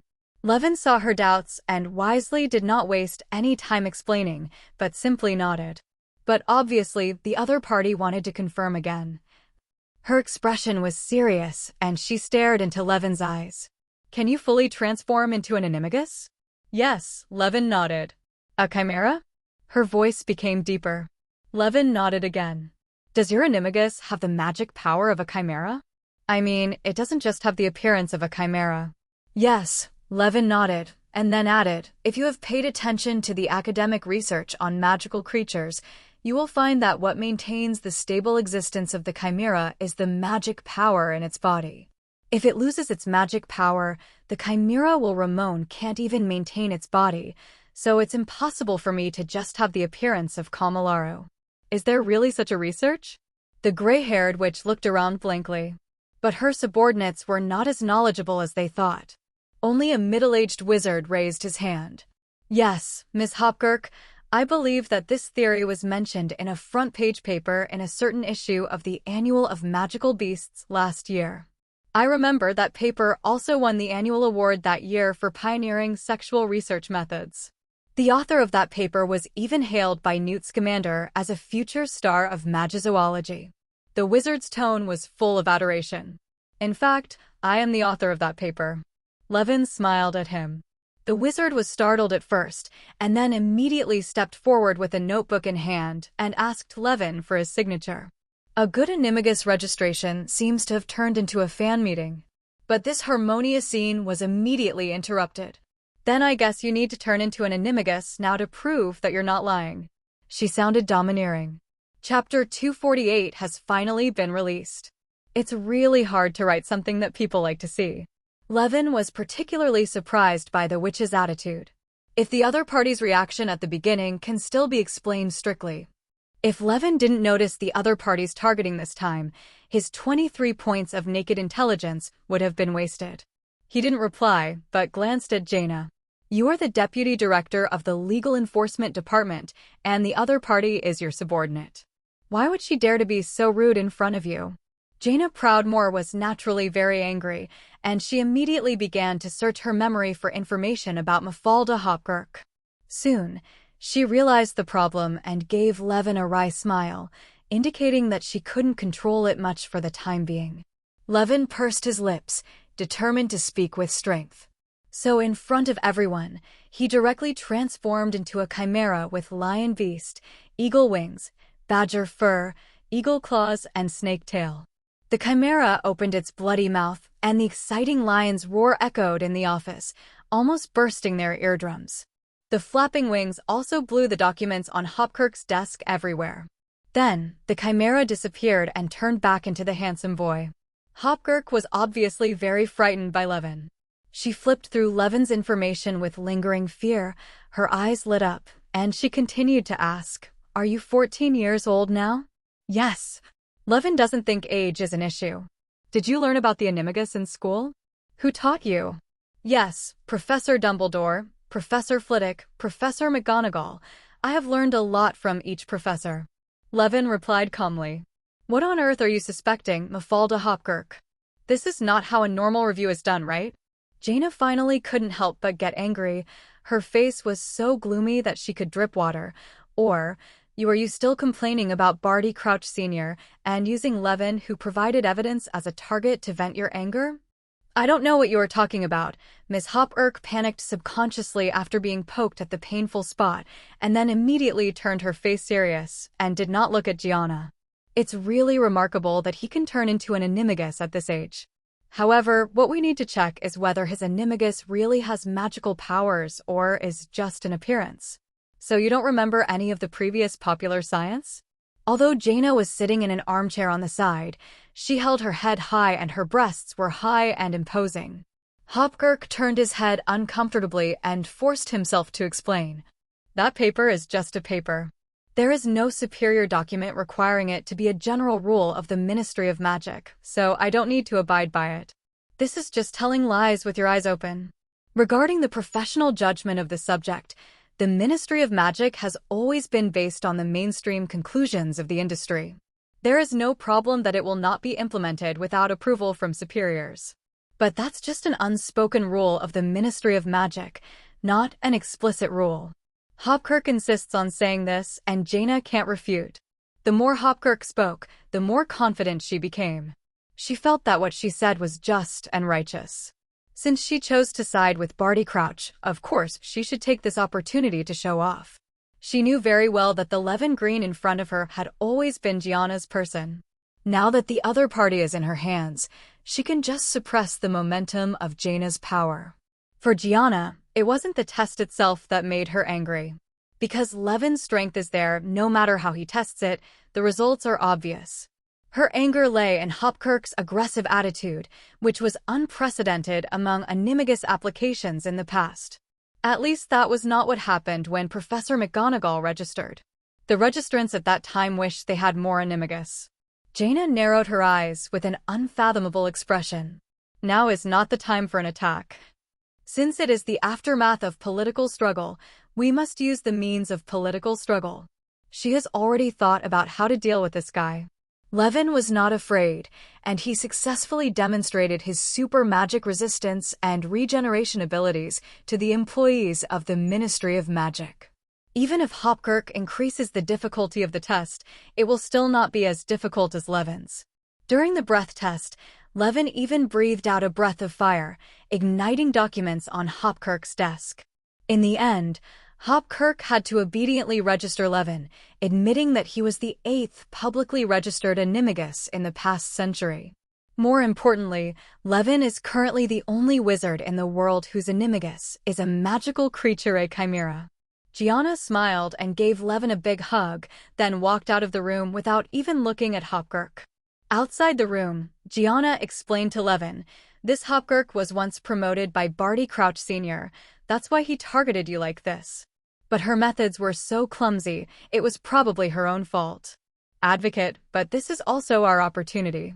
Speaking of this, Jaina gently approached Levin's ear and whispered to the boy, "I asked Tonks to take you to the lounge to have something to eat first. There will be a prearranged interview with reporters later, but during the interview, you can." Jaina didn't finish her sentence, but Levin knew what she meant. It is more than words. After following Tonks in the lounge for a hearty meal, Levin was greeted by an unprecedentedly large interview lineup. The reporter's keen sense of smell and well-informed information are indeed shocking. Among all the media, only a few familiar ones such as the Daily Prophet and the Quibbler were contacted by Gianna. Reporters from other newspapers and magazines came here simply after receiving the news. Jaina couldn't keep them away. "Levin Green, you can transform into an Animagus at the age of 14. What's the secret? You are the first magical Animagus ever. How do you feel about that? I understand that you are also the first person to kill a chimera. What impact does this have on your Animagus?" The reporters asked questions urgently and quickly, and the questions were even more diverse. Levin's tone was unhurried, and he answered all the questions appropriately, always smiling. Such demeanor and temperament won the favor of the reporters present. "What did you think of the experience of registering Animagus with the Office for the Abuse of Magic?" Finally, Levin heard the key question. He cheered up and answered the question head-on. "I'm curious if they were as rude to other testers as they were to me. If so, then I might understand why there are so few registered Animagus and so few non-Animagus so much." There was a faint smile on Alan's face, but the content hidden in his words was so sharp that it hurt. The reporters below suddenly became excited, and their professionalism told them that the second big news of the day was here. "What happened? Can you tell me more specifically? You think the quality of Ministry of Magic officials needs to be improved, right? Did anyone target you in today's test? It would be a good thing for the Ministry of Magic's review agency to be stricter, but could the attitude of the testers be better? The Ministry of Magic should be an organization that serves ordinary wizards and the..." In front of reporters, Levin used his psychic powers to fully activate his charm, constantly guiding reporters to sympathize with him and their dissatisfaction with the Ministry of Magic. His remarks aroused great interest among the reporters present. They were all excited and indignant about Levin's experience, especially Rita Skeeter. Levin could see her green-feathered shorthand pen twisting furiously on her notebook, recording something. Levin doesn't need to look at it to know that she must be fully exaggerating. "Please give me flowers." But this time, her exaggeration worked for her. In order to win the favor of reporters, Levin later showed off his Animagus image. The chimera, which combines the symbols of the 4 major colleges, received unanimous acclamation from everyone. Reporters felt that this meant that Levin was a symbol of the beautiful qualities of Hogwarts. Since Levin is a symbol of good quality, it's self-evident what kind of existence the person standing opposite him is. The day after registration, Levin returned to Hogwarts. Except for Cyrilla, Hermione, and 5 other girls, as well as Levin's dean, Professor Flitwick, no one knew that Levin had quietly become the 8th unregistered Animagus in the underworld this century.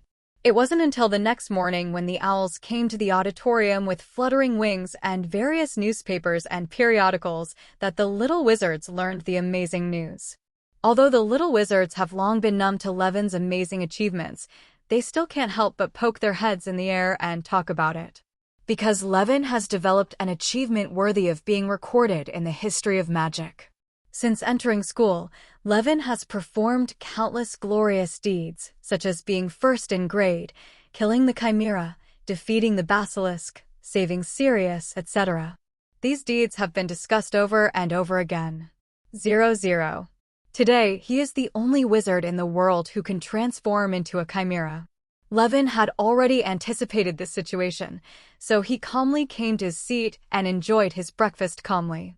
Zhang Qiu sat next to him, proudly reading every report that mentioned him. Sure enough, the headlines of almost every newspaper had photos of Levin Green transforming into a chimera and answering reporters' questions. Reports that he was the first wizard to identify magical creatures as Animagus were everywhere and dominated the headlines. Many newspapers were extremely flattering, describing him as a symbol of virtue in Hogwarts and a role model for all Xiaojiang. After reading this, not only Zhang Qiu, but also all the young wizards who joined the learned society proudly puffed up their chests, thinking that Levin was worthy of his name. Levin didn't pay much attention to these. His attention was entirely focused on the director of the Office for the Prohibition of Abuse of Magic's comments about the rudeness towards animaline registrants. Almost every newspaper has relevant reports, and among them the one with the most powerful writing and the most violent criticism of the Ministry of Magic is the Daily Prophet. The genius Animagus encounters difficulties from the Ministry of Magic. Is it a system error or personal revenge? The unique genius wizard in the world, Levin Green, is famous for his magical creature Animagus form, but he encountered obstacles and indifference during the registration process with the Ministry of Magic. An official at the scene disclosed, the criteria for judging Levin Green seem to be beyond the norm, and the tester's attitude towards him is also extremely serious and indifferent. This incident reminds us of a past injustice, the tragedy of Sirius. Peter Pettigrew was able to hide in a wizarding family for many years precisely because he was an illegal Animagus. Similarly, although Sirius was unjustly imprisoned, he successfully escaped from the tightly guarded Aziz through Animagus transformation. Caban. The main person in charge of handling the Sirius case at that time was Barty Crouch. Levin Green played a key role in the Sirius incident and successfully overturned the case. A relevant official revealed Mafalda Hopkirk, who was responsible for testing Levin, was personally promoted by Barty Crouch. We can't help but wonder whether Barty Crouch ordered his men to take such action in order to retaliate against Levin Green for exposing his negligence. 2. This incident once again proves that the Ministry of Magic must pay attention to the management of Animagus, improve service attitude, improve the quality of officials, and adjust work style.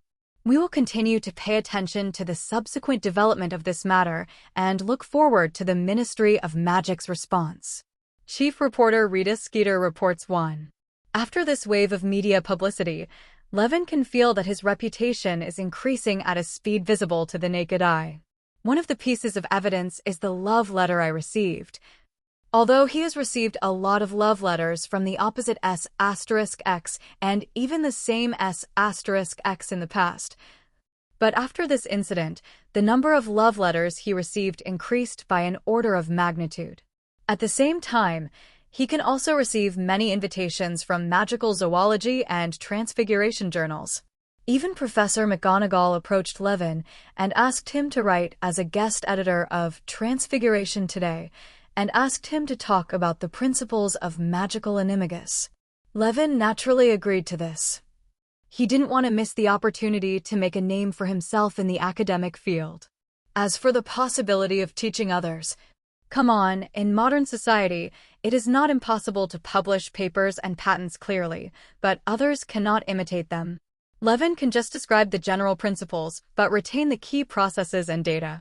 What's more, when Levin designed this set of magical Animagus transformation methods, he added many links that can only be completed by learning to cope with arcane magic. No matter how awesome the wizards who read the article are, can they learn wuxia magic out of thin air? They don't have the enlightenment to defy heaven. Another consequence of Levin's fame is that the number of young wizards applying to join the Erudite Society has skyrocketed.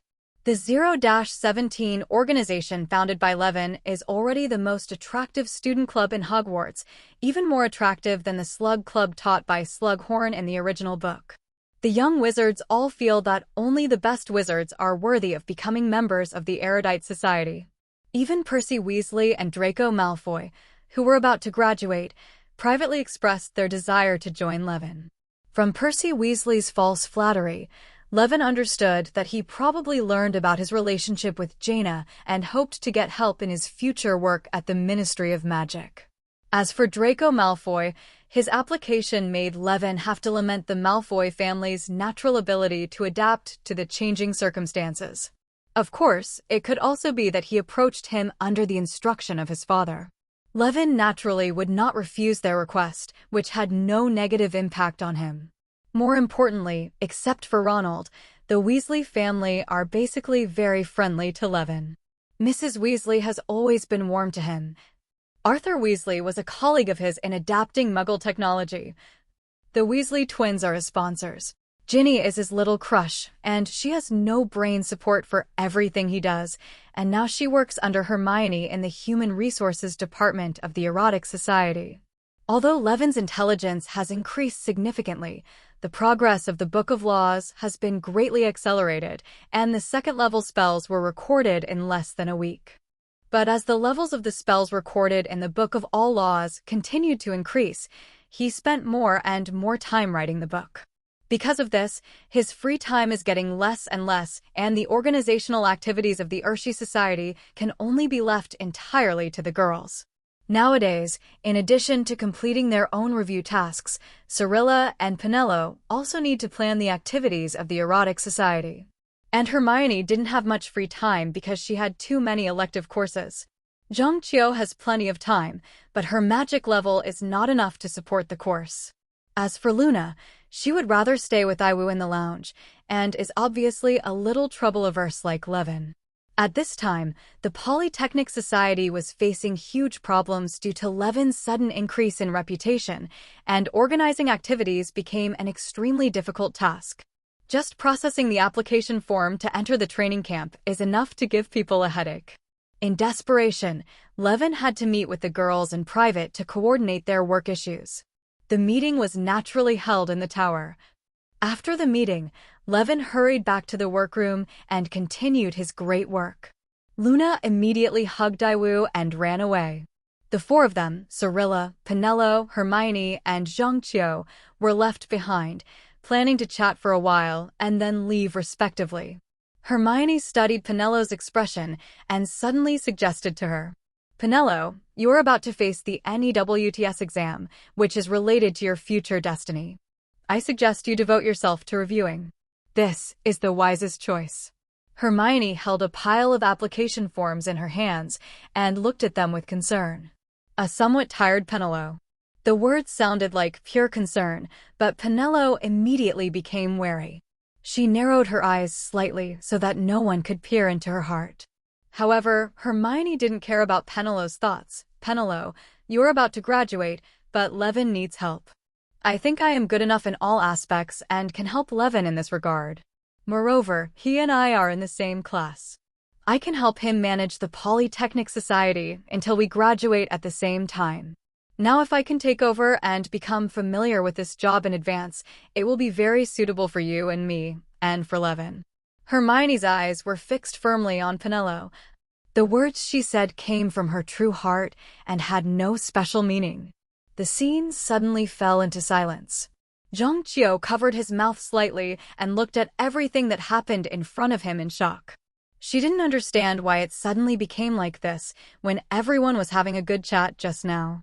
Cirilla was sitting on a separate sofa, wiping the arcane sword in her hand, looking at the two of them quietly with her gray-green eyes, without making a sound.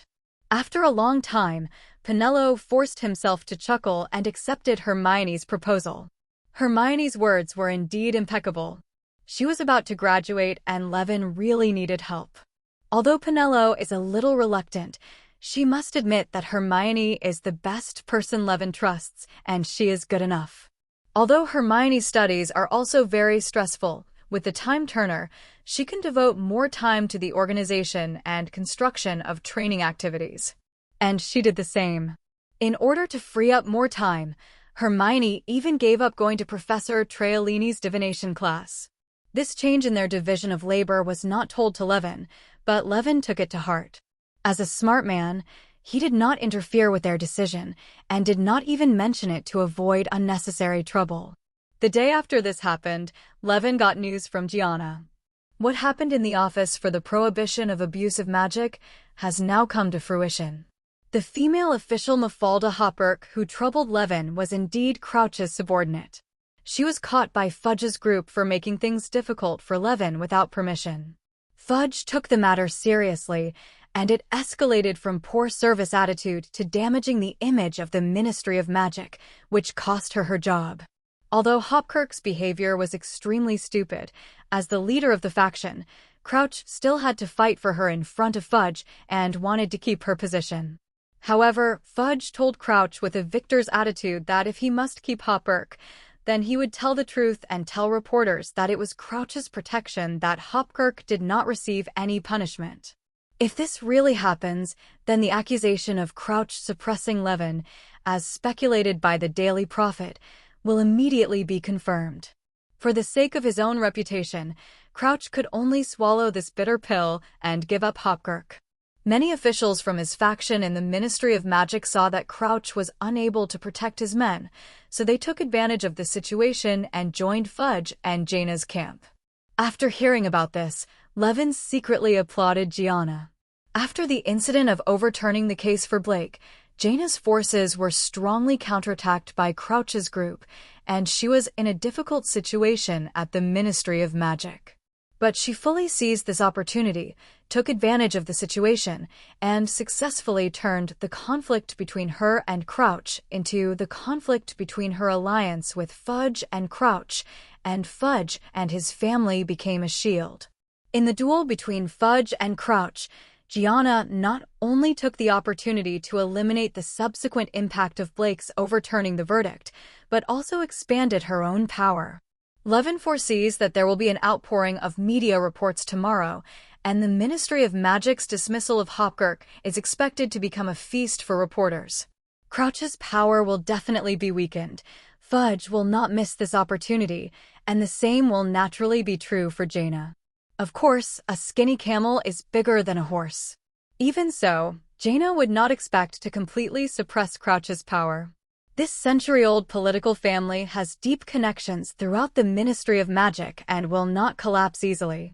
As for Gianna, she's also in a bit of trouble right now. If the Legal Enforcement Department is the core department of the Ministry of Magic, then the Auror Office is the core department of the Legal Enforcement Department.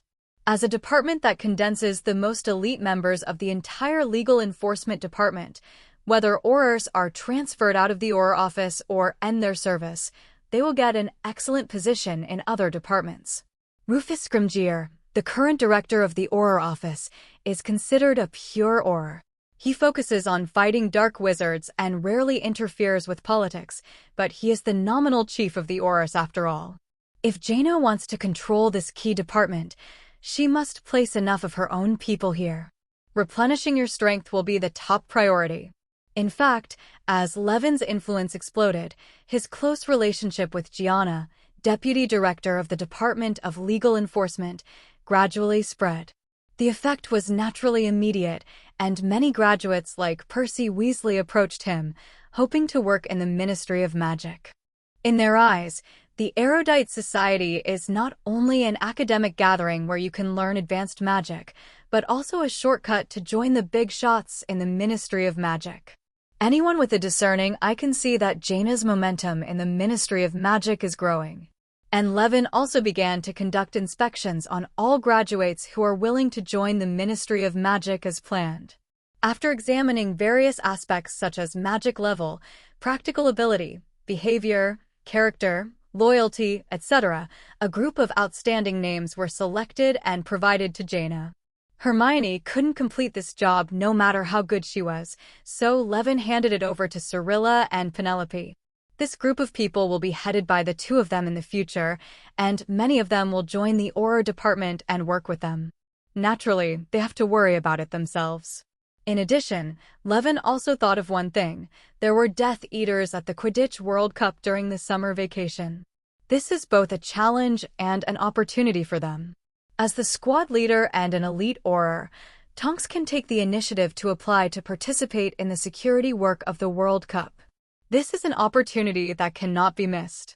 If done correctly, new Aurors can achieve great success as soon as they join the Ministry of Magic.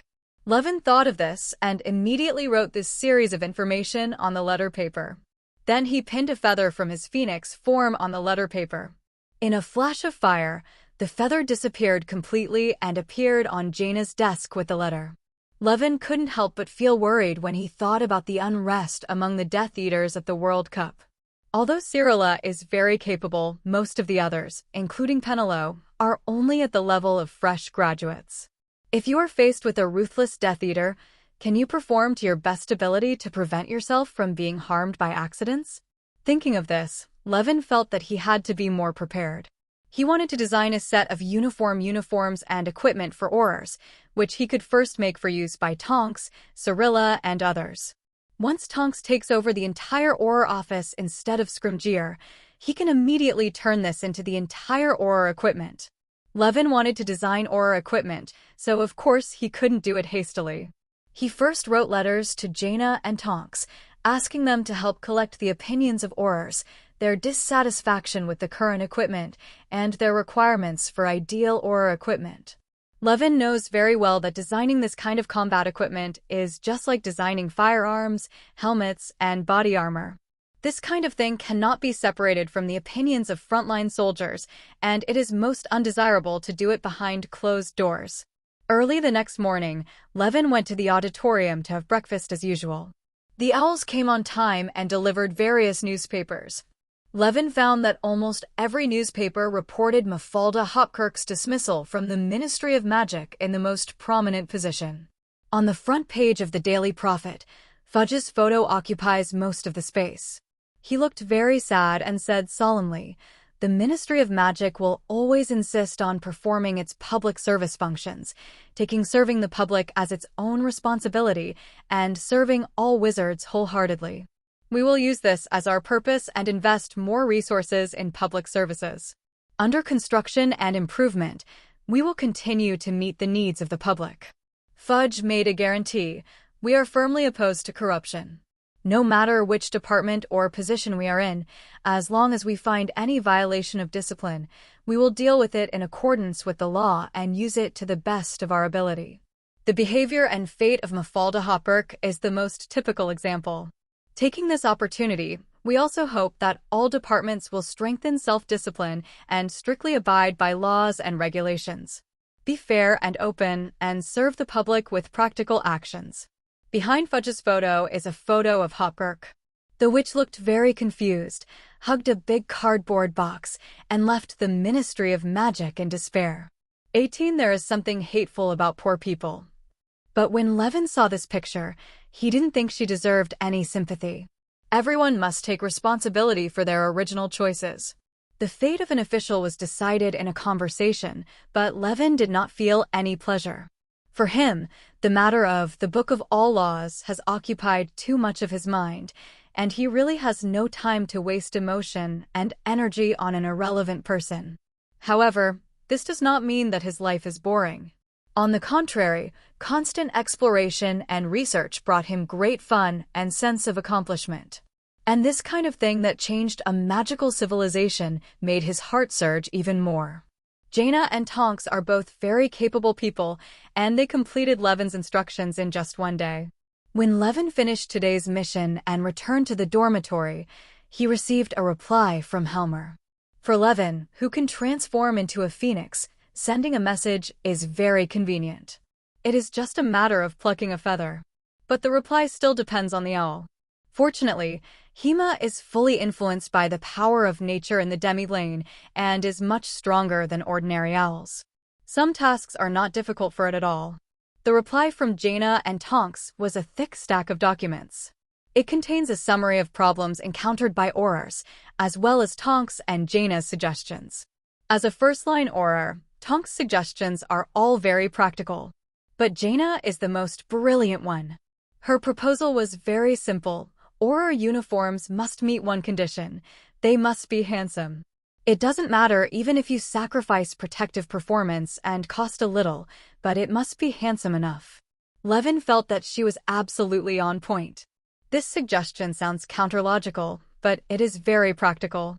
In this regard, an oil removal expert who wished to remain anonymous expressed his affirmation. He said, "Military uniforms must be handsomely designed so that young people will serve without hesitation. Because he is handsome, he attracts many outstanding young people to join the team."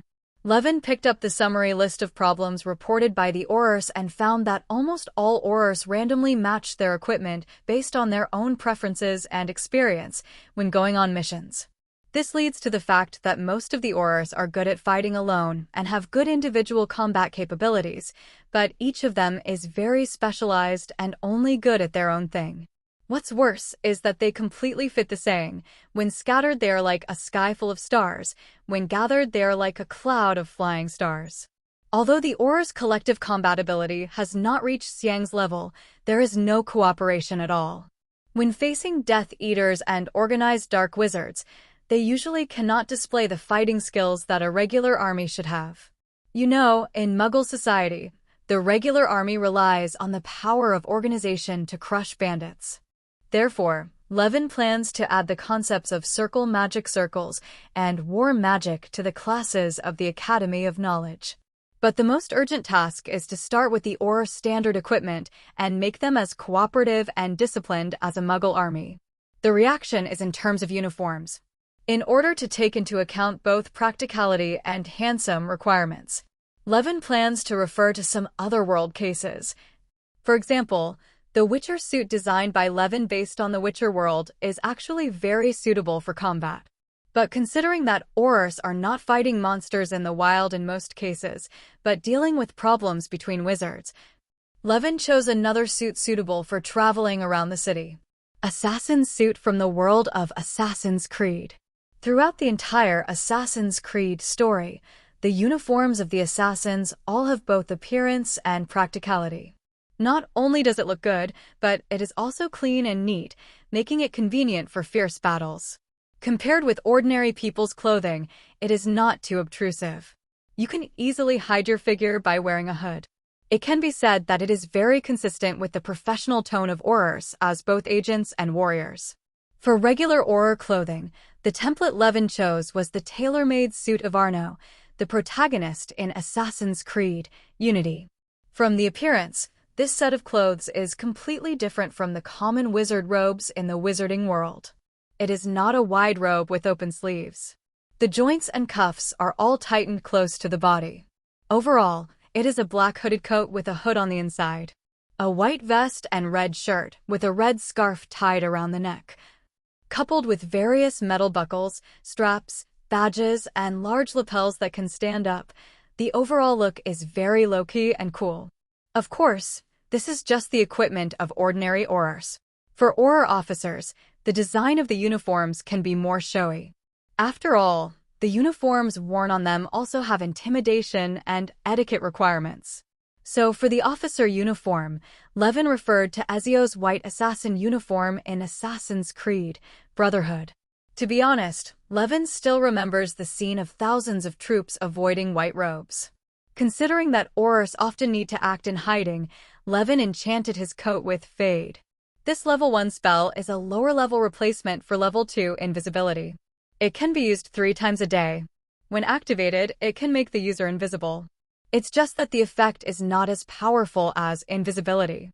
In addition, since the Assassin's Creed suit is used as a template, it is natural to enchant a Featherfall technique, so that Aurors can take a leap of faith anytime and anywhere just like assassins. In order to make the clothing more slim-fitting and practical at the same time, Levin added an inner and outer belt and a drawstring to the uniform.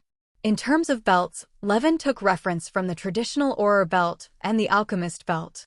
There are a large number of buckles on the inner belt, which can be used to hang various magic props and potions. Levin is also enchanted with a flying spell, which can be activated in an emergency to allow the required potions to fly to his hand automatically. In order to facilitate combat, Levin added a pair of thin, long dragon skin gloves to this uniform, and the forearms seem to be wrapped in metal. Since it is a suit based on Assassin's Creed, the hidden blade is naturally indispensable on the suit. Of course, Levin chose the sleeve stick he uses. After customizing fairy silver wands and sleeve wand sets for his companions, Levin already has a mature design for the sleeve wand. The sleeve wand he gave to the Auror was of course the most basic one. There was no goblin silver wand or magic storage gem. Some are just the most basic wand ejection device, plus an optional wand buckle chain to prevent disarming spells. At the same time, Levin also comes with a pair of dragonhide boots. The insoles of the boots are thickened, which can effectively prevent puncture injuries from hard objects. The boot leg opening is turned over, which can effectively prevent liquid from penetrating. Finally, these boots must be equipped with Silent Portal to enable them to move quietly. Levin also carefully noted the requirements for gloves and boots on the side to ensure that nothing goes wrong. In the end, the only part left without protection is the head, which is the biggest threat Aurors face when they go on missions at night. As an Auror, your mission is to capture dangerous dark wizards. In addition to using magic, the most common method used by dark wizards is poison. To protect against this threat, Levin plans to design a mask. For the design of the mask, Levin drew inspiration from the foolish debt collectors of the world of Teyvat, as well as the beaked doctors of the Middle Ages. This mask is shaped like a raven, with a pointed beak protruding from the nose and mouth, and 2 circular holes for the eyes, equipped with lenses to ensure that the wearer's vision is not blocked. Its hollow part is stuffed with magic medicine to filter poisonous gas or magical toxins, and it is also enchanted with slowing poison to resist toxin invasion. The lens is composed of transparent glass with detection magic and low-light vision applied to it. It not only has the function of a night vision device, but can also see various magical lights. The mask is very light and can be hung on the straps when not in use, without hindering movement at all. After use, it can fully protect the Auror's face, which not only strengthens the Auror's detection capabilities, but also has a deterrent effect in its appearance. The above is Levin's first draft of the design. But these alone are not enough. In addition to combat uniforms, Aurors also need to be equipped with a series of equipment. For example, they need walkie-talkie-like communication capabilities. Of course, Levin cannot give Aurors his own intellectual mark, but Levin can enchant the communication magic in the intellectual mark to the badge. The effect is somewhat similar to the communication silver coin of the original Dumbledore army, and Levin designed it as a badge. The design of the badge directly refers to the A-word coat of arms of Assassin's Creed, but here, the A does not represent assassin, but the initials of Auror. In Levin's design, this A-shaped coat of arms is not only a communication badge, but also a symbolic standard for Aurors, appearing in many places in the form of belt buckles, etc. In addition, there are some other optional props. For example, a lens with thermal vision and eagle eye attached can be installed on the mask. For example, a mask with the disguise technique added to it can transform into another person when applied to the face. It is a perfect substitute for expensive and complicated polyjuice potions. For example, acid bottles and alchemical flame bottles can be placed on the belt and used as projectile grenades. In addition, since masks can effectively prevent poisonous gases, Aurors can be equipped with non-lethal weapons such as dung eggs, shock bombs enchanted with thunder wave, etc., so that Aurors can defeat non-lethal enemies without a single blow. Complete the mission to avoid unnecessary casualties. A series of designs by Levin. In addition to being handsome and practical, it also takes into account cost issues. Looking at his entire set of equipment, none of them required more than one enchantment spell, which gave full play to the functional characteristics of arcane magic. The picture shows the uniform template Geno tailor-made suit. With the Assassin's Creed gem in mind, Levin completed the entire design very quickly. Together with drawings, measurements, and cost calculations, Levin spent less than an hour. But he knows very well that some things are useless just on paper. Any plan will encounter problems of one kind or another when it is actually implemented. Anyway, he has neither materials nor skills. The best thing is to find a few models and actually make a few sets to experiment and see what shortcomings his plan has in practice. As for who to find as a model, The first thing Levin thought of was his female companions. In the Ravenclaw lounge, Levin successfully found Zhang Qiu and Luna. Knowing Levin's intention, Zhang Qiu happily took Luna to the girls' bathroom to take measurements. Soon, Levin got their data. Of course, with his ability, he can get approximate data just by visual inspection, but it's just not as accurate as actual measurement. And these data have a very short validity period for girls who are in the growth period. It can be said that even if the clothes are made based on this data, they will look too small in half a year at most. But this is the magical world after all. Levin also possesses polymorph for adjustment. After them, Levin obtained Hermione's physical data. But what Levin values most is the data of Cirilla and Penelo, especially Cirilla. First of all, they are all close to adults, their body sizes are roughly set, and they are closer to adult sizes, closer to the data of most Ao Chuan. Secondly, they will join Aurors directly after graduation. Compared to Penelo, the female Witcher Cirilla is much more agile.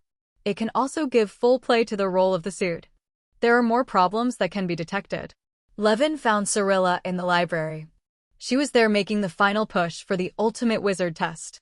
Knowing the reason why Levin was looking for her, Cirilla's eyes flickered, as if she had made some determination. She picked up Levin and went straight to the 4th floor. She didn't stop at all, as if she or Levin would regret it if she paused for a moment. But when she saw Levin waving to her from a distance, Cirilla immediately put down the book she was reading and followed Levin out of office without hesitation. After learning why Levin was looking for her, Cirilla directly took Levin's hand and activated the mansion technique to return to the tower. Cirilla entered the workshop with ease, and the room still maintained its original appearance before Levin left. Penelo is not here, Levin. Please help me measure the size. Cirilla said simply, this equipment was designed by you. The person who knows the data requirements best is you. Genius. The room was very dark at this time. Under the faint light, Levin looked at the girl's moist and crystal-clear eyes and nodded lightly. Cirilla, please open your arms. Levin said softly, his voice a little dry. Cirilla casually took off the large magic robe that she wore outside, then spread her arms gracefully and looked at Levin. Levin caught her robe and hung it on the inner door handle of the studio. His studio is of course inaccessible to outsiders. Levin looked at the girl's elegant figure, and the corners of his mouth gradually turned upward. A long tape measure with silver scales appeared out of thin air in Levin's hand. It is exactly the same as the magic tape measure that Ollivander used to measure the little wizards. Levin lowered his head, his elusive and deep eyes roaming around Cirilla's graceful back. He approached her affectionately, almost holding her in his arms. He sniffed lightly through the bridge of his nose and caught a short wisp of sage scent behind Cirilla's earlobe. Levin's actions made Cirilla a little stunned. The boy's lips gently touched her ear, leaving a slight chill. The tape measure in Levin's hand is enchanted, just like the tape measures used by wizards such as Ollivander's wand shop and Fengya Wizard clothing store. It can complete the wizard's measurement needs without having to use it personally. Levin controlled the magic tape measure to wrap around Cirilla's back, then stepped back slightly, trying to see the numbers in front of him clearly. His fingertips pressed one end of the tape measure. His eyes memorized the numbers on the tape measure, but his fingers felt the amazing softness of the tape measure. Levin's gentle breathing almost penetrated the thin layer of summer clothes, and the temperature brought by Levin's breathing was as hot as his eyes. Levin opened Cirilla's forearm and stretched out the measuring tape. During the measurement process, the tape measure was wound from 0 degrees longitude of the most impressive model all the way to 180 degrees. Cirilla tried to stay calm, but her heart was throbbing, and all kinds of strange feelings came up. Levin's eyes slid to Cirilla's waist. In order to facilitate the measurement, Cirilla removed her robe, revealing her body contours. Levin's eyes followed the waistline downward, and he could see the strong mermaid line. Levin had an impulse in his heart.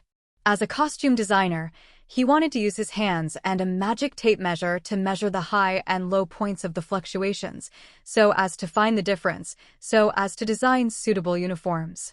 Contour. He also did so. When his tape measure touched Cyrilla, she still felt a little uncomfortable. Although there was some trouble at the beginning, the silver tape measure was successfully measured. The magic tape measure automatically started measuring on the model under the influence of magic power. Levin's tape measure was too troublesome to measure from top to bottom, so he simply let it lie on the table and just keep measuring with the tape. From fingers to wrist. From wrist to elbow. From elbow to armpit.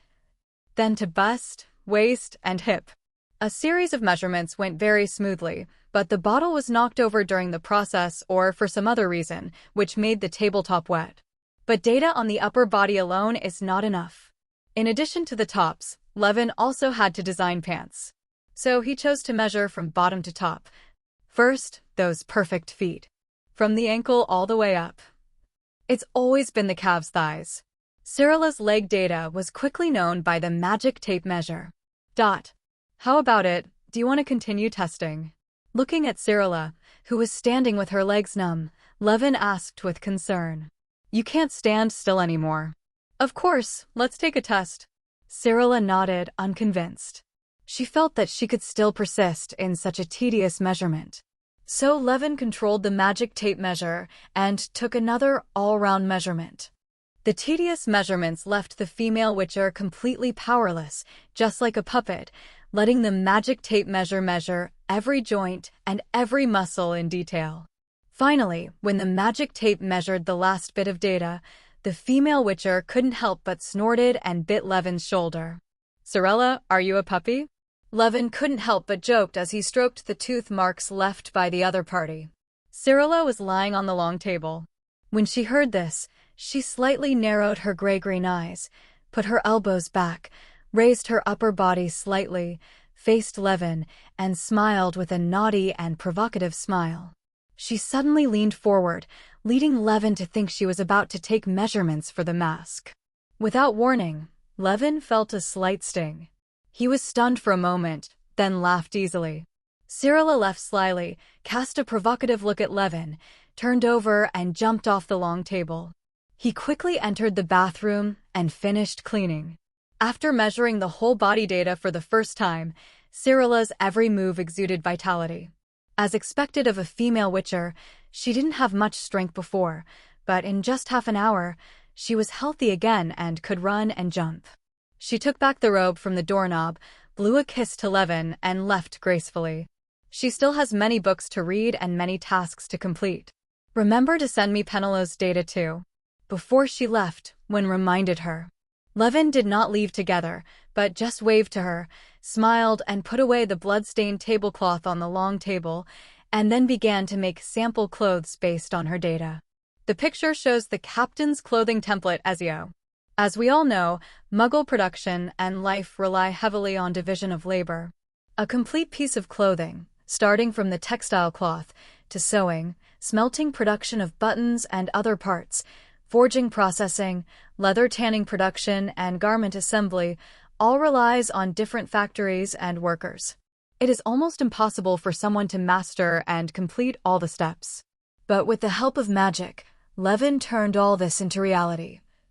Not only did he complete all the above work by himself, he made a complete set of uniforms for Cyrilla and also prepared a complete set of accessories for her, including belts, straps, gloves, boots, scarves, masks, etc., and completed the enchanting work. After manufacturing, Levin estimated the cost. Just counting the cost of materials, this uniform plus parts will cost almost 150 galleons. If you include the cost of enchantment, the cost suddenly jumps to 500 galleons. Including manual and other odds and ends, the cost is 600 galleons, which is very reasonable. And if this set of equipment is placed with Muggles, it should be classified as military equipment. Therefore, a price tag of 1,000 or even 2,000 galleons on the market is not an exaggeration. This can almost cover an Auror's salary for more than half a year. But if you think about it carefully, this is life-saving equipment after all, so it's normal for it to be a little more expensive. For those who think it is expensive, you should take a look at the equipment of the US military in the distance. Family members, it is normal for a set including a helmet, backpack, body armor, night vision goggles, and other equipment to sell for $893.23 million US. As soon as the equipment was ready, Levin invited Cirilla to come and test it. Cirilla is worthy of being a female witcher. Her tall and straight figure and strong skills are very suitable for this uniform. When she wears it, she looks heroic and forthright, like a female assassin traveling through the steel jungle. In terms of handsomeness, this uniform can be said to fully meet the requirements. Next is the actual combat test. At Levin's request, Cirilla first conducted a series of tactical action tests, including a series of high-intensity activities such as somersaults, tumbling, high leg lifts, side kicks, and back-and-forth running, used to test the mobility of uniforms.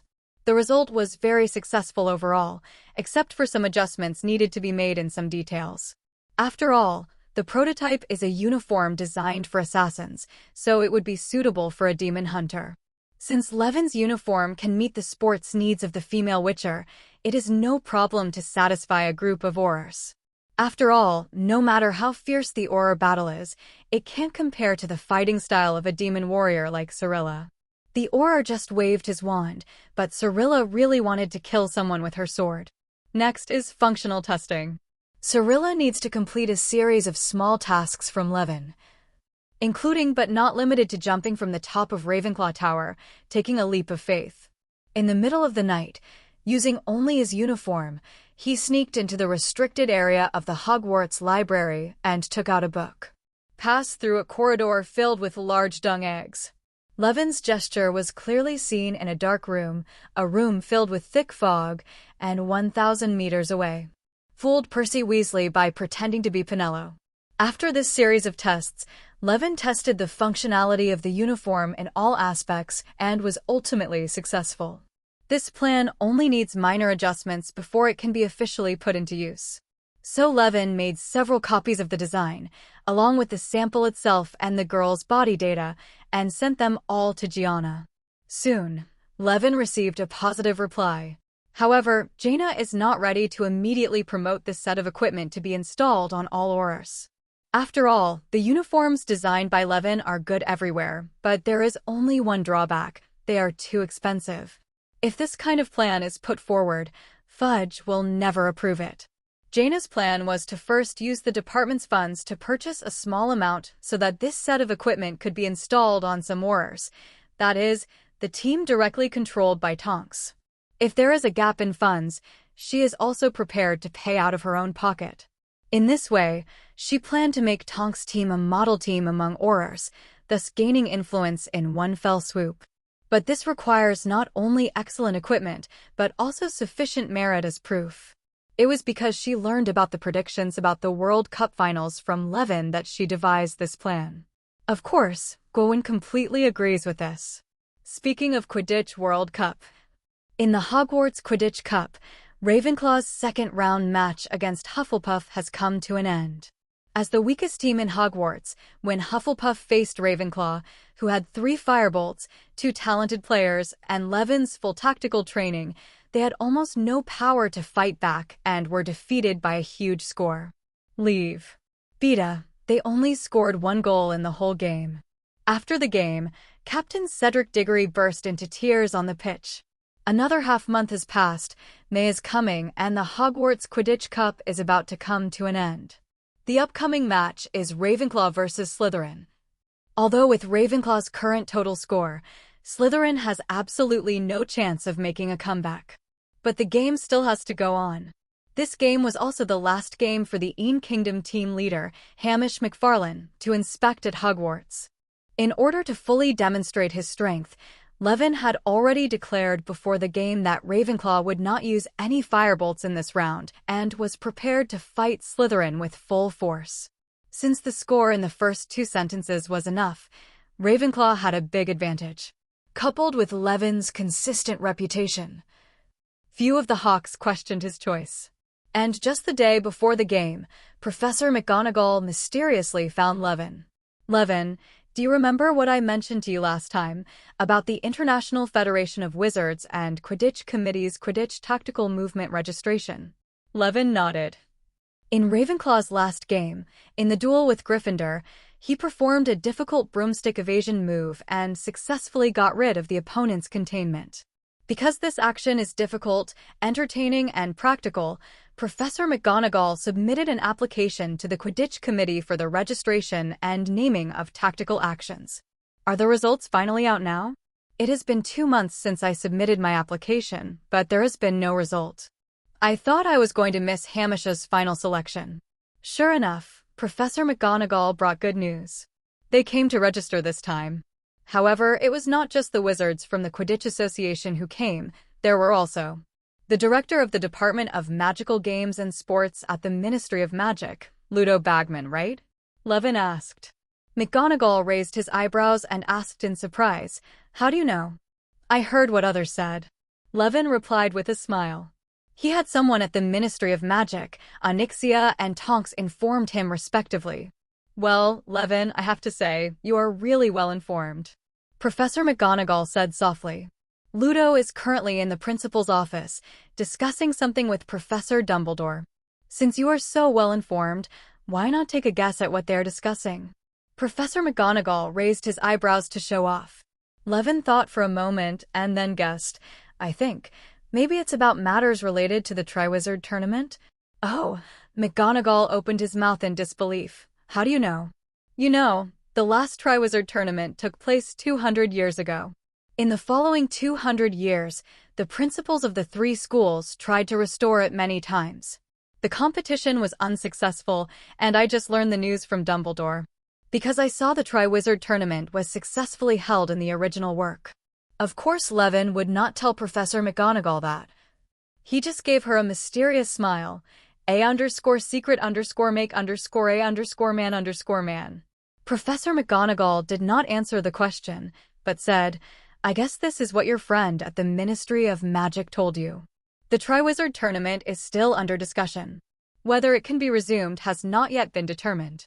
You must remember to keep it a secret," Professor McGonagall warned softly. Levin nodded in agreement.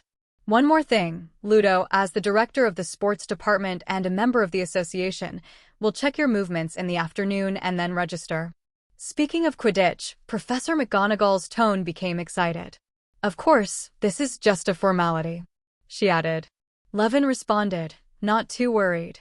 Regardless of whether it was a cut scene or not, he could perfectly reproduce this operation with his strength. "There's one more thing." Professor McGonagall lowered his voice and looked extremely serious. "Why are you still there? Where are you from, Dad?" Levin suppressed his impatience and looked at the professor carefully. "If Ludo asks you to join Wimborne Hornets, don't say yes. This is no longer the era when Ludo played. This club has long declined and has no future. The Wimborne Hornets were founded in 1312 and are headquartered in the town of Wimborne in the Western region. Their robes are yellow and black horizontal stripes with 10 wasps on the chest. This team has also had great successes. They have won the UEFA Cup 18 times and reached the European Cup semifinals twice. Ludo is the star of this team, helping the team win 3 consecutive English League Cups. He also played for the Een Kingdom national team, but eventually had to retire due to issues involving the Death Eaters. But as Professor McGonagall said, this team has long since declined. Victory and defeat are common matters for military strategists. There is no ever-victorious army in the world. It is normal for a team's performance to fluctuate. Even the famous Charlie Cannons have declined, let alone the Hornets. Levin naturally wouldn't join it. In other words, Levin has no intention of joining any Quidditch club. The reason why he wanted to participate in the Quidditch World Cup was not only to increase his fame, but also to give his Quidditch career a perfect ending. After that, he will focus on fighting Voldemort.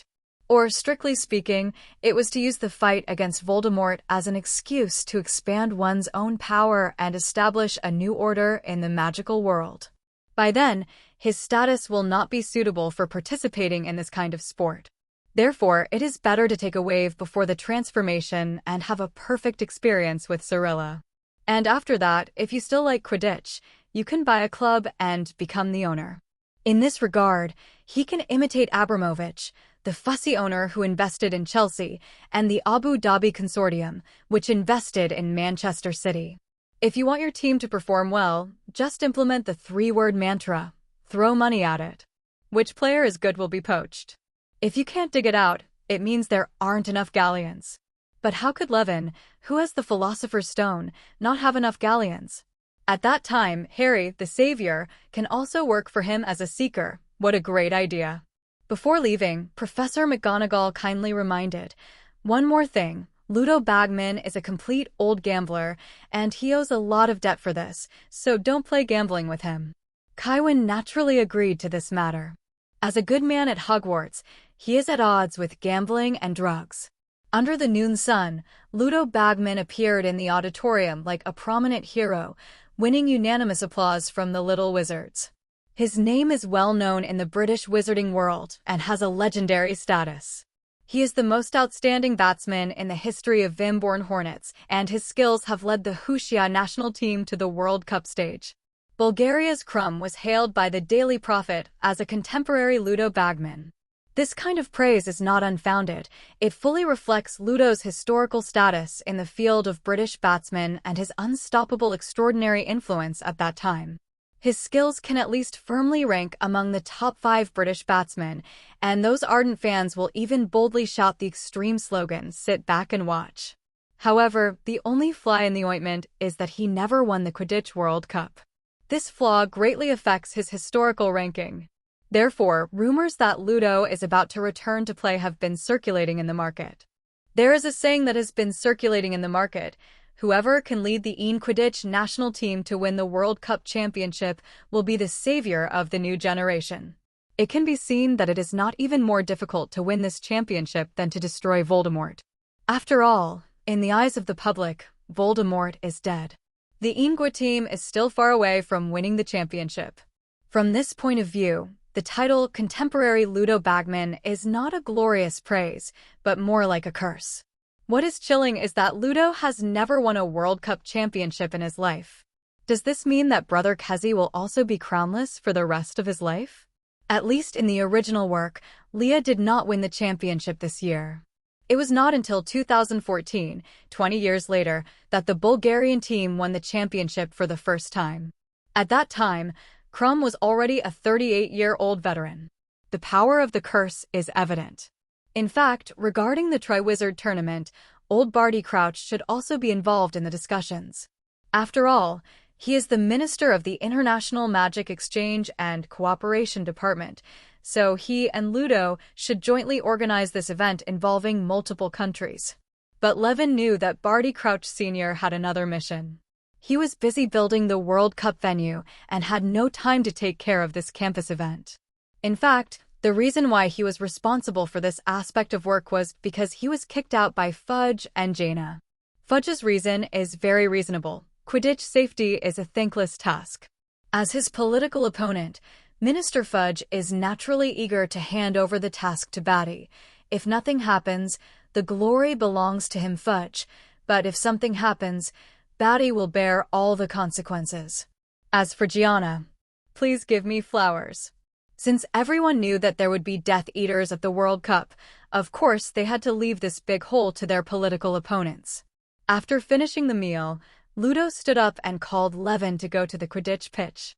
Many little wizards followed closely behind, ready to watch. After athletes leave the competition, their bodies quickly lose shape because they do not have a strong amount of exercise and self-disciplined diet. This is what happens to a lot of athletes. Ludo is naturally no exception.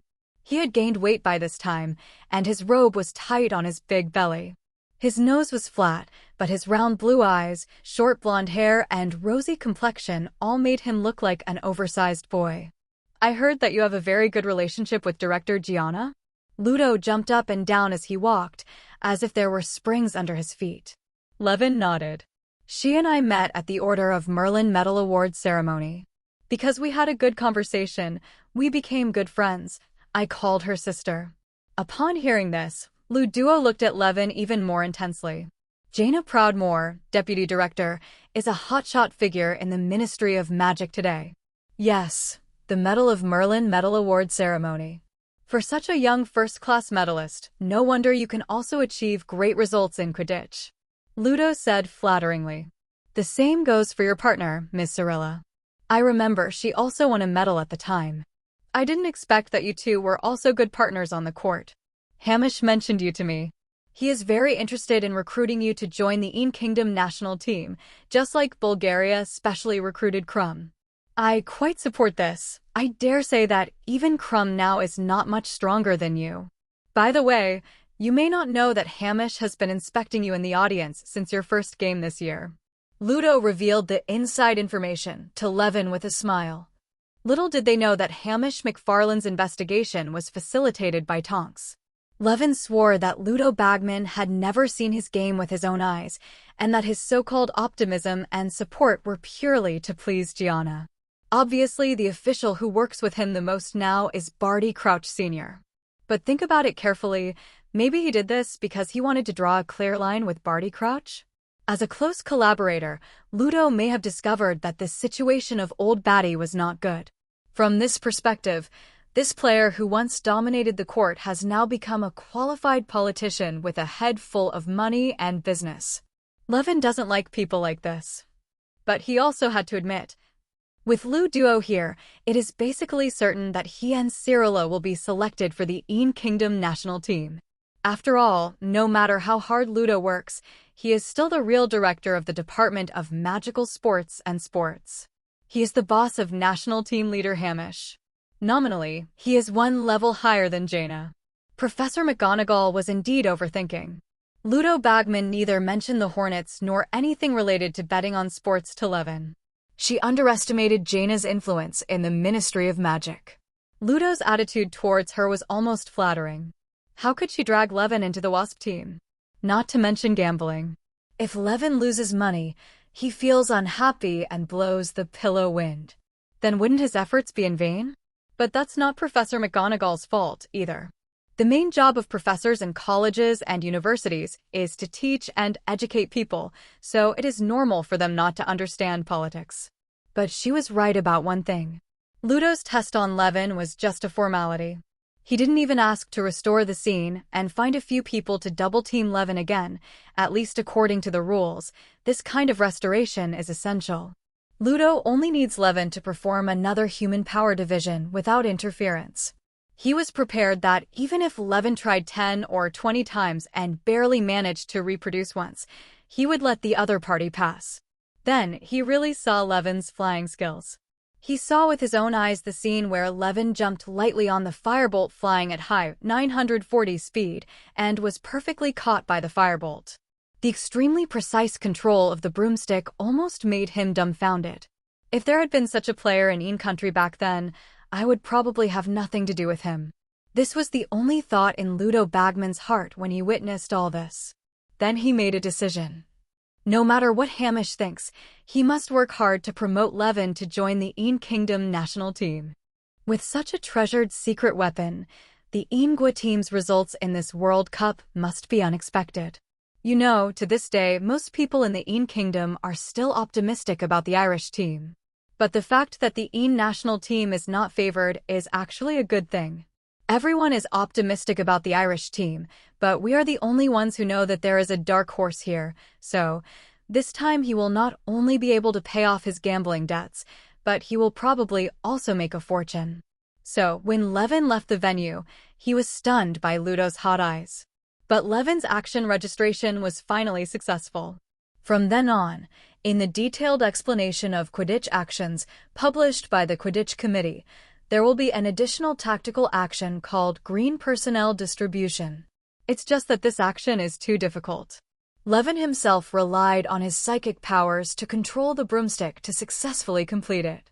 As for other players, when the use of magic is prohibited, it is almost impossible for anyone to replicate this trick. This move is destined to become the swan song in Quidditch history. Time soon came to the next day. The auditorium was buzzing with people early in the morning, and everyone was looking forward to this upcoming game. When Levin entered the auditorium, the most asked question was, "Can Levin use a firebolt?" These words didn't just come from a worried Slytherin. Even Gryffindor and Hufflepuff were talking about it. Gryffindors and Hufflepuffs admire Levin's fairness and bravery very much. But the Gryffindors wanted Levin to use the firebolt in the game, since Harry also had a firebolt. If Levin really gives up his advantage, as he said. So how can the Little Lions have the nerve to bully other teams with firebolts in the future? As opponents, most Slytherins believed that Levin would not give up using the firebolt. They believe that winning is the most important thing, and it is difficult for them to understand the behavior of giving up an advantage. But on the Quidditch field, when they saw Levin, Cirilla, and Xiuzhang walking into the field with their teammates holding Nimbus 2001, they all received a warm welcome from the audience. Almost all the students stood up and paid tribute to him. No matter what speculations they had before, when they saw the three Ravenclaws giving up the firebolt and choosing a fair and just game, they all had sincere admiration for their master. Even the Slytherins stood up and cheered for Levin. Their views are different from those of other colleges. In the eyes of Slytherins, the Ravenclaws must have absolute confidence in their own strength to dare to participate in the competition like this. In fact, they are right. For Levin, he wants to ensure that the competition is fair and just, and that everyone competes based on their strength. Only in this way can you truly show your strength. Both captains shake hands, Miss Hooch said. Roger and Flint shook hands. Although they seemed peaceful, their eyes showed the infinite desire for victory. "Get on the broomstick," said Miss Hooch. Her whistle was drowned out by the cheers of the audience. 14 broomsticks rose into the sky. At the beginning of the game, Slytherin's Captain Flint was still laughing at Levin and the others for not overestimating their own capabilities and not insisting on a head-on confrontation despite their advantages, intending to give them a good look. But when the Slytherins planned to rely on physical superiority to win as they did in the past, they found that their opponents were no longer what they used to be. If it were in the past, Ravenclaw could only count on Levin and Cirilla to open up the situation when faced with Slytherin's foul tactics. But after being trained by Levin, faced with Slytherin's collisions and fouls, the Eagles had no intention of fighting through their personal abilities. Their choice is to avoid and then fully implement Levin's run-and-gun tactics. The broomstick is always flying, never hovering. As soon as Roger took over the quaffle, he passed it out without giving the enemy a chance to steal it. The batter passes the bludger back and forth and never launches an attack rashly. As long as the bludger cannot be touched by the opponent's batter, success is achieved. In the face of run and gun, Slytherin's tactics seemed to have lost their effect. The big guys were like clumsy brown bears trying to catch up with the light antelope, but they were thrown around. Then, their inflexibility was completely exposed. Only 20 minutes into the game, the Slytherins were all panting, but they had almost no results. On the contrary, their formation was torn apart by the Ravenclaws who were all running and gunning, and it directly broke into a sieve. Score, 50-0. When Mrs. Hooch announced Ravenclaw's score again, Flint finally couldn't stand it anymore. He seized the opportunity of Slytherin holding the ball and ordered the team to attack hard. Although Ravenclaw is very erratic when attacking, he is very determined when defending. Facing Slytherin's attack, the Eaglets actively defended each other and did their part. Even Seeker Zhang Qiu joined in the defensive work. Flint seemed to think that Zhang Qiu was weak and regarded her as a breakthrough point, trying to force a breakthrough from her. Then he was almost knocked off the broomstick by the girl. Just kidding, as one of the girls closest to Levin, she has drank the permanent elixir. Slytherin, unable to attack for a long time, had no choice but to take a hasty shot, but the quaffle was immediately confiscated by goalkeeper Grant Page. But the goalkeeper barely hesitated after completing the save and threw the quaffle towards Slytherin's half without even looking. Just like the quaffle is hot to the touch. Then, the little snakes discovered that Levin Green, who was still actively defending before, was already waiting at the landing point of the quaffle.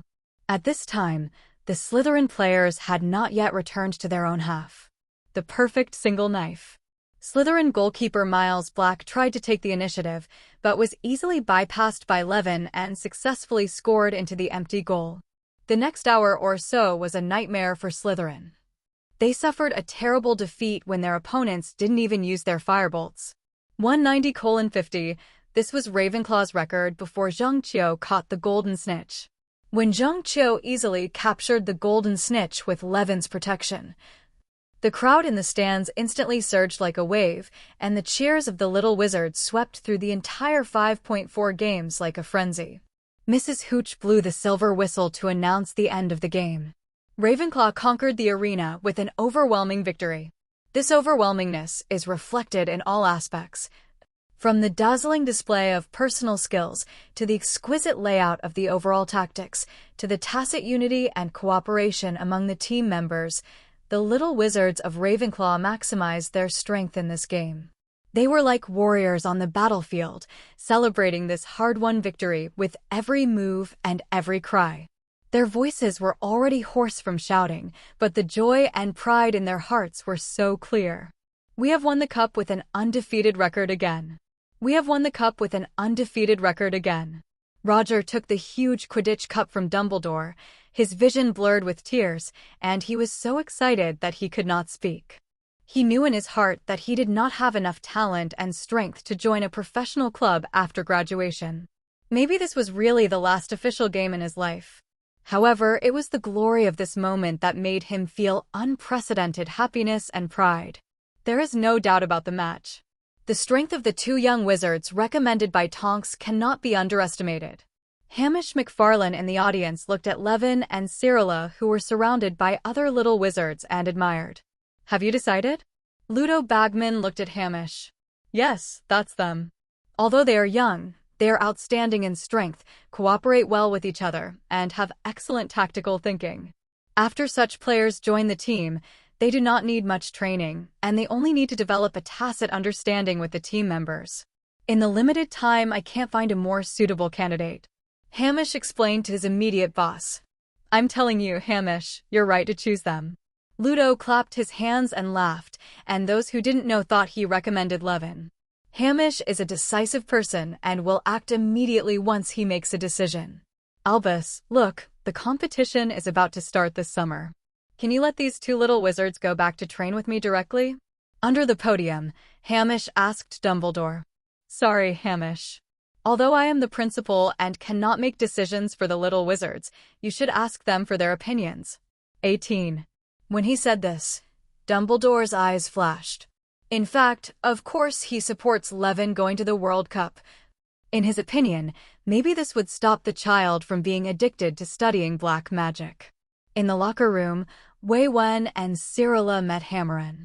This was completely within his expectation. Ever since he met Ludo Bagman yesterday, he knew that this matter was secure. His only concern was that Hamish would resent him for Ludo's unauthorized intervention. However, it seems that the national team leader and coach is more satisfied with himself than imagined. The World Cup will be held this summer, but there are still 2 vacancies for the Chasers of the Een Kingdom team. Let me tell you straight, Mr. Green and Miss Leon Lewin, I hope you can join the Een Kingdom team and represent we, Ian Galen, are participating.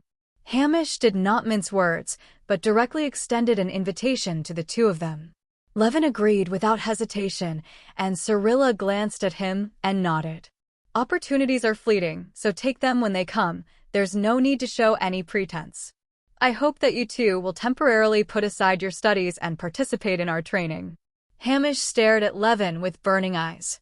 He has seen that among the pair, it is the younger Levin who has the final say. Unexpectedly, Levin shook his head. Coach, I hope we can continue to stay at Hogwarts to complete our studies. Currently, Cyrilla has to prepare for NEWTS. I also have a lot of things to do, and I may not be able to leave school for a long time. Hamish looked at him in shock, completely unaware that Levin would make such a decision. He never expected that some young wizard would choose to stay in school to complete his studies, instead of giving up the opportunity to train with famous stars. Are all little wizards today curled up like this? Hogwarts is very far away from where we train. If you take the train to reach us, I'm afraid it will waste a lot of time. Hamish's eyes revealed sharp questions. You don't have to worry about this at all. We will all disapparate. Levin was completely unaffected by the opponent's aura and said calmly, Maybe you can think about it again. Hamish stood up and walked out. Aren't you worried about losing this opportunity? Professor Dumbledore looked at the young man in front of him and was surprised again. Losing me will only become his regret. Levin answered confidently. After Ludo Bagman heard about this, he hurried to the lounge. He first called Hamish outside and talked for a while, seeming to be persuading him. After Hamish nodded slightly, he found Dumbledore again. Albus, I have a request that I hope you can agree to. Ludo Bagman looked at Dumbledore and said, Please speak, Goodwa. I hope our Quidditch national team can conduct closed training at Hogwarts. Ludo Bagman said.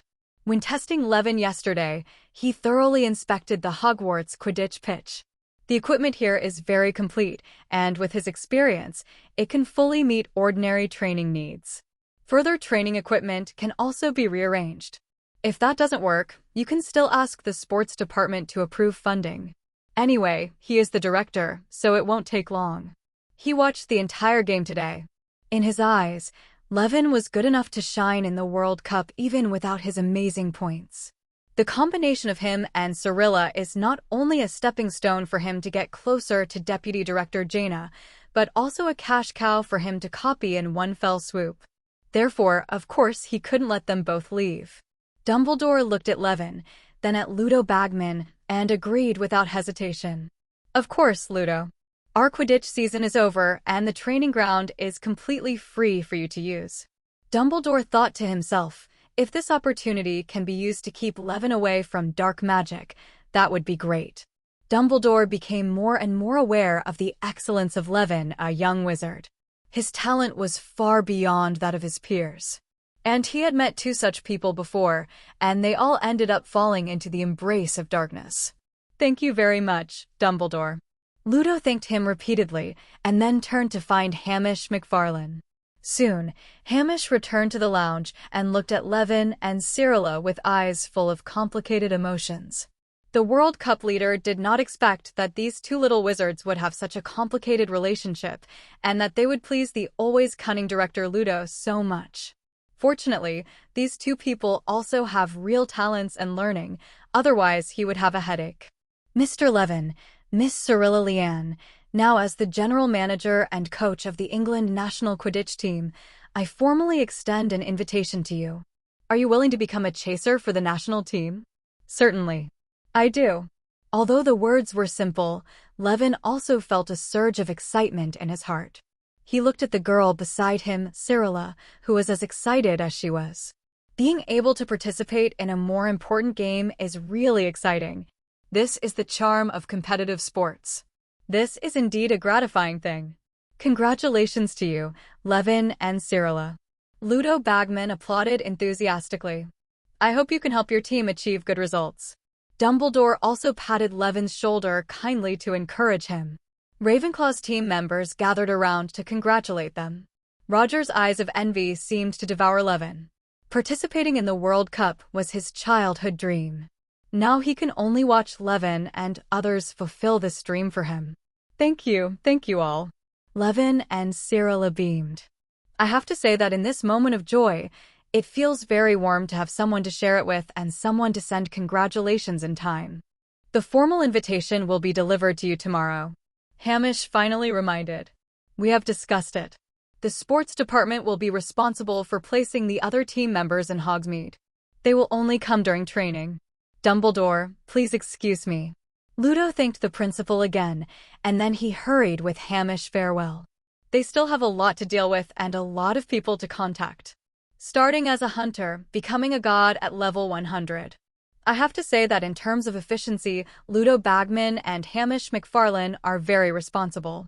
In just 1 week, the Quidditch pitch at Hogwarts was completely transformed to meet the standards of international competitions. The remaining 5 members of the Een Kingdom team also gathered in Hogsmeade. So, on Saturday afternoon, Levin and Ciri's first training session with the Een Kingdom team began. On the Quidditch pitch, Levin and Cirilla met their 5 teammates. Avery Hawksworth, a black man with messy hair, the team's chaser and captain. Dawn Withy, a dark-haired witch, the Een Kingdom's bat, too. Indira Chaudhry, an Indian witch with brown skin and the iconic Indian red dot on her forehead, is another batsman of the team. Dennis Frisbee, the team's goalkeeper and eldest player, looks like a bald, muscular man. Finally, there is Bryce Parkin, the team seeker, a brown-haired witch who owns a special silver Nimbus 2000, which is also her iconic feature. As you can tell by her name, she comes from the famous Parkin family, which can also be regarded as the Quidditch family of the Een Kingdom. As early as the 15th century, the 7 children of Walter Parkin, a wizard butcher, formed the Wigton Wanderers team and also invented the famous Parkin clamp tactics. Today, the Parkin family still frequently plays for Wigton Wanderers. After seeing the two Levins, these future teammates also had different attitudes. Captain Avery is obviously very disappointed. As a chaser, he is the future partner of Levin and Cyrilla. He also hopes that Hamish can find him some stronger opponents. Who knows, they are 2 underage children. The smallest one is actually Worm. The attitude of other team members is roughly the same. They had no room to question Hamish's choice, but instead of using so many skilled adult wizards, they found 2 underage wizards to serve as chasers. They wanted to know the reason. Not everyone belongs to Crumb. However, perhaps due to Levin's natural charm and ability to charm humans, the attitudes of several female team members were quite good, and they greeted each other enthusiastically and proactively, which actually made Cyrilla change her expression. The content of our training today is a basic ability test. Hamish announced when he came up. Hamish's intention is very obvious, which is to let everyone understand each other's abilities as a basis. There are not many test items, and the items in each location are different. Levin needs to conduct a flight test, a passing test, a shooting test, and a dodgeball test. They're all basic skills for chasers. The first project, flight testing. Hamish got on his broom and flew around Hogwarts, waving his wand as he flew. Countless large and small circles of light appeared on the field, in the sky, and in the castle. These apertures are connected together to form a track that goes around the field. Your task is to ride on the broomstick and pass through these apertures, he announced to the players. All apertures must be passed through once, and the shorter the time, the better. Everyone sets off at the same time and can interfere with each other during the flight. The last person is responsible for cleaning the court. All players are required to participate in this project, including goalkeepers. In order to test more realistic results, everyone can only ride the Nimbus 2000 provided by the team, lest the performance of Levin's Firebolt or Bryce Parkin's modified Silver Nimbus 2000 affect the results. I don't know how I got into the team, kid, but you will soon see the level of a true professional player. Before the game started, Avery made a point of speaking harshly to Levin. Come on, Hawksworth, Seeker Bryce Parkin advised. Don't scare the new guy.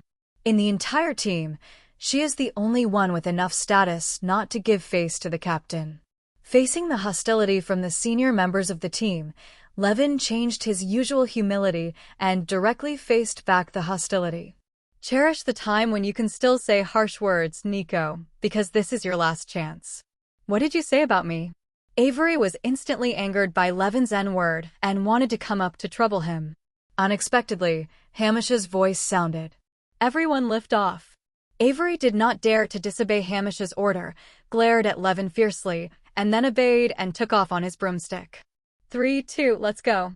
Following the order, the 7 broomsticks rushed out from the starting point like wild horses, drawing long white lines in the sky. Levin immediately noticed the difference between professional athletes and players on collegiate teams. Each of them has strong flying skills, even goalkeeper Dennis is no exception. They're almost the best flying people Levin has ever seen. The best flyer among them is naturally the seeker Bryce Parkin. In other words, generally only the player with the best flight can become a seeker. Captain Avery's skills are not bad either. He is the second best player in the team after Bryce. He plans to show off Levin from the start. So when Hamish gave the order to set off, he rushed out quickly, intending to stand directly in front of Levin, suppress him severely, and give him a small professional shock. It would be best if there was always someone blocking him in front of him, unable to speed up the whole process, and finally cleaning the course in despair. Unfortunately, Avery didn't know that what he encountered was not an ordinary little wizard, but a real bad guy. As a female witcher, Cyrilla's skills are not ordinary. In addition, after taking Levin's attribute elixir, she is completely like a humanoid female Tyrannosaurus. She controls the flying broomstick almost unscrupulously, no matter it is no amount of acceleration or sharp turns can trouble her. Although Levin did not use the elixir of strength and agility that most affected movement, he could cheat. He is always blessed with power of ox and elegance of cat, which is almost like using a tribute elixir. Coupled with the constant help of psychic powers and up to 29 points of intelligence help, normal, the flying level is no less than that of Cyrilla. So Avery was dumbfounded. He was left behind from the beginning. As he continues to work hard to catch up, the gap becomes wider and wider. In the end, Levin and Cyrilla couldn't even catch the exhaust fumes. By the time he reached the finish line, they had already been resting there for a while. But he didn't feel embarrassed at all. Because it's not that he's too bad, but that the newcomer is too strong. Didn't you see that Seeker Bryce is also doubting life? And flight testing is just the beginning. Next, he finally saw the ultimate level of human strength. Passing test, no matter what kind of trick you pass, the newcomers can easily catch it. Their physical skills and spatial awareness are really terrifying. Especially Levin Green, he seems to have an intuition for the quaffle. Even if he is blindfolded, he can receive passes from all directions. In the shooting test, the newcomer's throws were fast and accurate, comparable to the most experienced chasers, but what surprised him most was the newcomer's performance. Banana balls, leaf balls, curveballs, and all kinds of tricky shots made goalkeeper Dennis Frisbee doubt his life. Not to mention the dodgeball test.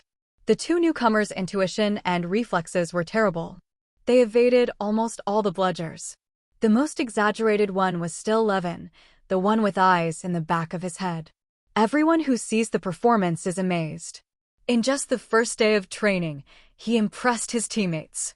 In subsequent training sessions, the performance of the chasers shocked them again and again. Their skills, their tactical level, their physical strength, and the tacit understanding between the two of them. These two young men seem to be the best abilities of all the best chasers in history. It's the same in two people. After receiving professional training from Hamish, they unleashed all their potential. The originally arrogant Captain Avery thought he could become the team's core scorer after the new players arrived. However, in front of Levin and Cyrilla, he can only be a blue-collar support worker.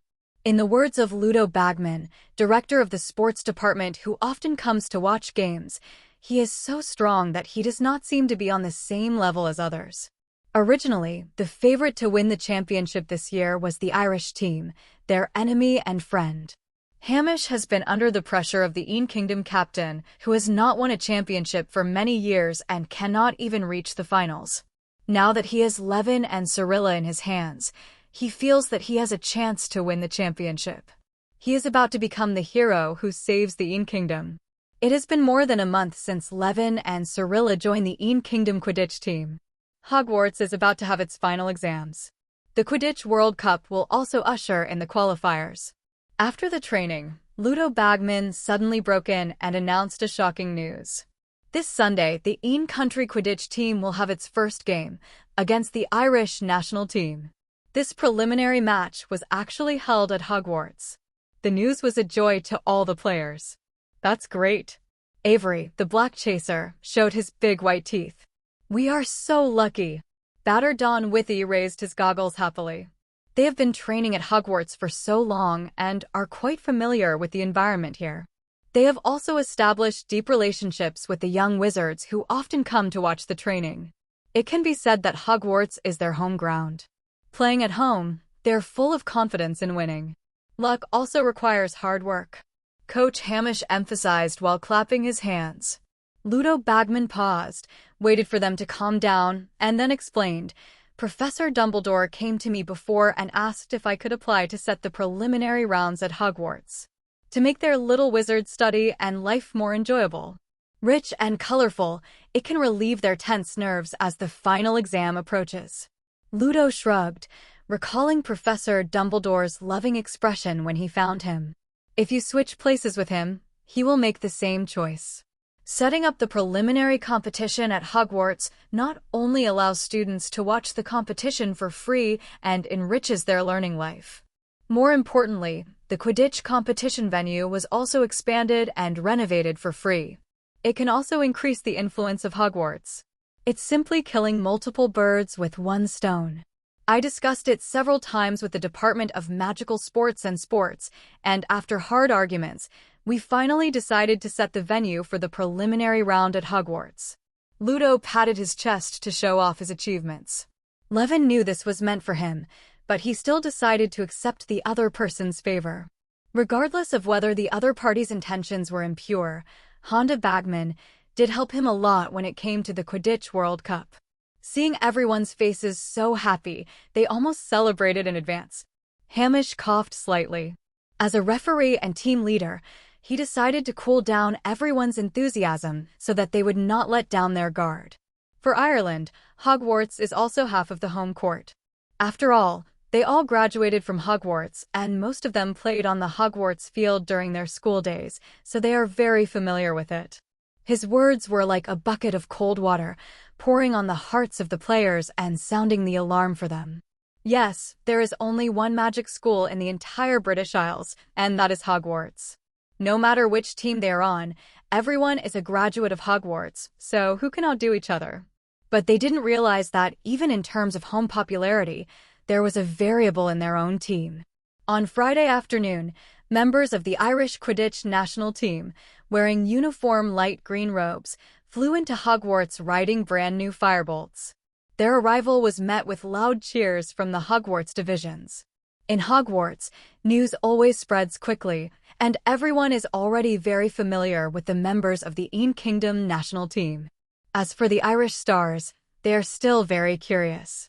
Seamus Finnegan and Terry Butt, who are of Irish descent, were particularly excited and talked about the experiences of Irish Stars. There are many wizards like Seamus in the castle, but most of them are students who support the Kingdom national team. In the center of this magical world, two great teams are about to face off, setting off the hearts of countless divisions. Levin and Cyrilla have received unprecedented courtesy at Hogwarts these days. In the hearts of the little wizards, he represents not only the national team, but also Hogwarts. The hottest topic in the castle is the upcoming Quidditch preliminary round, which fills the air like a burning flame. Do you support the underworld or Ireland? At Hogwarts, this issue was brought up extremely frequently during meetings. Harry felt a little troubled about this. He naturally hopes that the Kingdom can win. After all, Levin is a member of the Kingdom. However, he found that his good friend Ronald was more inclined to Ireland and often had heated discussions with Terry, Seamus, and others. At times like this, the atmosphere between Harry and Ronald would become tense. Unlike Ronald, Levin was surprised to find that the people who were most friendly to him were the Slytherins who had had unpleasant experiences with him. After seeing the passes created by Levin, these smart Slytherins began to learn to behave and did not want to be enemies of Levin. On the one hand, it's because Levin is so powerful and has an unlimited future. On the other hand, Slytherins value honor. When external forces move in, they instinctively turn to Levin, who represents Hogwarts and the Kingdom of Hogwarts. Finally, they all got advice from their parents: be sure to make friends with Levin. Lady Jaina Proudmoore's status in the Ministry of Magic has increased, and her power has gradually increased. Even Gryffindor's Percy would come over to cheer him on every time he saw Levin, and apologized for Ronald's behavior of supporting Ireland and being indifferent to Levin. Time passed like water, and Sunday came in a blink of an eye. When the little wizards came to the Quidditch field, they could hardly believe their eyes. The stand that originally could only accommodate 4 college students seemed to have been expanded overnight into an auditorium that could accommodate thousands of people at the same time. Rows of seats stretch high into the sky. The little wizards were arranged in the original positions of each college, and the newly expanded positions were reserved for Quidditch enthusiasts who bought cars to enter the venue, players' relatives and friends, and officials from the Ministry of Magic. At the entrance of the specially set-up audience passage, many wizards were shouting loudly, waiting impatiently to enter. The Quidditch field was very lively on this day, and the air was full of anticipation and passion. Filch looked serious as he carefully checked each wizard's ticket with 10 wizards from the Ministry of Magic. First-class ticket. The wizard suddenly became respectful and his voice became much lower. The top box. Go straight up from the right to the top floor. She guided enthusiastically. Thank you, Hope. Jaina Proudmoore thanked her gently. Behind her were Tonks and her parents. The Tonks were also invited to watch Levin's game. Iwu ran over excitedly, only to find that Onyxia, her own race, was not there. Stairs covered with purple-red carpet lead to the top-level box. Jaina and her group climbed up the stairs together with the crowd, and the crowd gradually dispersed to the stands on the left and right. They kept going up and finally reached the end of the stairs. Unexpectedly, 2 people actually appeared in the box. Levin. Iwu happily ran from Jaina's arms to Levin, jumped directly on top of his head, and was helplessly caught by his master. Levin, Cyrilla, why are you here? How could the coach let you out at this time? You couldn't have run away secretly, right? Mrs. Tonks asked Levin worriedly. Levin scratched his head sheepishly. The Tonks man was right. He came up with this idea after learning about Jaina and their box numbers last night, so he found Cyrilla and the two hit it off. As soon as they saw Gianna and the others entering the stadium, they immediately transformed into phoenixes and teleported to the box with Cyrilla, arriving just a little earlier than them. Even Levin, who gets nervous before a game, talks to them about not having it right. Shortly after their arrival, the arrival of a person made their box even more lively. Hi, Director Jaina. Ludo Bagman came up and waved to Jaina enthusiastically. Deputy Director. Iwu corrected in a low voice. Ludo was very happy when he saw Levin and Cyrilla standing closely with Jaina. He was finally sure that he was flattering in the right place. Hello, Ludo, I'm glad you're taking care of them. Jaina took the initiative to show kindness to the other party. Hearing her words, Ludo seemed extremely excited, feeling like his efforts were recognized. Levin believes that Gianna is already an excellent politician. She has a quality that many politicians have, and she can always speak into the hearts of others. Even he could only do this with the help of psychic powers. Mr. Green and Miss Lionlun are very strong, otherwise I would not open the door for them, Ludo complimented in turn. You know, I used to be a player. In this regard, I only recognize the results. It sounds like he really is a selfless person. But it doesn't matter, at least his help is real. Ludo, are you the commentator today? Jaina asked in a casual tone. Of course. This is the first game of the World Cup, and it is held in Hogwarts, so it has special significance. Ludo lazily sat on the chair, but the minister obviously didn't think so, and he rejected my offer. Invite. That's his regret. The games with your commentary are all particularly exciting, Gianna said with a smile. Gianna is very careful about her words, even in private situations. Although he didn't follow Ludo's words to smear fudge, he also praised Ludo, making him smile very happily. Next, more and more people came up. Levin looked at the time and began to say goodbye to everyone. Before leaving, he caught a glimpse of Jaina shaking hands and talking cordially with Lucius Malfoy. In the next half hour, the box where Gianna was sitting gradually filled up with people. People kept coming up to shake hands with Gianna. Tonks accompanied them with a smile, without the slightest hint of impatience. I heard that there will be a performance by the team's mascot before the game, right? Iwu suddenly looked at Ludo and asked. Of course, you will like it. Although he had never seen a talking dragon, Mion Iwu was held in Jaina's arms after all. Faced with her question, Ludo remained enthusiastic. Each national team brings some animals as cute as you from their own countries, and they will put on a show before the game. Ludo looked at his hand cards, his eyes a little wandering. You will definitely like them. I like them very much. Immediately afterwards, the director of the sports department suddenly stood up and looked around. Iwu obediently closed his mouth and looked at Ludo curiously. Although he was dressed strangely, Iwu thought he was quite interesting. Is everyone ready? Ludo said, his round face shining like a giant ball of cheese. After hearing his words, everyone who had been chatting in the box took their seats, and the box became quiet. He turned his attention to Ms. Jaina Proudmoore, who had the highest status in the box at the moment. Jaina nodded at him and smiled encouragingly. Ludo pulled out his wand, pointed at his throat, and said, "Voice." Then his words were like thunder, resounding throughout the packed stadium. His voice echoed above the heads of the audience and spread loudly to every corner of the stands. "Ladies and gentlemen, welcome. Welcome to watch the 422nd Quidditch World Cup." The audience burst into cheers and applause. There was a green wave in the stands, which was the audience supporting the Irish team. They wore green shamrock hats. Young wizards who supported Ireland, such as Ronald, Seamus, and Terry, also bought some of these green hats and wore them on their heads happily. Poor Ronald, his fate was revealed inadvertently. Even bigger than the green waves is the sea of red and white roses. Many little witches join the team that supports the Ian Kingdom because whether it is a red rose or a white rose, it is always much prettier than a green hat. This day was a total carnival at Hogwarts. The little wizards were all dressed up, and their mood was even hotter than the summer sunshine. Zheng Qiu is wearing a bright red cheongsam, dotted with golden peony patterns. The slits of the cheongsam show off Zheng Qiu's slender legs, which gently swing with her steps.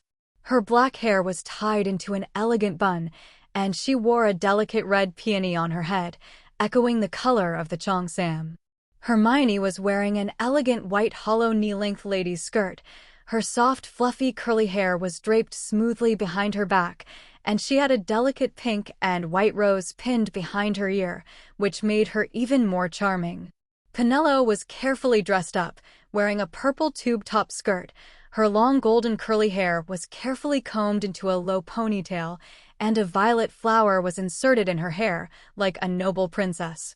Zheng Qiu leaned on the fence and looked at Hermione in the sun with confidence, like a gardener admiring the beautiful flowers in the garden. Hermione seemed to feel her gaze, looked up, and happened to catch her eyes that had not yet been retracted. Zheng Qiu smiled softly and said, "Today you are more beautiful than usual."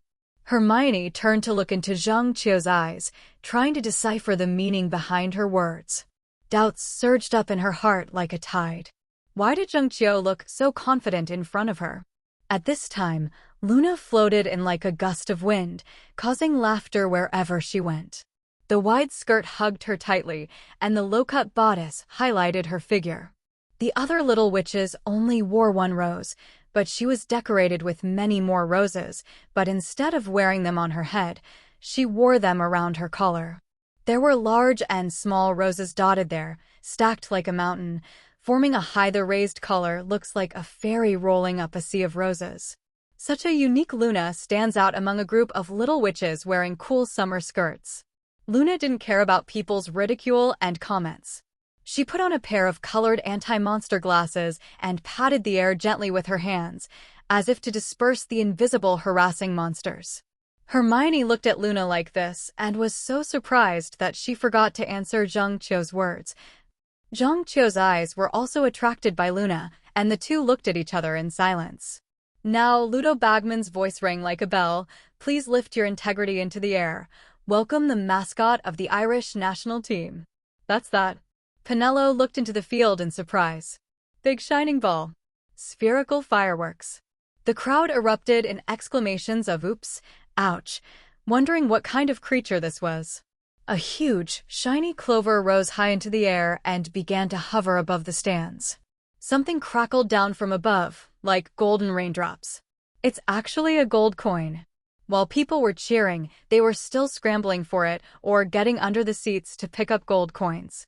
Hermione squinted her eyes and observed the clover carefully, and found that it was actually composed of countless little people wearing red vests and mustaches. "It's an Irish leprechaun," Hermione said to Cheers. The giant clover disappeared, and the little leprechauns slowly landed on the reserved seats on the field and sat down with their legs crossed. I don't know what could be more wonderful than gold coins. Ronald held a handful of gold coins and smiled broadly. Of course, nothing can be better than Ireland's mascot. Seamus stuffed the gold coin into his pocket with satisfaction. Okay, without further ado, please allow me to introduce the mascot of the Een Kingdom national team. The Sea of Roses immediately burst into loud cheers. I wonder what they brought, Seamus said, leaning out of his seat. His eyes suddenly widened. What is that? 3 behemoths flapped their wings and entered the stadium. Those are 3 fire dragons. 1 red, 2 white. Please give me flowers. The white fire dragon holds bludgers in its mouth, while the red dragon holds the quaffle. Just like the one on the Een national team logo. They actually brought the fire dragon into the stadium. Terry stared unblinkingly at the field. Aren't they afraid that fire dragons will cause trouble and hurt people? Fire dragons are the most uncontrollable magical creatures. Seamus complained loudly. Ronald nodded repeatedly, indicating his agreement, and he was ready to run away at any time.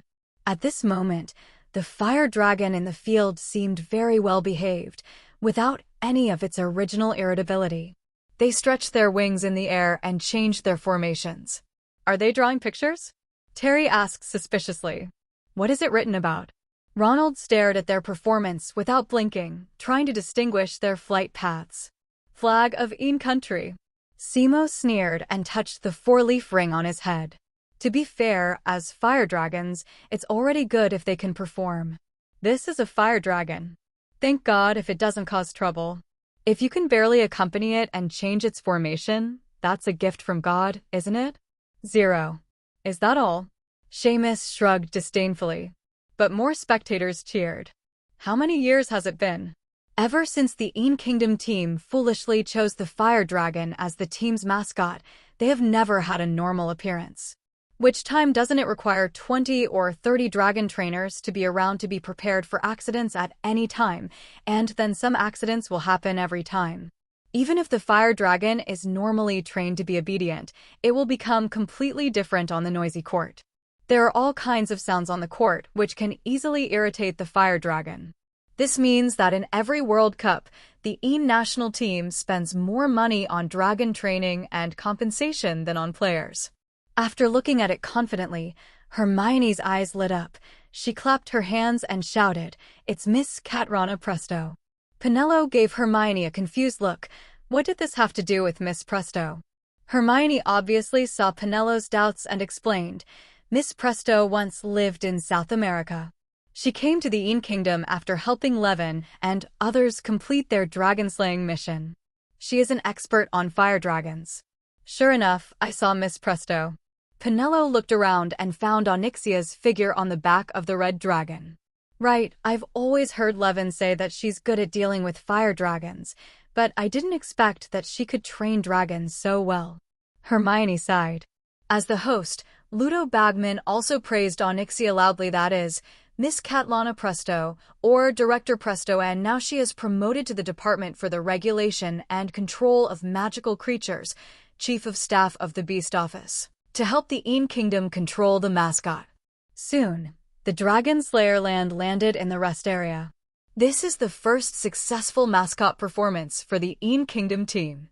In the past, some superstitious fans believed that the reason why the Eenwa team had not won the championship all year round despite being so strong was because they chose the wrong mascot. The scene in front of them was seen by the fans, and many people thought, this is a good sign. Now, ladies and gentlemen, please give a warm welcome to the Irish Quidditch national team.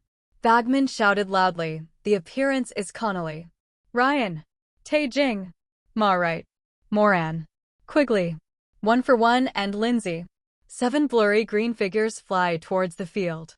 As long as you have a panoramic telescope and slow down the players' movements, you can clearly see that their broomsticks have Firebolt printed on them. You can also see their names embroidered with silver thread on their backs. Now, please welcome the National Quidditch team of Een Kingdom. I would like to introduce to you Avery Hawksworth. Avery quickly flew into the sky and waved to everyone. He received warm cheers. Sorella Leanne. The second red and white figure flew out in a whoosh. She flew so fast that she could hardly see clearly. He won enthusiastic applause from the young wizards. Look, it's Cyrilla, they shouted. It's our Ravenclaw senior, the eaglets shouted. Cyrilla passed over the auditorium of each college and waved to them gracefully, causing another burst of cheers. Next, there's Levin Green. When referring to Levin, Bagman deliberately prolonged his voice. But what jumped out from the lounge was not a figure riding a broom, but a monster with a lion's head, eagle wings, badger claws, and a snake's tail, flying high into the sky with high momentum. As he grows older, Levin's transformed 740 lion head has grown a beautiful mane, looking majestic. The cheers from the audience became more and more enthusiastic. It's Levin. Levin's Animagus is a chimera. That's the chimera that symbolizes the integration of the 4 major colleges. Levin is the pride of Hogwarts. The little wizards shouted loudly, venting their excitement. When the chimera flew high into the sky, it let out a high-spirited roar, making the whole place boil. Infected by the cheers of the little wizards, the roar of courage successfully aroused everyone's surging hearts. Even the supporters of the Irish team couldn't help but shout. For a time, the atmosphere in the stadium reached its peak. Even the Irish team was shocked by the scene. They couldn't understand why a fledgling little wizard could attract so many people. The shadow of the away game weighed on their minds. High in the air, the chimera returned to its human form, and Levin fell straight to the ground. The whole audience gasped in unison, as if the pause button had been pressed, and it was eerily quiet. At this moment, a shining firebolt was shot from the entrance at high speed in response to the summons of the flying curse. Levin caught it with one hand in the air, turned over neatly, and rode the firebolt straight into the sky. In an instant, there was another wave of people in the audience, and Levin won the warmest applause and cheers. Levin, Levin, Levin. The little wizard at Hogwarts roared Levin's name over and over again, trying his best to vent the shock and pride in his heart. Don Withy, Indira Chaudhry, Denise Frisbee, and finally Bryce Parkin. Bryce Parkin entered the field riding her signature silver Nimbus 2000, earning a cheer second only to Levin's. Being good at acrobatics doesn't mean you can win the competition. Ronald's eyes looked at Harry, who was not far away, and his face was red with excitement.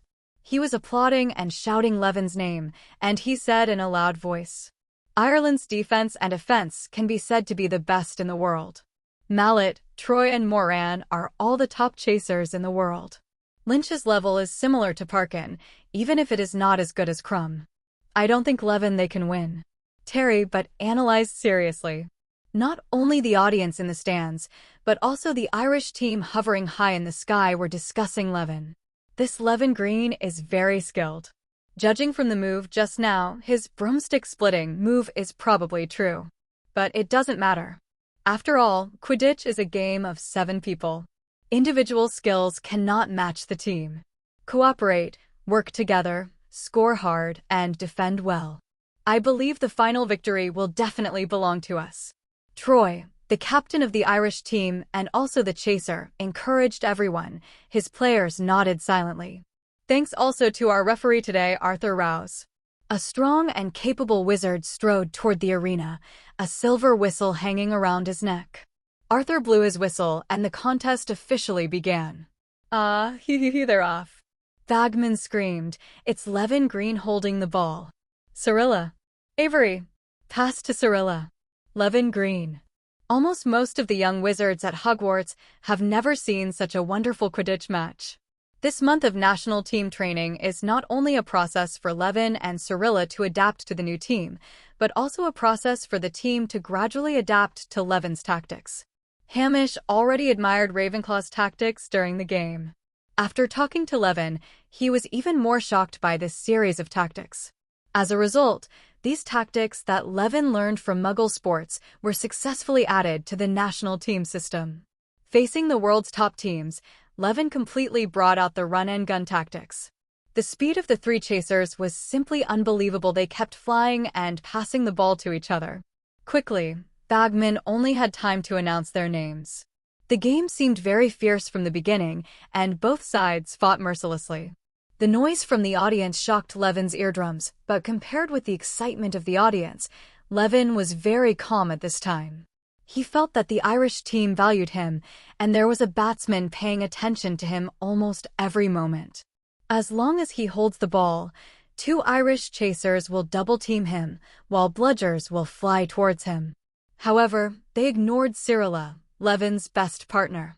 When Levin holds the ball again, he also saw 3 Irish chasers flying close together, Troy in the middle, and Mallet and Moran slightly ahead, all 3 approaching him together.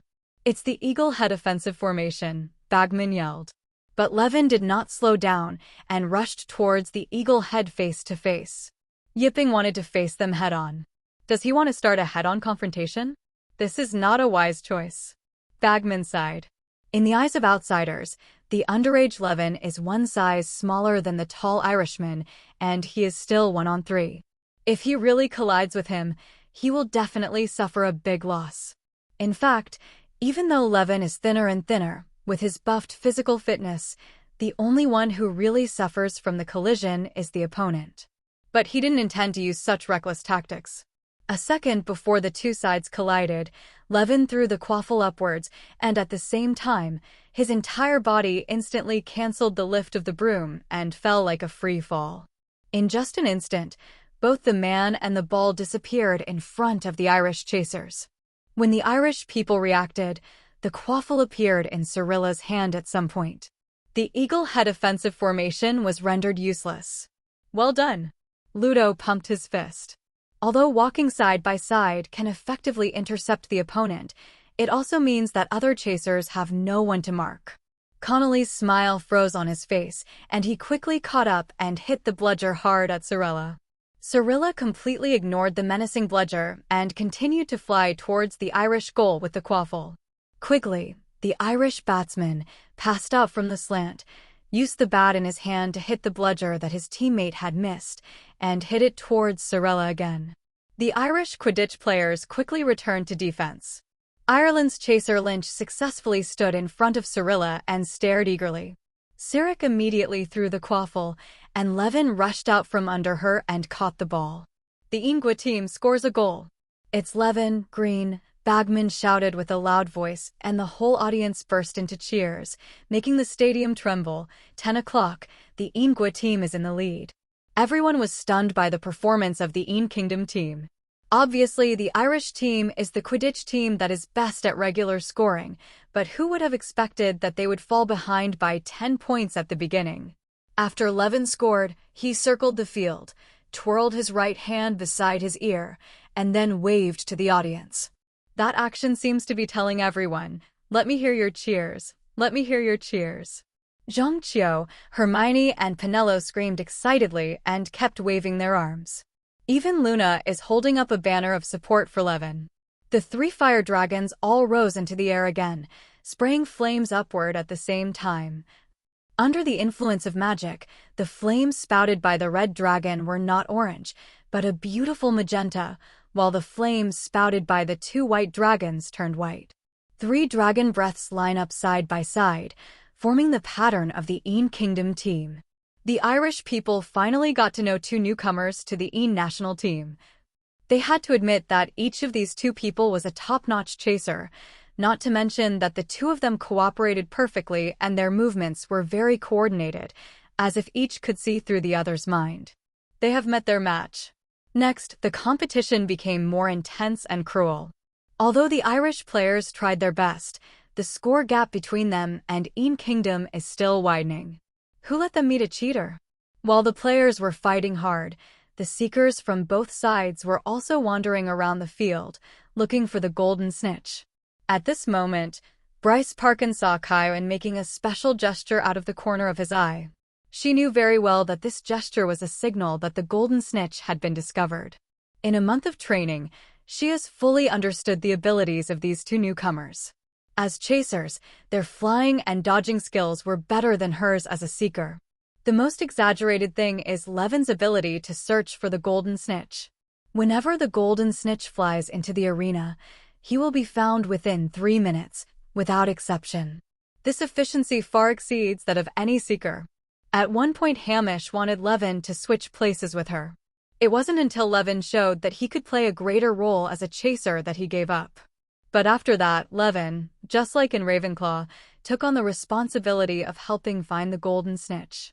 Parkin followed Levin's prompts and quickly flew in the direction of the golden snitch. The audience in the stadium obviously noticed this, and there was a neat and loud cheering sound throughout the stadium. Also paying attention to her situation was Lynch. He immediately flew in the direction of Parkin's flight, and at the same time, Irish batsman Connolly followed closely behind. Connolly's bludger flew through the air and went straight to Parkin's head. Parkin had to slow down and dodge, giving Lynch the upper hand. However, when Lynch tried to catch the snitch, Levin appeared in front of him. Lynch was forced to slow down. In just such a short moment, the golden snitch disappeared without a trace again. Ireland scores. Bagman shouted just as the Irish fans sighed. Although the fans are still very sorry, this is finally a little comfort. Lynch managed to divert the batsmen's attention, which helped other teams score breakouts. But immediately, their expressions changed. After goalkeeper Dennis got the quaffle, he made a long shot without hesitation and threw it towards the Irish half. Before the Irish people could defend themselves, Cyrilla and Levin, who had just intercepted Lynch, both appeared in the Irish half. It's Levin's classic long pass fast break. Irish goalkeeper Barry Ryan had to face two chasers in an empty field. He was unable to fight back and was broken into the goal. The 10 points he had just caught up with were opened again. As time went by, the Irish team's mentality became worse and worse. They found that whenever Levin spotted the snitch, the opposing batter always flew over and blocked it with Lynch. They obviously wanted to win by scoring, but facing the two newcomers from the Inwa team, their traditional advantage became a disadvantage, and the score gap became wider and wider. But if you expect to catch the golden snitch, you will find out that Bryce Parkin of the Ian national team performed uncharacteristically well today. The frequency of finding the golden snitch made the Irish team members secretly frightened. They have given up on overtaking the Ian kingdom through regular goals. They only hope to hold back the opponent and reduce the gap in order to make a comeback on the golden snitch. However, every time they found the golden snitch, it was the other side. Faced with this kind of attack, they had to go forward and chase, so the Ian team got another chance to score. The scores of both sides just got bigger and bigger. Currently, Ingwa leads the Irish team by 90 points. If this continues, Ian Kingdom will soon be able to widen the score gap to more than 160 points. It's about to break 100. Troy of the Irish team looked at his sweating teammates and secretly calculated in his heart that he could not let the opponent succeed. As a de facto away game, the team has been under a lot of pressure. Once the point difference reaches 18 to 3 digits, the team's morale is likely to collapse. Gradually, his eyes became firm, flashing with unyielding flames. He held the quaffle tightly and ran straight towards the goal of the Ian Kingdom team like a gust of wind at the fastest speed since the game. Dawn and Indira, the Ian Kingdom's batters, tried their best to hit the bludger violently towards Troy, trying to stop his progress. Troy, oh my god. Bagman's voice was as shocking as thunder, full of panic. With an indomitable and fearless momentum, Troy swung the bat and hit the quaffle at a tricky angle. He made up his mind that even if he was slightly injured, he would win this crucial 10 points for Ireland and inspire the enthusiasm and fighting spirit of the whole team. Good shot, Goo. What a pity dash, Bagman kept shouting at the top of his lungs. He thought the ball was a sure shot. Unexpectedly, a Levin green inserted diagonally, and as if he had predicted the trajectory of the ball, he directly crossed the quaffle and kicked the ball far away. Cyrilla quickly followed. Another long pass and a single shot after a fast break. Cyrilla was one-on-one with the goalkeeper again. Not only did Troy's desperate goal fail, but he himself fell to the ground. Bagman exclaimed. Tens of thousands of wizards held their breath and stared at the different scenery on both sides of the stadium. Dawn's blow was so powerful that it hit Troy on the back of the head, knocking the dazed Troy off the broom. He fell head first, diagonally downward. At the last moment when he was about to land, Troy successfully flipped his position, protected his head, and fell heavily to the ground. Boom! That was the sound of Troy landing. Beep! That was the sound of the whistle after Sierra scored a goal. At both ends of the court, the fates are completely opposite, symbolizing the future that the two teams are about to face. The audience stood up from their seats one after another. Cheers rang out from the national team, but there was a sigh in the seats of the Irish audience. Game paused. Mr. Bagman yelled, and a trained on-field therapist rushed to the field to quickly check Troy's injury. Dawn pulled off her goggles and looked at Troy's right leg in horror, which was curled up in a weird and twisted posture. He didn't expect that Troy would risk being hit to get those 10 points. He is fine and will be cured. Levin flew to the witch's side and comforted her. I know. I've experienced a lot of this kind of thing. Even if I had known the consequences, I would still have hit the bludger. Dawn looked at Levin and said firmly, since the safety guard on the sidelines used shock absorption and speed stop on him when he fell, Troy did not suffer serious injuries. After emergency treatment, he successfully returned to the game. But this does not mean that the injury has no impact on him. In fact, even the most inexperienced audience can see that after playing again, Troy's condition has obviously deteriorated a lot. But his sacrifice was not without reward. Although one of the souls of the Irish team was hit hard, their next attack became more ferocious, like a wounded wolf. But Levin was not afraid. Under his command, the national team responded calmly. After introducing his own tactics to the national team, he has long since replaced Captain Avery and become the actual commander. Facing Ireland like this, Levin chose to avoid the edge, commanding the players to shrink their formation and played zone defense and flexible defense in their own half. After another 10 intense minutes, the Irish team finally scored 2 more goals.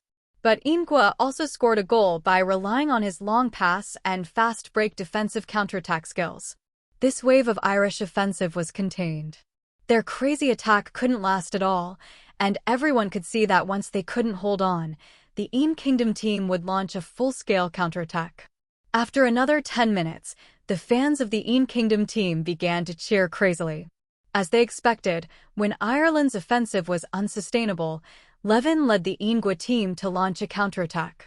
Now the Ingua team is already 130 points ahead, and victory is in sight.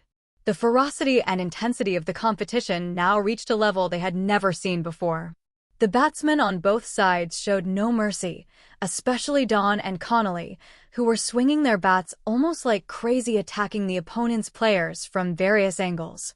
Especially Dawn. As a witch, her figure is not majestic, but at this time she was like a mad tigress, waving the bat and rushed straight towards Moran holding the quaffle, successfully blocking it. Her castration. The next moment, the quaffle was successfully robbed by Cyrilla. Moran looked at Dawn angrily, but Dawn pointed the back of his head at her without caring and flew away in a hurry, with Cyrilla escorting him. They didn't collide, right?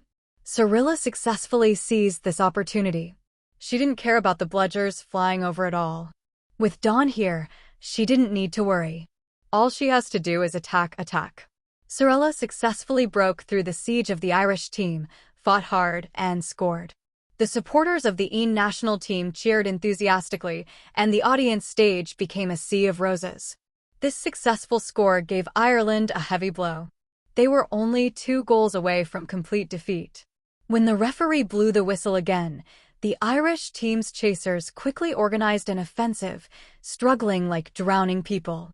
With a strong force, Ireland finally scored a goal 2 minutes later, restoring the score gap to 130 points again. They proved that the Irish people's fighting spirit has not been broken. The Irish audience all stood up, cheered and jumped, forming a huge green wave. At this moment, Bryce Parkin received Levin's signal again and suddenly jumped high into the sky. In the eyes of the audience, she almost became a silver shadow, flying quickly through the air. The Irish batsmen went crazy and chased the ball with all their might. 2 bludgers whirred and came through the air. Parkin reluctantly dodged and continued to move quickly in the direction of the golden snitch. Just a few meters away, Quigley, the Irish team's batter, used all his strength to hit a flying bludger towards her in an attempt to stop Parkin. Seeing that this attempt to end the game was going to be in vain, Levin stood up and he drove the firebolt and inserted directly between Parkin and the bludger. Without dodging, he was hit head-on by the bludger. Deafening exclamations came from the audience. Zhang Qiu covered his mouth as if he saw himself on the field. Levin's eyebrow seemed to have been damaged and blood was flowing everywhere. But at the same time, behind him, Parkin raised his right hand high. The golden snitch flapped its wings slightly and struggled feebly in the hands of the Een Kingdom Seeker. She caught it, Parkin caught it. Levin Green once again played a key role. He was not only the ace scorer, but also the Seeker's protector. The game was over. Een the national team wins.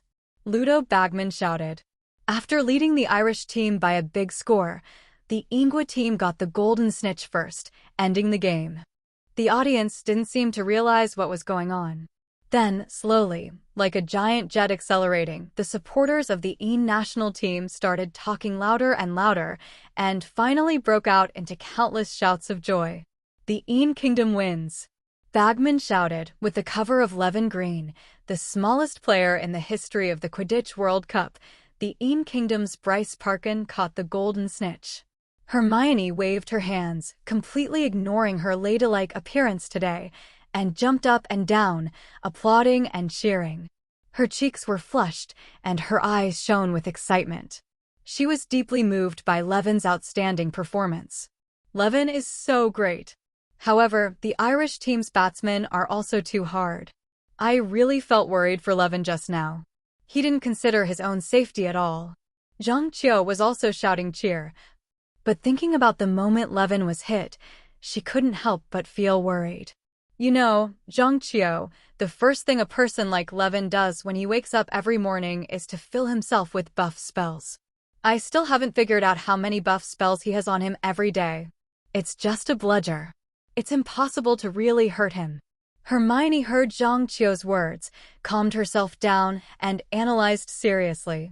She has received one-on-one training from Levin, and her understanding of Levin is obviously unparalleled in this aspect. Pieces of rose petals fell from Luna's head, and her blurred eyes regained their vitality, revealing deep joy. She put away her dazed look when watching the game and instead burst into a cheerful smile. Under the command of Onyxia, the mascots of the Een Kingdom, the fire dragons, leaped over the arena. Their appearance made the audience excited. Roses were waved everywhere in the stadium, and the national anthem of Dacia was played from all directions. When the team members rode their brooms and circled the field, roses rained from the sky. Those beautiful petals fluttered down one after another like a goddess scattering flowers, covering the entire arena in a dreamy romance. The supporters picked off the roses and threw them to their favorite players. Zhang Qiu couldn't wait to pick the red peony from his head and prepared to throw it to Levin when he passed by.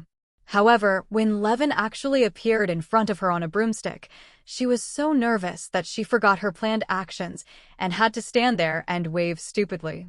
When Levin gradually disappeared after circling the arena, the audience applauded and cheered to express their appreciation and respect. In this warm atmosphere, Zhang Qiu suddenly found Luna standing next to him. There was nothing around her neck, and the roses that originally hung there had long since disappeared. Luna is so lucky to be envied. Zhang Qiu couldn't help but sigh. What are you envious of? Hermione asked, confused. I saw Levin catching the flowers she threw. Zhang Qiu bit his lip, feeling a little unwilling. Speaking of this, Hermione's face became a little ugly. Like Zhang Qiu and other little witches, she only had a carefully selected rose in her hand. As Levin walked around the court, they were all overwhelmed by the excitement of the game and forgot this important part. But Luna, she actually brought a large bouquet of roses, and when Levin passed by on his broom, she threw the bouquet into the air without hesitation. Zhang Qiu watched helplessly as Levin caught one in the air and blew a kiss to Luna.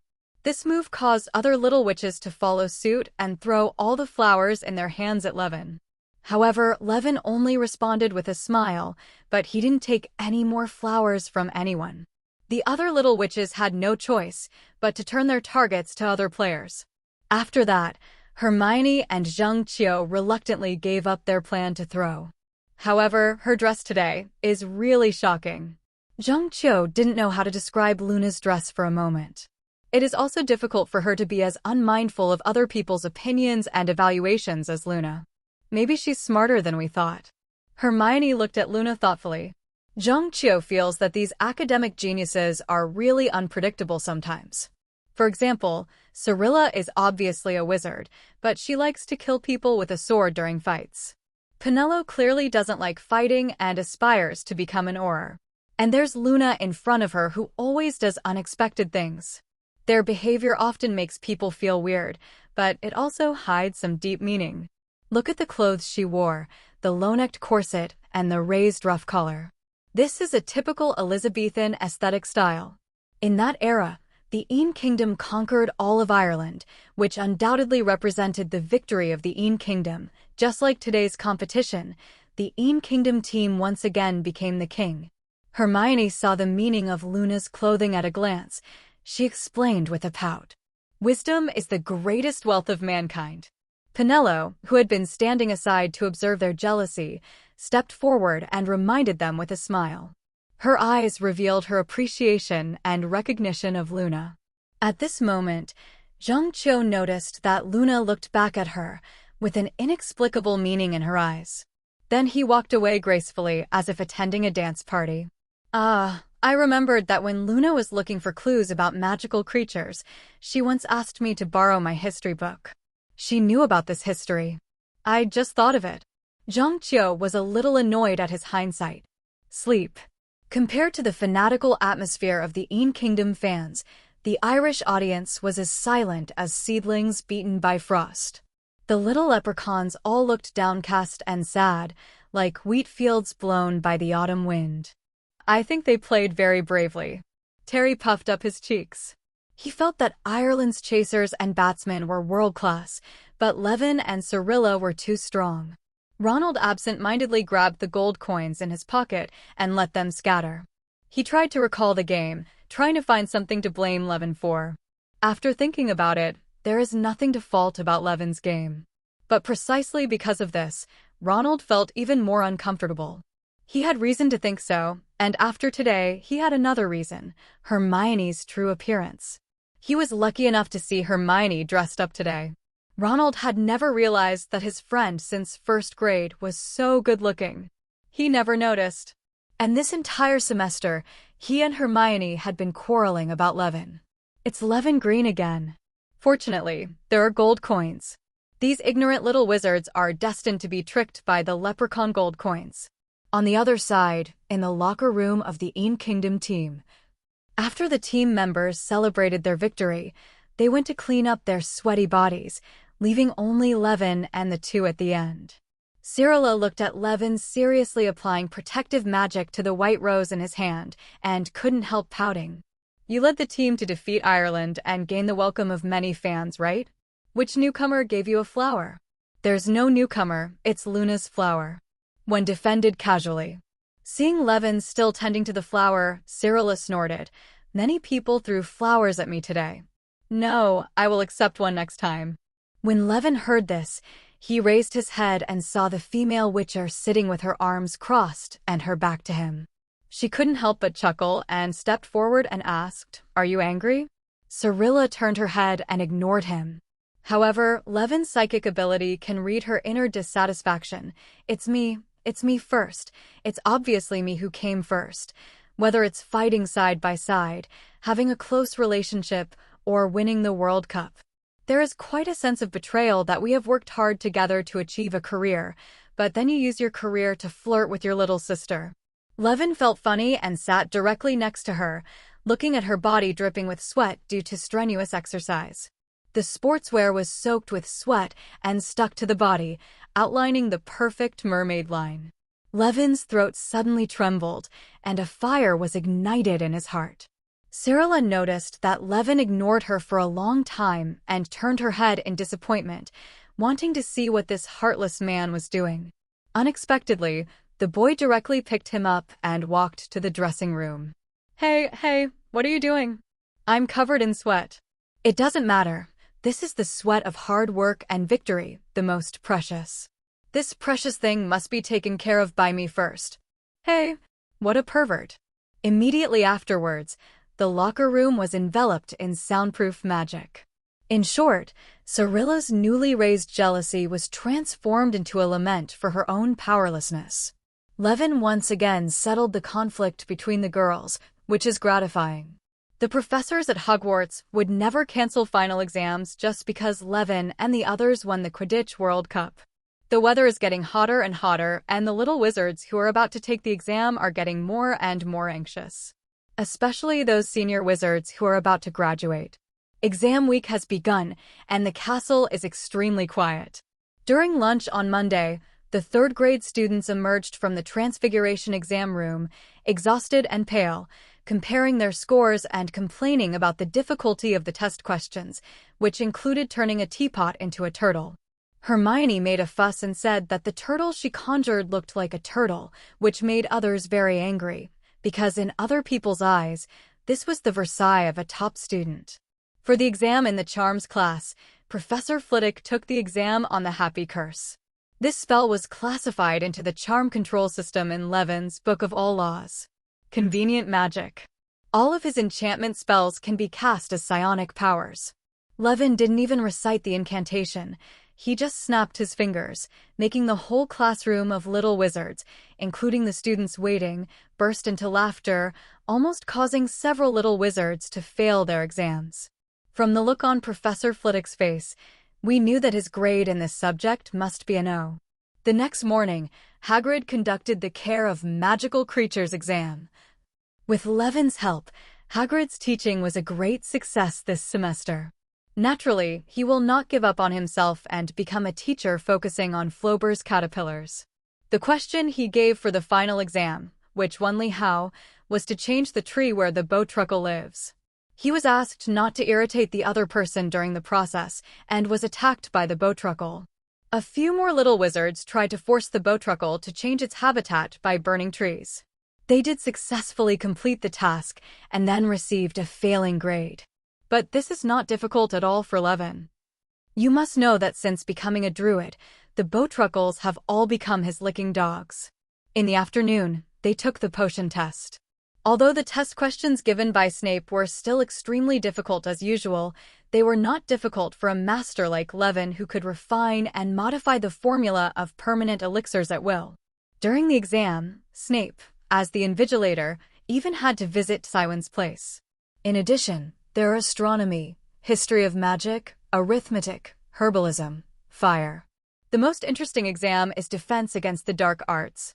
It was an obstacle course-like test outdoors in the sun, where students had to wade across a pond with a Grindylow and negotiate a series of potholes covered with red hats.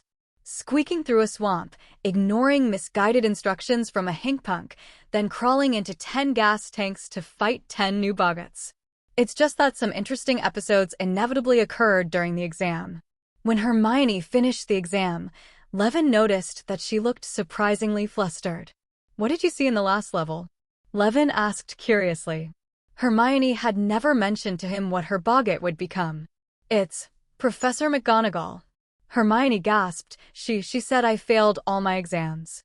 Levin chose the name Genius Club for the girls around him, which is really unique. Especially after they all took the permanent elixir presented by Levin. Cyrilla, Hermione, Cho Chang, Penelope, and Luna's intelligence and perception have been significantly improved. They are all extremely smart people. Even Zhangqiu, who is average in talent, and Luna, who is partial to science, are far ahead of their peers. The magical power of permanent elixirs takes them one step further.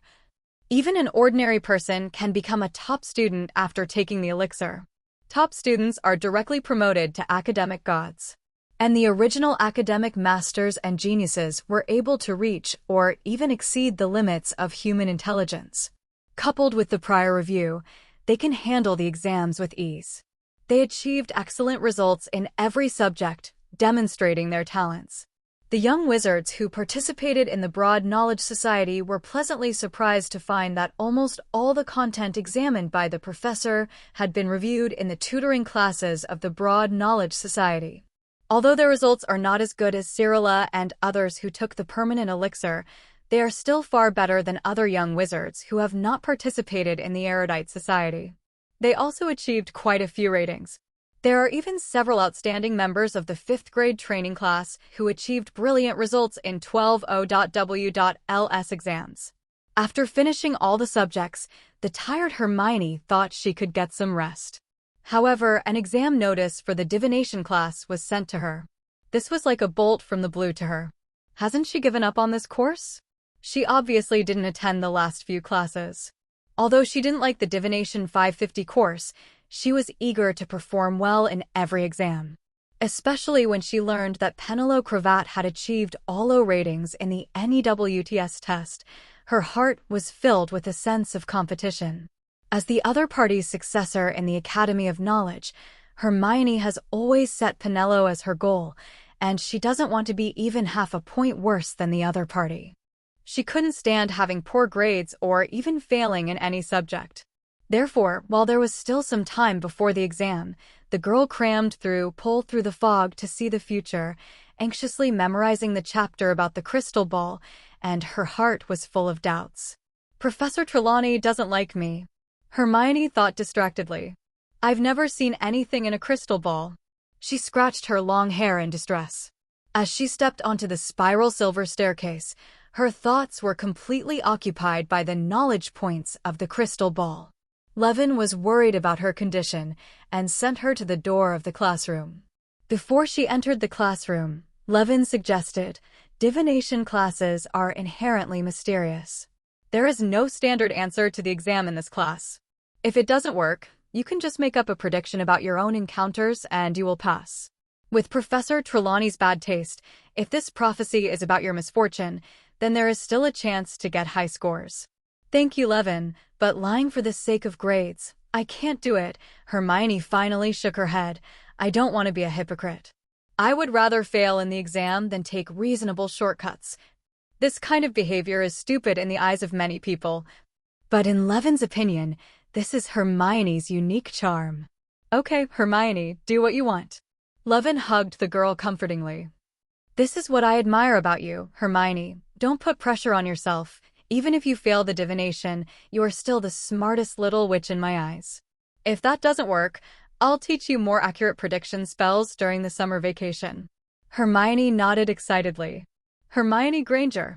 The familiar and dreamy voice floated from above.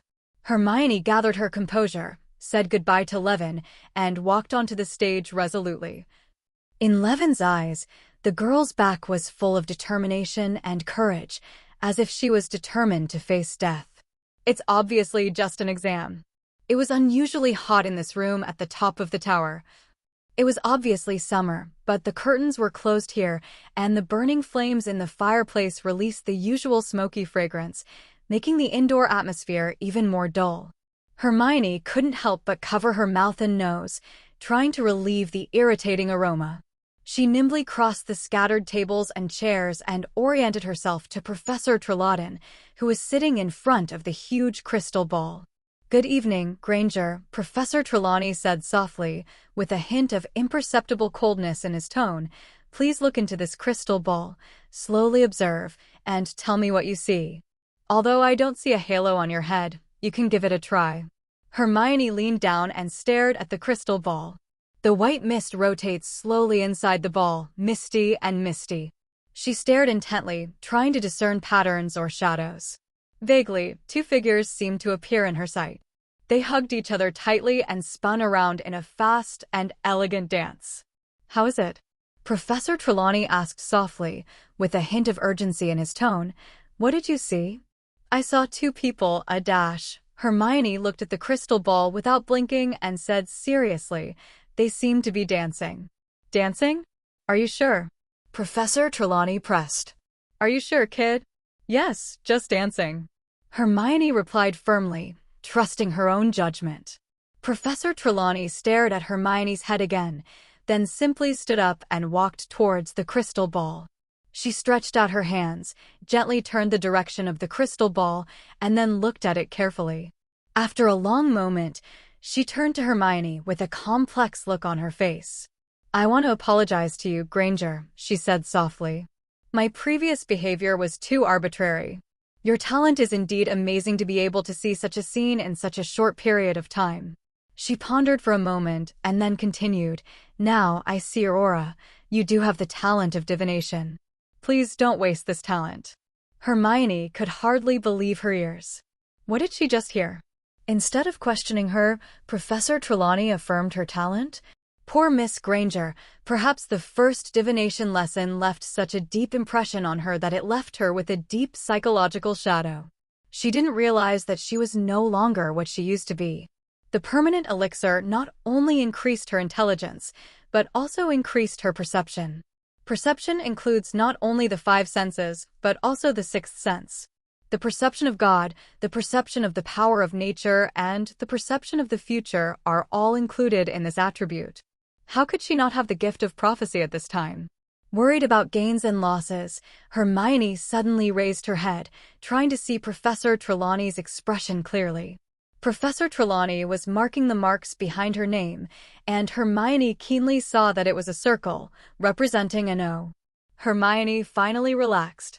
After breathing a sigh of relief, the girl stood up, bowed respectfully, picked up her school bag, and turned to leave, but she heard a loud and harsh voice behind her. Soon, Hermione turned around sharply and saw Professor Trelawney sitting upright in the armchair, his eyes blank and his mouth open. After a thought, Hermione covered her mouth, for fear of disturbing Professor Trelawney. Professor Trelawney's eyes began to spin wildly. The harsh noise came from her throat again, completely different from her usual voice. The Dark Lord, lying there alone, friendless, abandoned by his followers, his servant who has been chained and tortured for these 12 years. This servant will break free from the chains and set off to meet his master. Rendezvous. The Dark Lord will make a comeback with the help of his servants, stronger and more terrifying than before. Professor Trelawney dropped his head to his chest and made a vague sound. Then, suddenly, her head rose again. "I'm sorry, my dear child," she said drowsily. "It was so hot, you know. I might have taken a nap." Hermione looked at her in horror. "Is something wrong, honey? You just told me that. The Dark Lord is going to make a comeback. His servants are going to return to him." Professor Trelawney looked shocked. "The Dark Lord? The one whose name I dare not even mention? My dear child, that is no joke, making a comeback. Oh my God, but this is what you just said. You said the Dark Lord." "I think you must have fallen asleep too, my dear," said Professor Trelawney. "I certainly cannot predict such outrageous things." Hermione climbed down the ladder and spiral staircase in a daze, her mind lingering on the words she had just heard and Levin's comments about Trelawney. She really had a talent for divination, but this talent could not be taught to others. She felt that she might have just heard Professor Trelawney speak a real prophecy. If that were true, Hermione's heart couldn't help but sink. The joy of getting an O in divination class had been forgotten. If the rise of the Dark Lord was destined, then what could someone as small as her do? Hermione thought of Jaina and the others in the Ministry of Magic, who were waiting for them, and of the Erudite Society. When she saw Levin again, the girl threw herself feebly into his arms. In the hot summer, the last event of the Bashi Society came as scheduled. Although the sun is scorching hot, the interior is like a cool ice cellar under the influence of thermostatic technique, bringing a rare coolness to people. The long table is filled with all kinds of iced drinks, large glasses of butterbeer, sherry juice and sherbet, giving off a cold and tempting atmosphere. All kinds of pastries are like works of art that you can't help but taste: blueberry shortcake, raisin scones, cinnamon sugar bread, apple pie, strawberry cheesecake, caramel banana tart, butter cookies, etc. There is a dazzling array. Each one all are full of seductive charm. Padma Patil tasted the raisin scone elegantly and said with satisfaction, "I found that everyone who participated in the society did well in the exam. I passed every subject." Steve took the report card that had just been issued and showed it to everyone in surprise. "I actually passed the grade in my herbal medicine class." It's not surprising. Hermione drew so many key points for everyone and even copied the notes for us, which helped us a lot. Padma's answer was full of gratitude. Steve looked at Levin, who was stepping up to the podium. Everyone, be quiet. Levin's voice spread throughout the classroom. First of all, congratulations to everyone for their good results in the final exam. Levin said with a smile, everyone's hard work has not been in vain. From this point of view, the courses of our broad knowledge society are very necessary and helpful to everyone. Hearing this, the little wizards below nodded repeatedly. In order to further enhance communication among everyone, and so that senior students can help each other after graduation, we will prepare a gathering in the summer. He paused and continued, we will issue a batch of badges of the Bosho Society, both as a symbol of the society and as a message reminder. As he spoke, Levin waved his hand, and badges flew out from a small bag and landed in front of every little wizard present. The badge is metal, with gold and silver on the surface, and the delicate, intellectual logo on it. Seeing this badge, the little wizards couldn't help but cheer. This badge is not only a symbol of honor, but also a link between them and the Bosho Society. The Erudite Society organized by Levin not only allowed everyone to gain knowledge and skills, but also enhanced the friendship between classmates and strengthened communication between them during the training process. Everyone is full of expectations for the activities organized in the summer, and I believe it will be a freer and more interesting time. Different from the cheerful atmosphere of the training organization, Harry Potter's mood was very low. Professor Lupin submitted a letter of resignation to Principal Dumbledore on the pretext of helping Sirius run the Black family business. Of course, this is by no means the whole reason. Considering the curse of this position, Lupin is afraid that something bad will happen to him if he continues to work. In addition, the strong malice from Snape also worried him. The other party could even hint openly that he was a werewolf when he was teaching as a substitute. If he was still ignorant, he had no doubt that Snape would directly announce the news to everyone.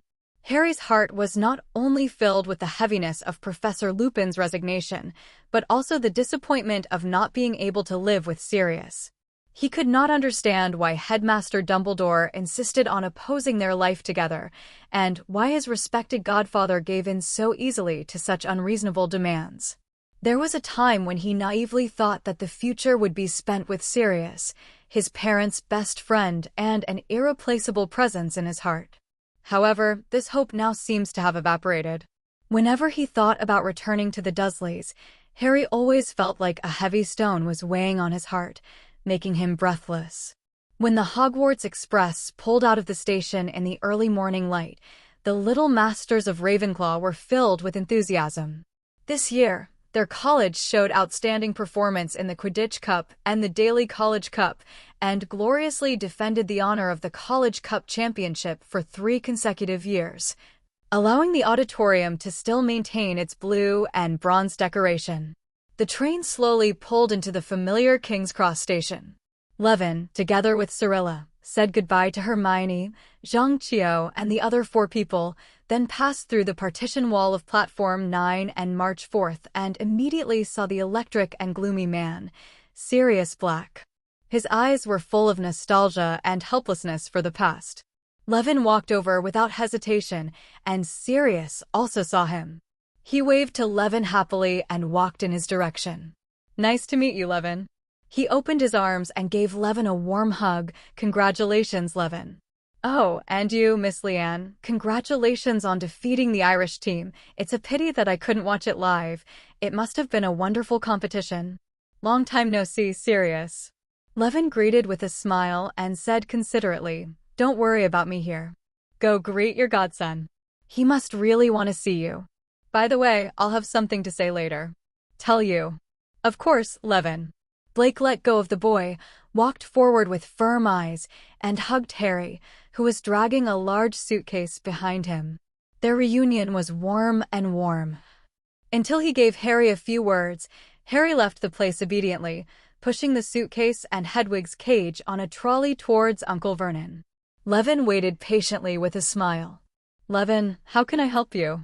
Sirius stood in front of Harry and looked at Levin suspiciously. "No, I just heard something from Hermione and felt unworthy for you and Harry, so I wanted to give you a suggestion." His voice was filled with sincerity and care.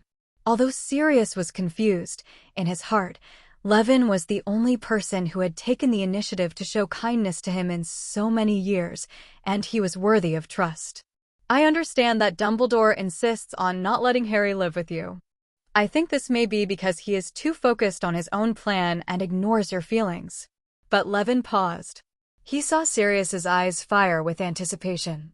Levin chuckled softly, and without any further pretense, he directly stated the suggestion, "Sirius, you can consider finding a place to live near Vernon's house. In this way, you can be together during the day, and only at night will Harry need to go back to his house, Aunt's house. As long as you reveal your true identity to Harry's aunt and uncle, I believe they will accept you. Please give me flowers." The doubts in Sirius's eyes disappeared instantly, replaced by a bright smile. "Thank you, Levin. You really helped us. Why didn't we think of such a simple solution? Perhaps you should learn to use your own minds to think about whether there is a better way before blindly following other people's opinions. I am not targeting anyone, but I am reminding you not to rely too much on others. After all, the decider of everyone's destiny is only himself." Levin pointedly pointed out the fact that they did not want to face. As for Dumbledore, he is obviously more willing to devote his energy to what he considers to be important matters, and what he considers to be little things has never been taken seriously by him.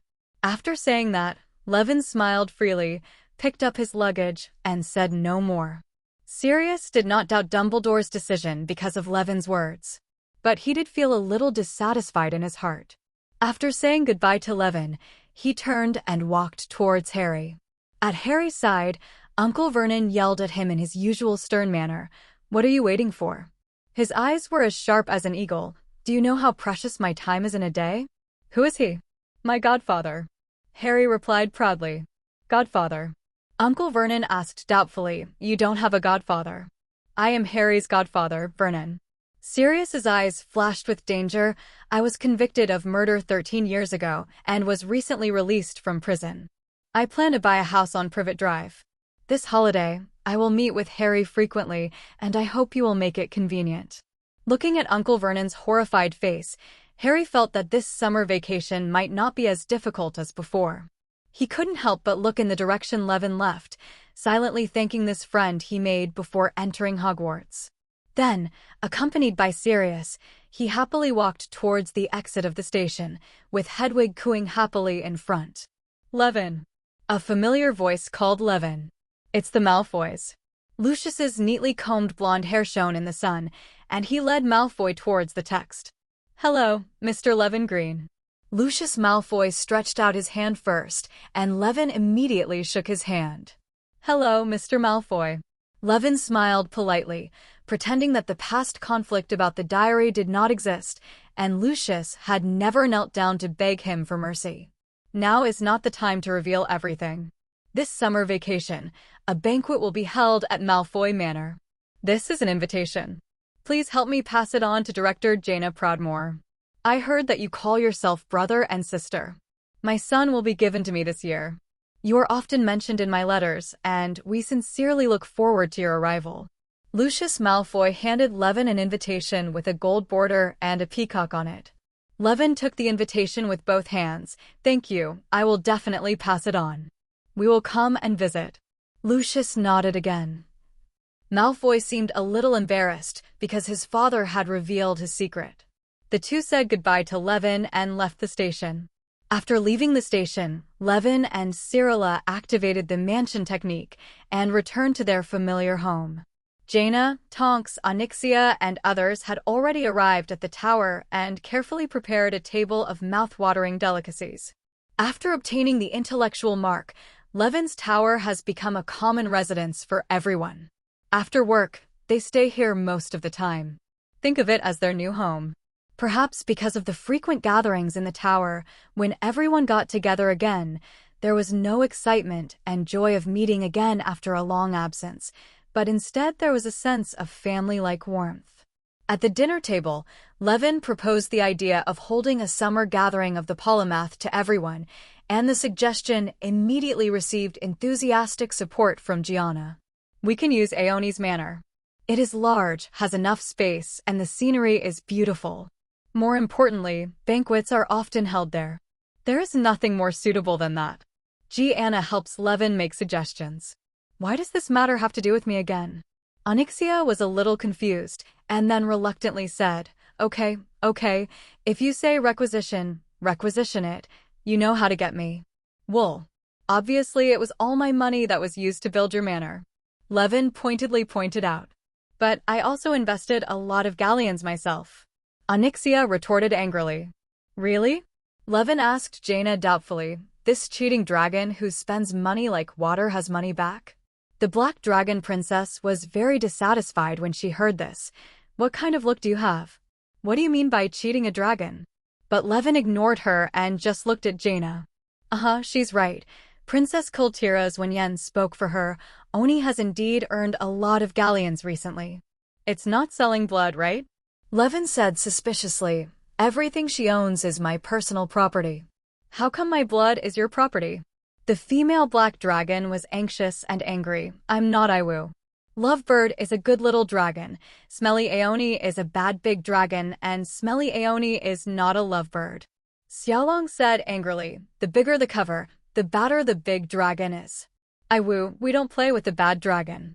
Levin casually took Iwu into his arms and stroked him for a while, then turned to Onyxia, and you, don't say that your blood is mine. The whole dragon is my flower. Unexpectedly, after hearing this, Onyxia did not refute, but turned her head so that no one could see her red face. She didn't understand why she, who had toyed with countless aristocratic politicians to applause, was so easily emotional and showed such an innocent side when facing a young boy. At this time, Tonks also spoke for her. Don't be too prejudiced against her. Brother Levin, Oni has been really diligent recently. She has been running around in dragon farms around the world, working on how to train dragons. I made a lot of extra money. Then she quietly revealed, you don't know, just for that game between you and the Irish team, Oni earned 4,000 galleons from the mascot performance. 4,000 galleons. Cyrilla was shocked. She didn't expect that the pre-harm performance of their national team mascot would be so valuable. The Quidditch World Cup finals adopt a single elimination system with a total of 16 teams. If the EAN team can reach the finals, theoretically they will have to play 3 games. Every step further into the finals, the more attention the game gets. How did you negotiate and charge per session? She asked curiously. Others also looked at Onyxia, wanting to know how much money she could make next. How is that possible? Onyxia showed a proud expression. I signed a progressive agreement. The more important the game, the higher the price. Like the knockout matches of the World Cup, every time you take a step forward, the price will double. Speaking of this, she looked at Levin and Cyrilla, showing the dragon's unique greed. So come on, try to reach the finals, so that I can get 63,000 galleons. It took me a long time to make money for you. Levin was angry and funny. After a pause, he still acknowledged Onyxia. You did a good job this time. Hearing the master's praise, the Black Dragon Princess was not only not happy, but also showed a vigilant expression. What are you doing? You don't think you can take away all the money just by praising me? I tell you, don't even think about it. Looking at Levin's calm eyes and recalling the experience of turning into a cat, Onyxia shrank her neck and her energy storage became much weaker. At most, a quarter at most. No, half. I'll give you half at most. No more. There's half of it? What a surprise. I was only planning to get 1/3 at first. Levin smiled. Damn it. Onyxia slapped her thigh in frustration, making everyone burst into laughter. Anyway, the Polytechnic Society's party will be held at your place. Levin finally decided, and then glanced at everyone present. You all should come to the party, just to increase your presence among them, and also to get to know your future subordinates in advance. Brother Levin's advice is great, but I won't stay there forever, Gianna added. I'm much older than you, and not everyone is like you, precocious. When she said this word, Jaina's cheeks turned red. If I'm here, they will feel restrained, so I just go and look around. Then she looked at Tonks and said, Nymphadora, you are relatively close in age to them, so I leave it to you to pick out the materials that can be made. Okay, Director Proudmore. The female aura saluted mockingly, causing another burst of laughter. That's right, in the future, when the erudite society holds gatherings, you can choose to hold them in my manor. Onyxia thought for a while and took the initiative, but I have no choice but to pick people. Next, Levin, Jaina, and Onyxia studied the details of the banquet for a long time. Then they immediately started making invitation letters and sent the owls at home to deliver these letters. Levin also activated the communication badge and disclosed the time and location of the party to them respectively. Levin's vacation life is not as leisurely as other little wizards. Not only does he need to continue completing the Book of All Laws, but he also has to participate in Quidditch training. Fortunately, the current Book of All Laws has completed the 4-ring part, which is enough for most people who need to learn the magic in it. For the next 5 and 6 rings, he is preparing to update the Buddhist system. As for level 7, he can only use level 7 spells at most now, so he has to save some time. All of the above were the same before he made a breakthrough in wizard level. Now he began to put his interest in another magical creation, that is, the golem. This was an idea I came up with after designing the Auror uniform. Since the manpower in the wizarding world is so precious, why not use golems extensively to assist in completing tasks?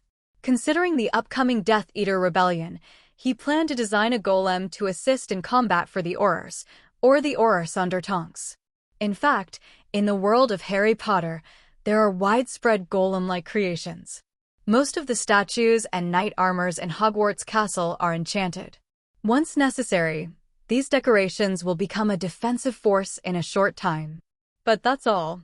Their combat effectiveness will not exceed that of a real knight in armor. Another application is wizard chess.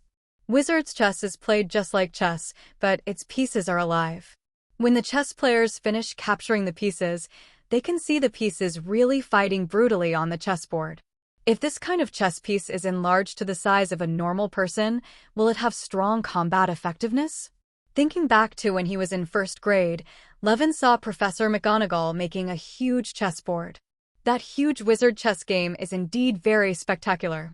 But it only looks spectacular.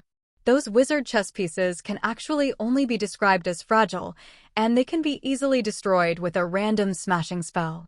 If it were just such a magical creation, it would not be able to participate in the battle between wizards.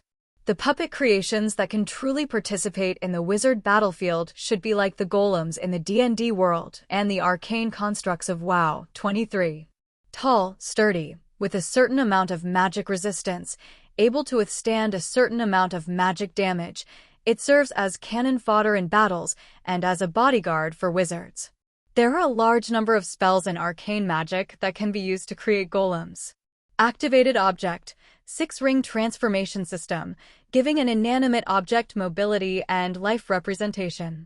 Command, 6-ring enchantment control system, which will give a magical command to a creature according to your wishes, allowing it to complete certain services or prohibit certain behaviors or activities. Anti-magic force field, 6-ring protection system, establishing an invisible barrier. Most magic effects cannot enter the space within this barrier. At the same time, it also prevents the operation of magic items and spells in all areas. Resurrection, 7-ring magic, which can restore the life of any dead creature and completely restore its power. The condition of the creature's body is not important. As long as a small part of the creature's body still exists, it can be resurrected. The constant, activated object, can give the golem basic mobility. The constant instruction technique can give the golem the ability to accept instructions. The anti-magic force field can give the golem the ability to resist magic. The constant suspension technique, this allows the golem to have the ability to automatically recover after being destroyed. These are the main spells needed to create a golem. Needless to say, there are others such as various transformation techniques, supernatural craftsmanship, fossils into mud/mud into stone, stone softness technique that can be used to shape materials. The most troublesome thing is the intelligence problem of the golem. Levin needs to choose to live spiritually as the core of the golem. Only in this way can the golem be given a soul. And the source of this core. The method usually adopted in the D&D world is to use spells such as Alien Binding to fish a high-level earth element from the elemental plane, obtain magical life from the elemental soul, tie the soul to the artificial body, and let it have higher intelligence. However, the problem is that the world of Harry Potter is neither D&D nor WoW. There is no attached elemental plane at all. In this case, the earth element summoned by Levin and the water element summoned by Jaina are just condensed elements. They only have the most basic wisdom and are no different from the golem that only has activated object applied to it. Of course, in addition to this, wild soul essences can also be used as substitutes. Unfortunately, Levin only had 3 soul fragments in his hand, which were all the results of cleaning up Voldemort's Horcruxes and were not enough for one golem. If Levin just wanted to make the simplest string puppet that could be controlled and moved when he said a word, such as the wooden golem he used as a training dummy, then naturally he wouldn't have to think so much. But what Levin plans to design is a golem that cooperates with the wizard in fighting. This kind of golem must have enough subjective initiative. Therefore, Levin, who had been too lazy to study soul spells, finally started thinking about how to get some souls. But if you think about it carefully, is this kind of thing really difficult? When has this world ever lacked dead people? For example, Rwanda in 1994. Levin asked for a leave from the team, said goodbye to his friends, and went to Rwanda without revealing his whereabouts, staying there alone for a week. But when Levin came back, his whole temperament was like that of a necromancer. Others could feel the coldness from 5 meters away, and Iwu burst into tears as soon as he got close to him. For the next 3 days, Xiaolong stayed with Levin. Even Luna's visit could not make her go away. He would rather cry every day than stay with Levin. In her words, that is, Levin cannot be eaten up by that terrible emotion. Levin is certainly not affected by cruel emotions, but his trip to Rwanda did gain him a lot. His soul control expertise was even upgraded to soul spell specialization. And since then, he has almost never lacked soul stones when making golems. Of course, using the soul stone to give the golem spirituality does not mean directly using the soul as the core of the golem. The golem does not inherit the consciousness and memory of the soul. However, there is another consequence of using the souls of ordinary people. That means it cannot be used to create more advanced golems. Those golem constructs that can be completely independent, can handle things like humans, and can even cast magic like wizards, need souls that are more spiritual and closer to magic, such as the soul of a wizard. Of course, the golem used by Aurors does not need to be that advanced, but Levin himself needs it. He also wants to make himself a few constructed maids who will handle daily chores. Don't ask why we don't use house elves. The answer is ugly. It is much more difficult to obtain the soul of a wizard than a muggle. The main reason is that the wizard population is too small, and there are many ways to detect the dead. Killing people casually will cause endless troubles. And Levin is not the kind of person who can kill people at will with peace of mind, so waiting for the wizard to die accidentally is not reliable. But now there is an opportunity to collect souls openly. Quidditch World Cup Final. The incoming Death Eaters are just the raw material for the future construct made. For this reason, Levin also had to design several golems for the Aurors to help them fight. Combining the inheritance of ancient magic to create golems obtained in the secret room on the map, and the spells to create golems in arcane magic. Levin quickly produced the first batch of finished products, steel golems. From the appearance, these golems look like the armored knights in Dark Souls appearing in reality. Originally, Levin wanted to design it to look like an armored warrior or a power armor. But considering the classical aesthetic of these wizards, they finally chose magical design. These steel golems are armed to the teeth, with full body armor, magic swords, defensive shields, everything they need. They are not bad at all. Levin only enchanted the armor with secondary anti-magic field, and the spells it could resist were limited. And 483 anti-magic field is enchanted on the shield. In this way, the golem not only reduces the cost, but also does not have the power to resist powerful spells. It simply kills 2 birds with 1 stone. The second steel golem is not equipped with a shield, instead it is equipped with a giant sword. Levin attached an anti-magic field to the giant sword so that it has the ability to break through the defense of the iron armor curse. After being created, Levin placed them in the training ground, where the two golems were engaged in a brutal fight. If a stranger saw it, they would definitely think it was a duel between two knights.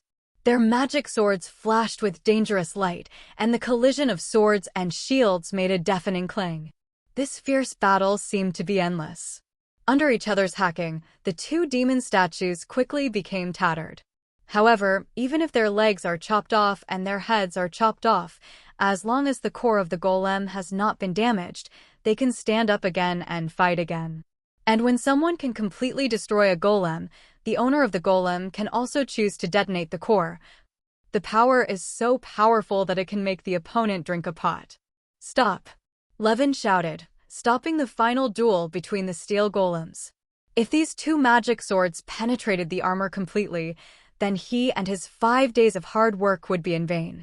His newly learned spell, Spiritual Fire Explosion, can completely burn the soul fire and detonate it. The destructive power produced is no joke.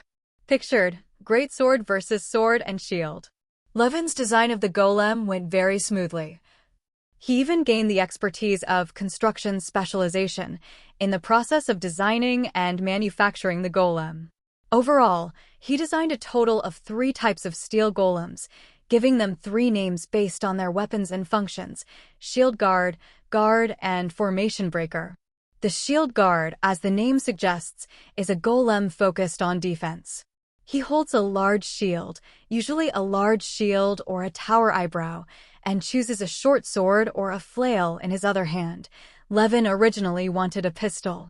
The shield guards are endowed with the strongest defense and magic resistance capabilities by Levin. The large shield in their hands can even resist the blasting spell. Their duty is to protect the wizard and is the last line of defense in front of the wizard. The guard is a general model of the steel golem. It usually holds a small or medium-sized shield in one hand and a medium-sized weapon in the other, such as a long knife, a long sword, or a short spear. You can also dual-wield medium or short weapons. They can attack and defend, and their functions are very versatile. They are the choice for most situations. Breaking Formation is the only golem that is not equipped with a shield. Their defense and magic resistance are the weakest, but they are equipped with the strongest heavy weapons, which can be spears, halberds, axes, great swords, etc. These weapons are usually given the effect of breaking demons. Compared with other types of golems, the formation breakers give up most of their defenses, but are endowed with the ability to attack fortresses. The ordinary iron armor curse cannot stop them at all, so they are good at charging into the formation. These 3 kinds of golems are the 3 basic models designed by Levin, on which various modifications can be made. For example, adding stronger weapons so that they can deal with stronger enemies. Strengthen magic resistance, enchant the whole body with anti-magic force field, and can resist most spells without a shield. Endowed with automatic recovery capabilities, as long as the core is not damaged, it can automatically recover no matter how damaged it is. It can even be transformed into outer armor. Not only can it act independently, but it can also transform into a power armor. Like Iron Man's armor, it can wrap the owner in it and provide a series of functions, including power and defense. The above sounds fancy, but in fact there is only one problem with Levin's golem. That's just too expensive. 3 basic models of steel golem. Levin has cut off the functions again and again. The above so-called modifications are actually the abilities that Levin thinks the golem should have. But it had to be cancelled in order to save costs. Even so, the cost of a golem is around 1,500 galleons. If sold, it will cost at least 2,500 galleons each. Such a golem is a huge sum of money when most divisions generally earn a monthly salary of 1 to 200 galleons. Levin didn't even know if he could afford an Auror office. In the end, it was Jaina who made the decision. You make a batch first, and I will rent it in my own name and arrange it for Tonk's team. When the chaos of this World Cup is over, and the golem shows strong enough performance, I will just purchase it on behalf of the Ministry of Magic. Levin also thought this was a good idea, so he made 20 steel golems and gave them to Jaina to dispose of. The days of research and work always fly by.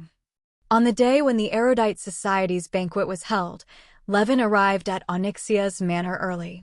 The gorgeous manor shone in the summer sun as if it had taken on new life. In the garden, long tables were arranged in an orderly manner, like long winding dragons. Onyxia carefully prepared a sumptuous banquet.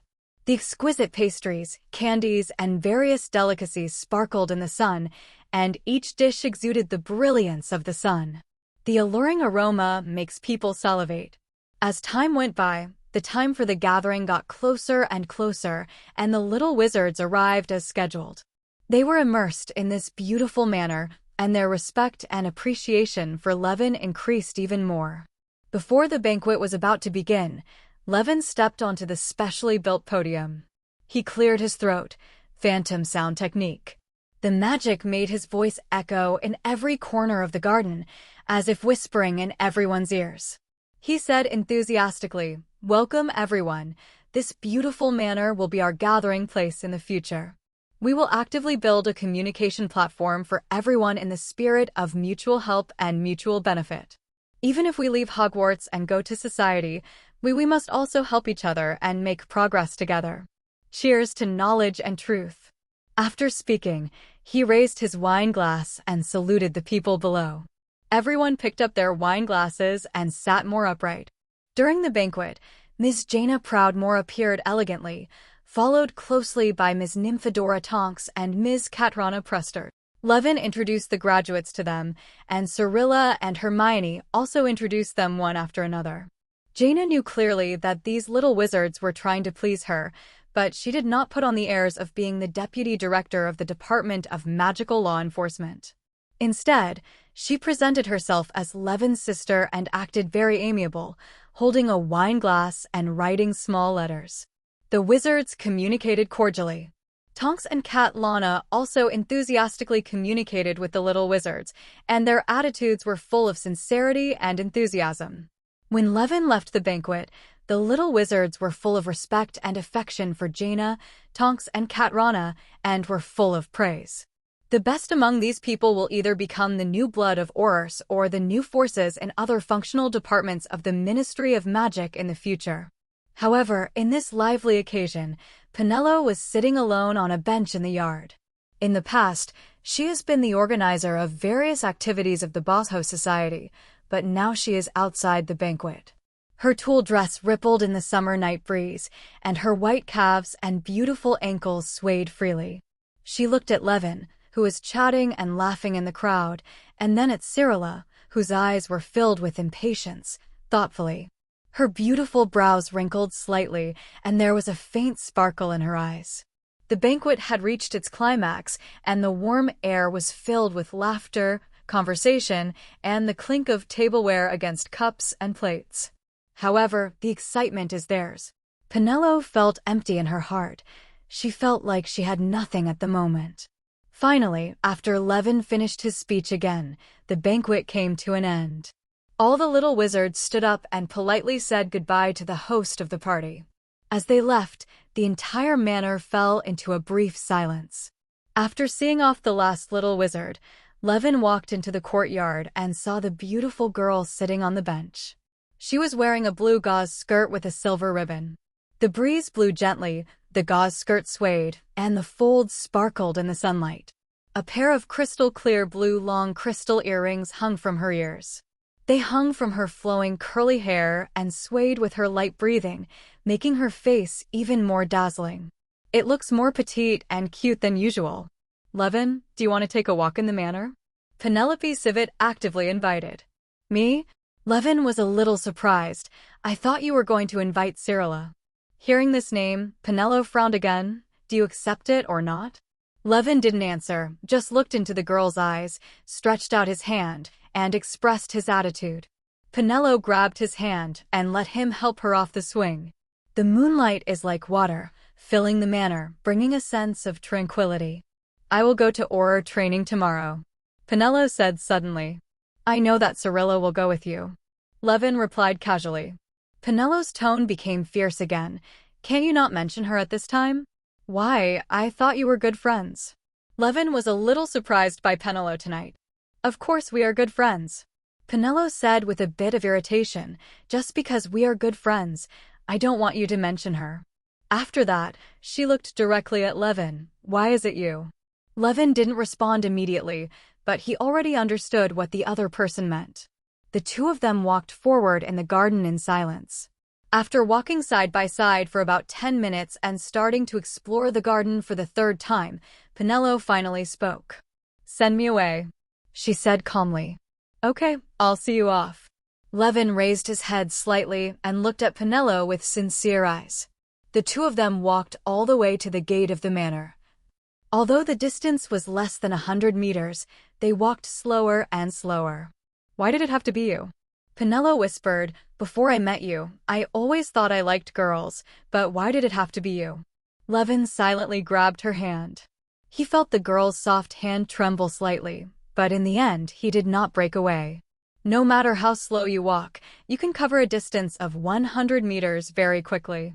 The two came to the door. Well, see you tomorrow. Levin waved. It's already today. Penelo leaned forward slightly and corrected him arrogantly. Levin sighed softly. Yes. Penelo laughed happily.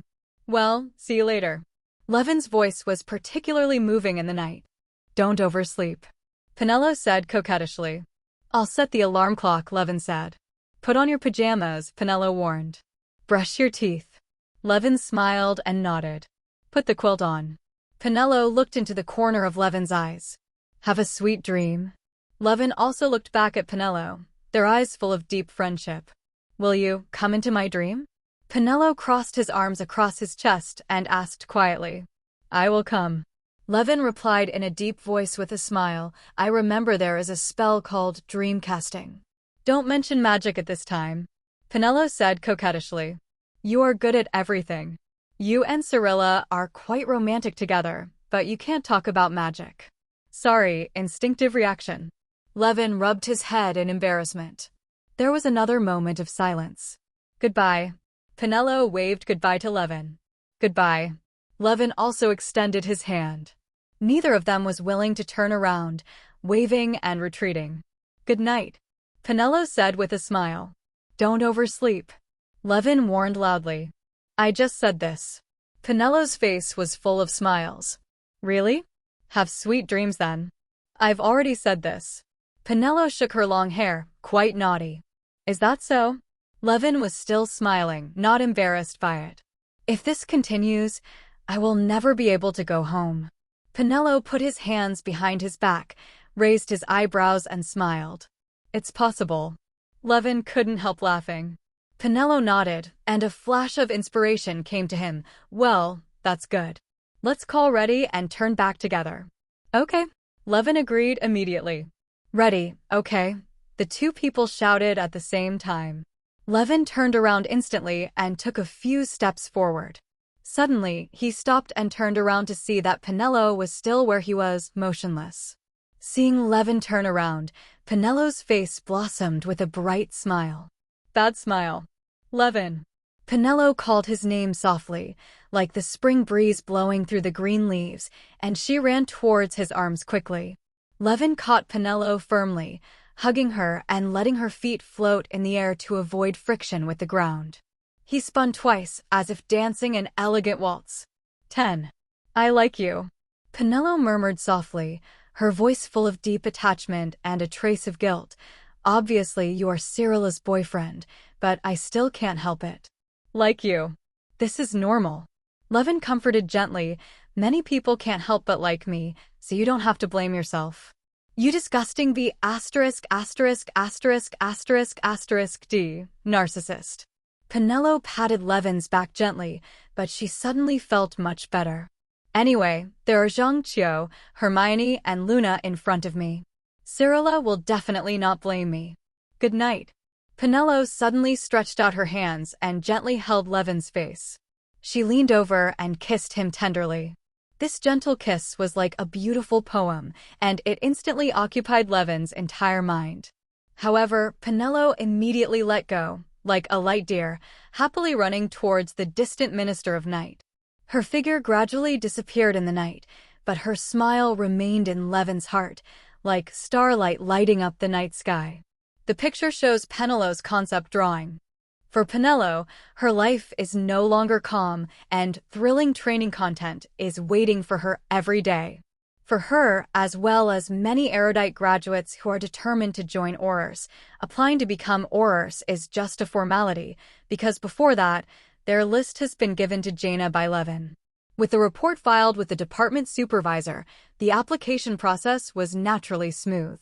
Of course, this doesn't mean that Gianna is playing favoritism, because she didn't break Auror standards.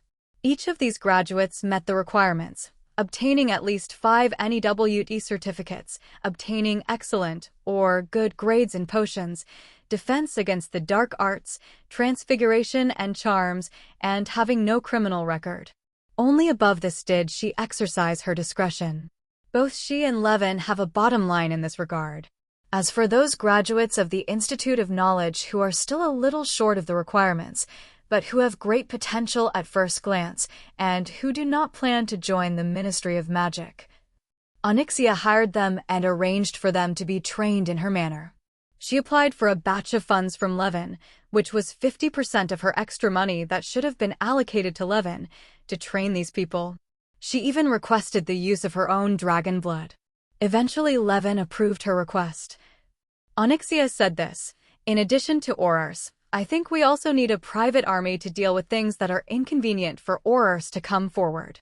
If you leave it to me, I promise to give you a loyal and powerful team." Levin naturally believed in Onyxia's ability to explode troops. He just asked the other party not to turn these people into invisible monsters. As for those who joined the Auror Office 790, they were basically placed under Tonk's command. They then engage in long and intensive training. In order to improve the training effect, Tonk specially invited Alastair Moody as a consultant to help train this group of newcomers. Moody is the most experienced Auror in the Ministry of Magic and has recently retired. Dumbledore invited him to Hogwarts as defense against the dark arts professor next semester. Although Tonks knew that Penelo was a member of the Genius Club, she would never relax her requirements because of this, but would instead become more strict. Because she knows very well that if you have attributes beyond ordinary people, you must receive training beyond ordinary people in order to fully exert the power of the attributes.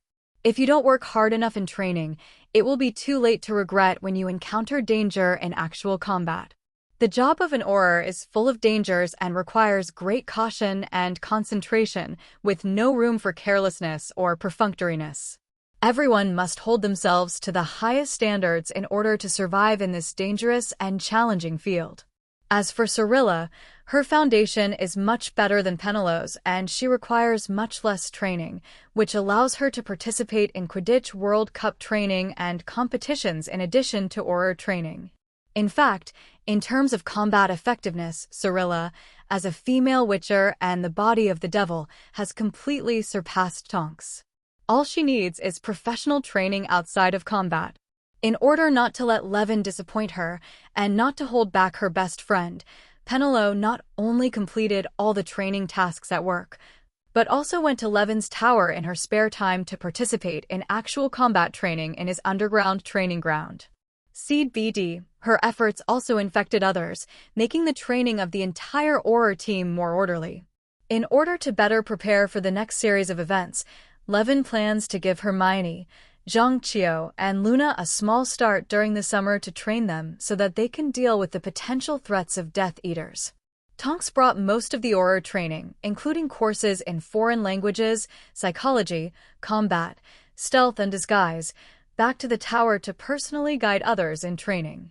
As for her, although she had already completed the Auror training, she was now keen on learning combat skills from Cyrilla. Penelo found that training in Levin's tower was much more interesting and practical than training at Auror headquarters. Levin upgraded the training room and used illusions to simulate various scenarios to assist everyone in practicing. Deserts, oceans, mountains, swamps, snowfields. You can practice in any situation you can think of. In addition, Levin also uses the secret eye to record the image of the trainer so that the trainer can view it by himself. And his steel golem has become the best object in actual combat training.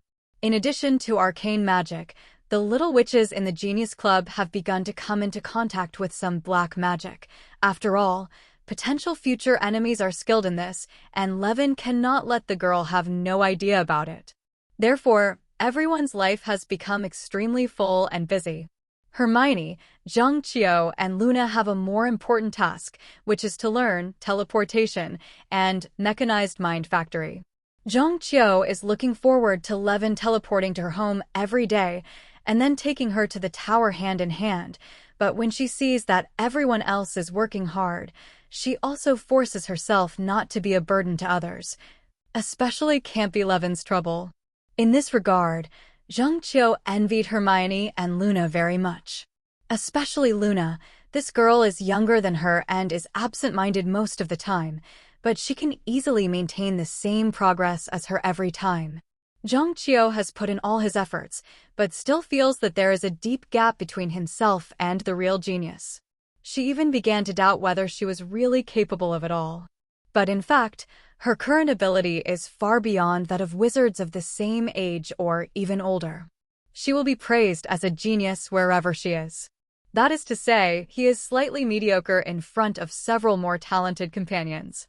The subjects of aura training are so complicated, the training pressure is high, and the tasks are heavy. No wonder no aura has passed the training except Tonks in the past 2 years. Jaina Proudmoore flipped through the training manual compiled by Tonks, sighed. Perhaps Cyrilla can pass, Tonks said after thinking for a while. With her ability, she can be an educator for auras. After saying that, she looked at Penelo again. With Penelo's current talent and ability, it will definitely be no problem to pass within 3 years. Penelo's temperament is becoming more and more, more capable. Gianna also looked over, hesitated, and praised. Jaina felt that Levin's vision was extremely outstanding, and the girls who were training seriously in the training room in front of her were all excellent. However, being too good can cause problems. Cyrilla and Penelo, their relationship with Moody is like a cat and a dog, and it is difficult to live in peace. Moody always felt that Cyrilla's methods were too ruthless and was worried that Penelo was too addicted to black magic. However, they did not buy Moody's tricks and laughed at him for being too conservative. 2 weeks after training began, Tonks went to the tower and complained to Levin. Moody was famous all over the world in the 1970s because he did not use the unforgivable curse banned by the Ministry of Magic, but used his wisdom and courage to successfully guide all Aurors who turned to Death Eaters back to the right path. His scars art is a direct testimony of his firm stance. He could have protected himself, but he chose to stick to it.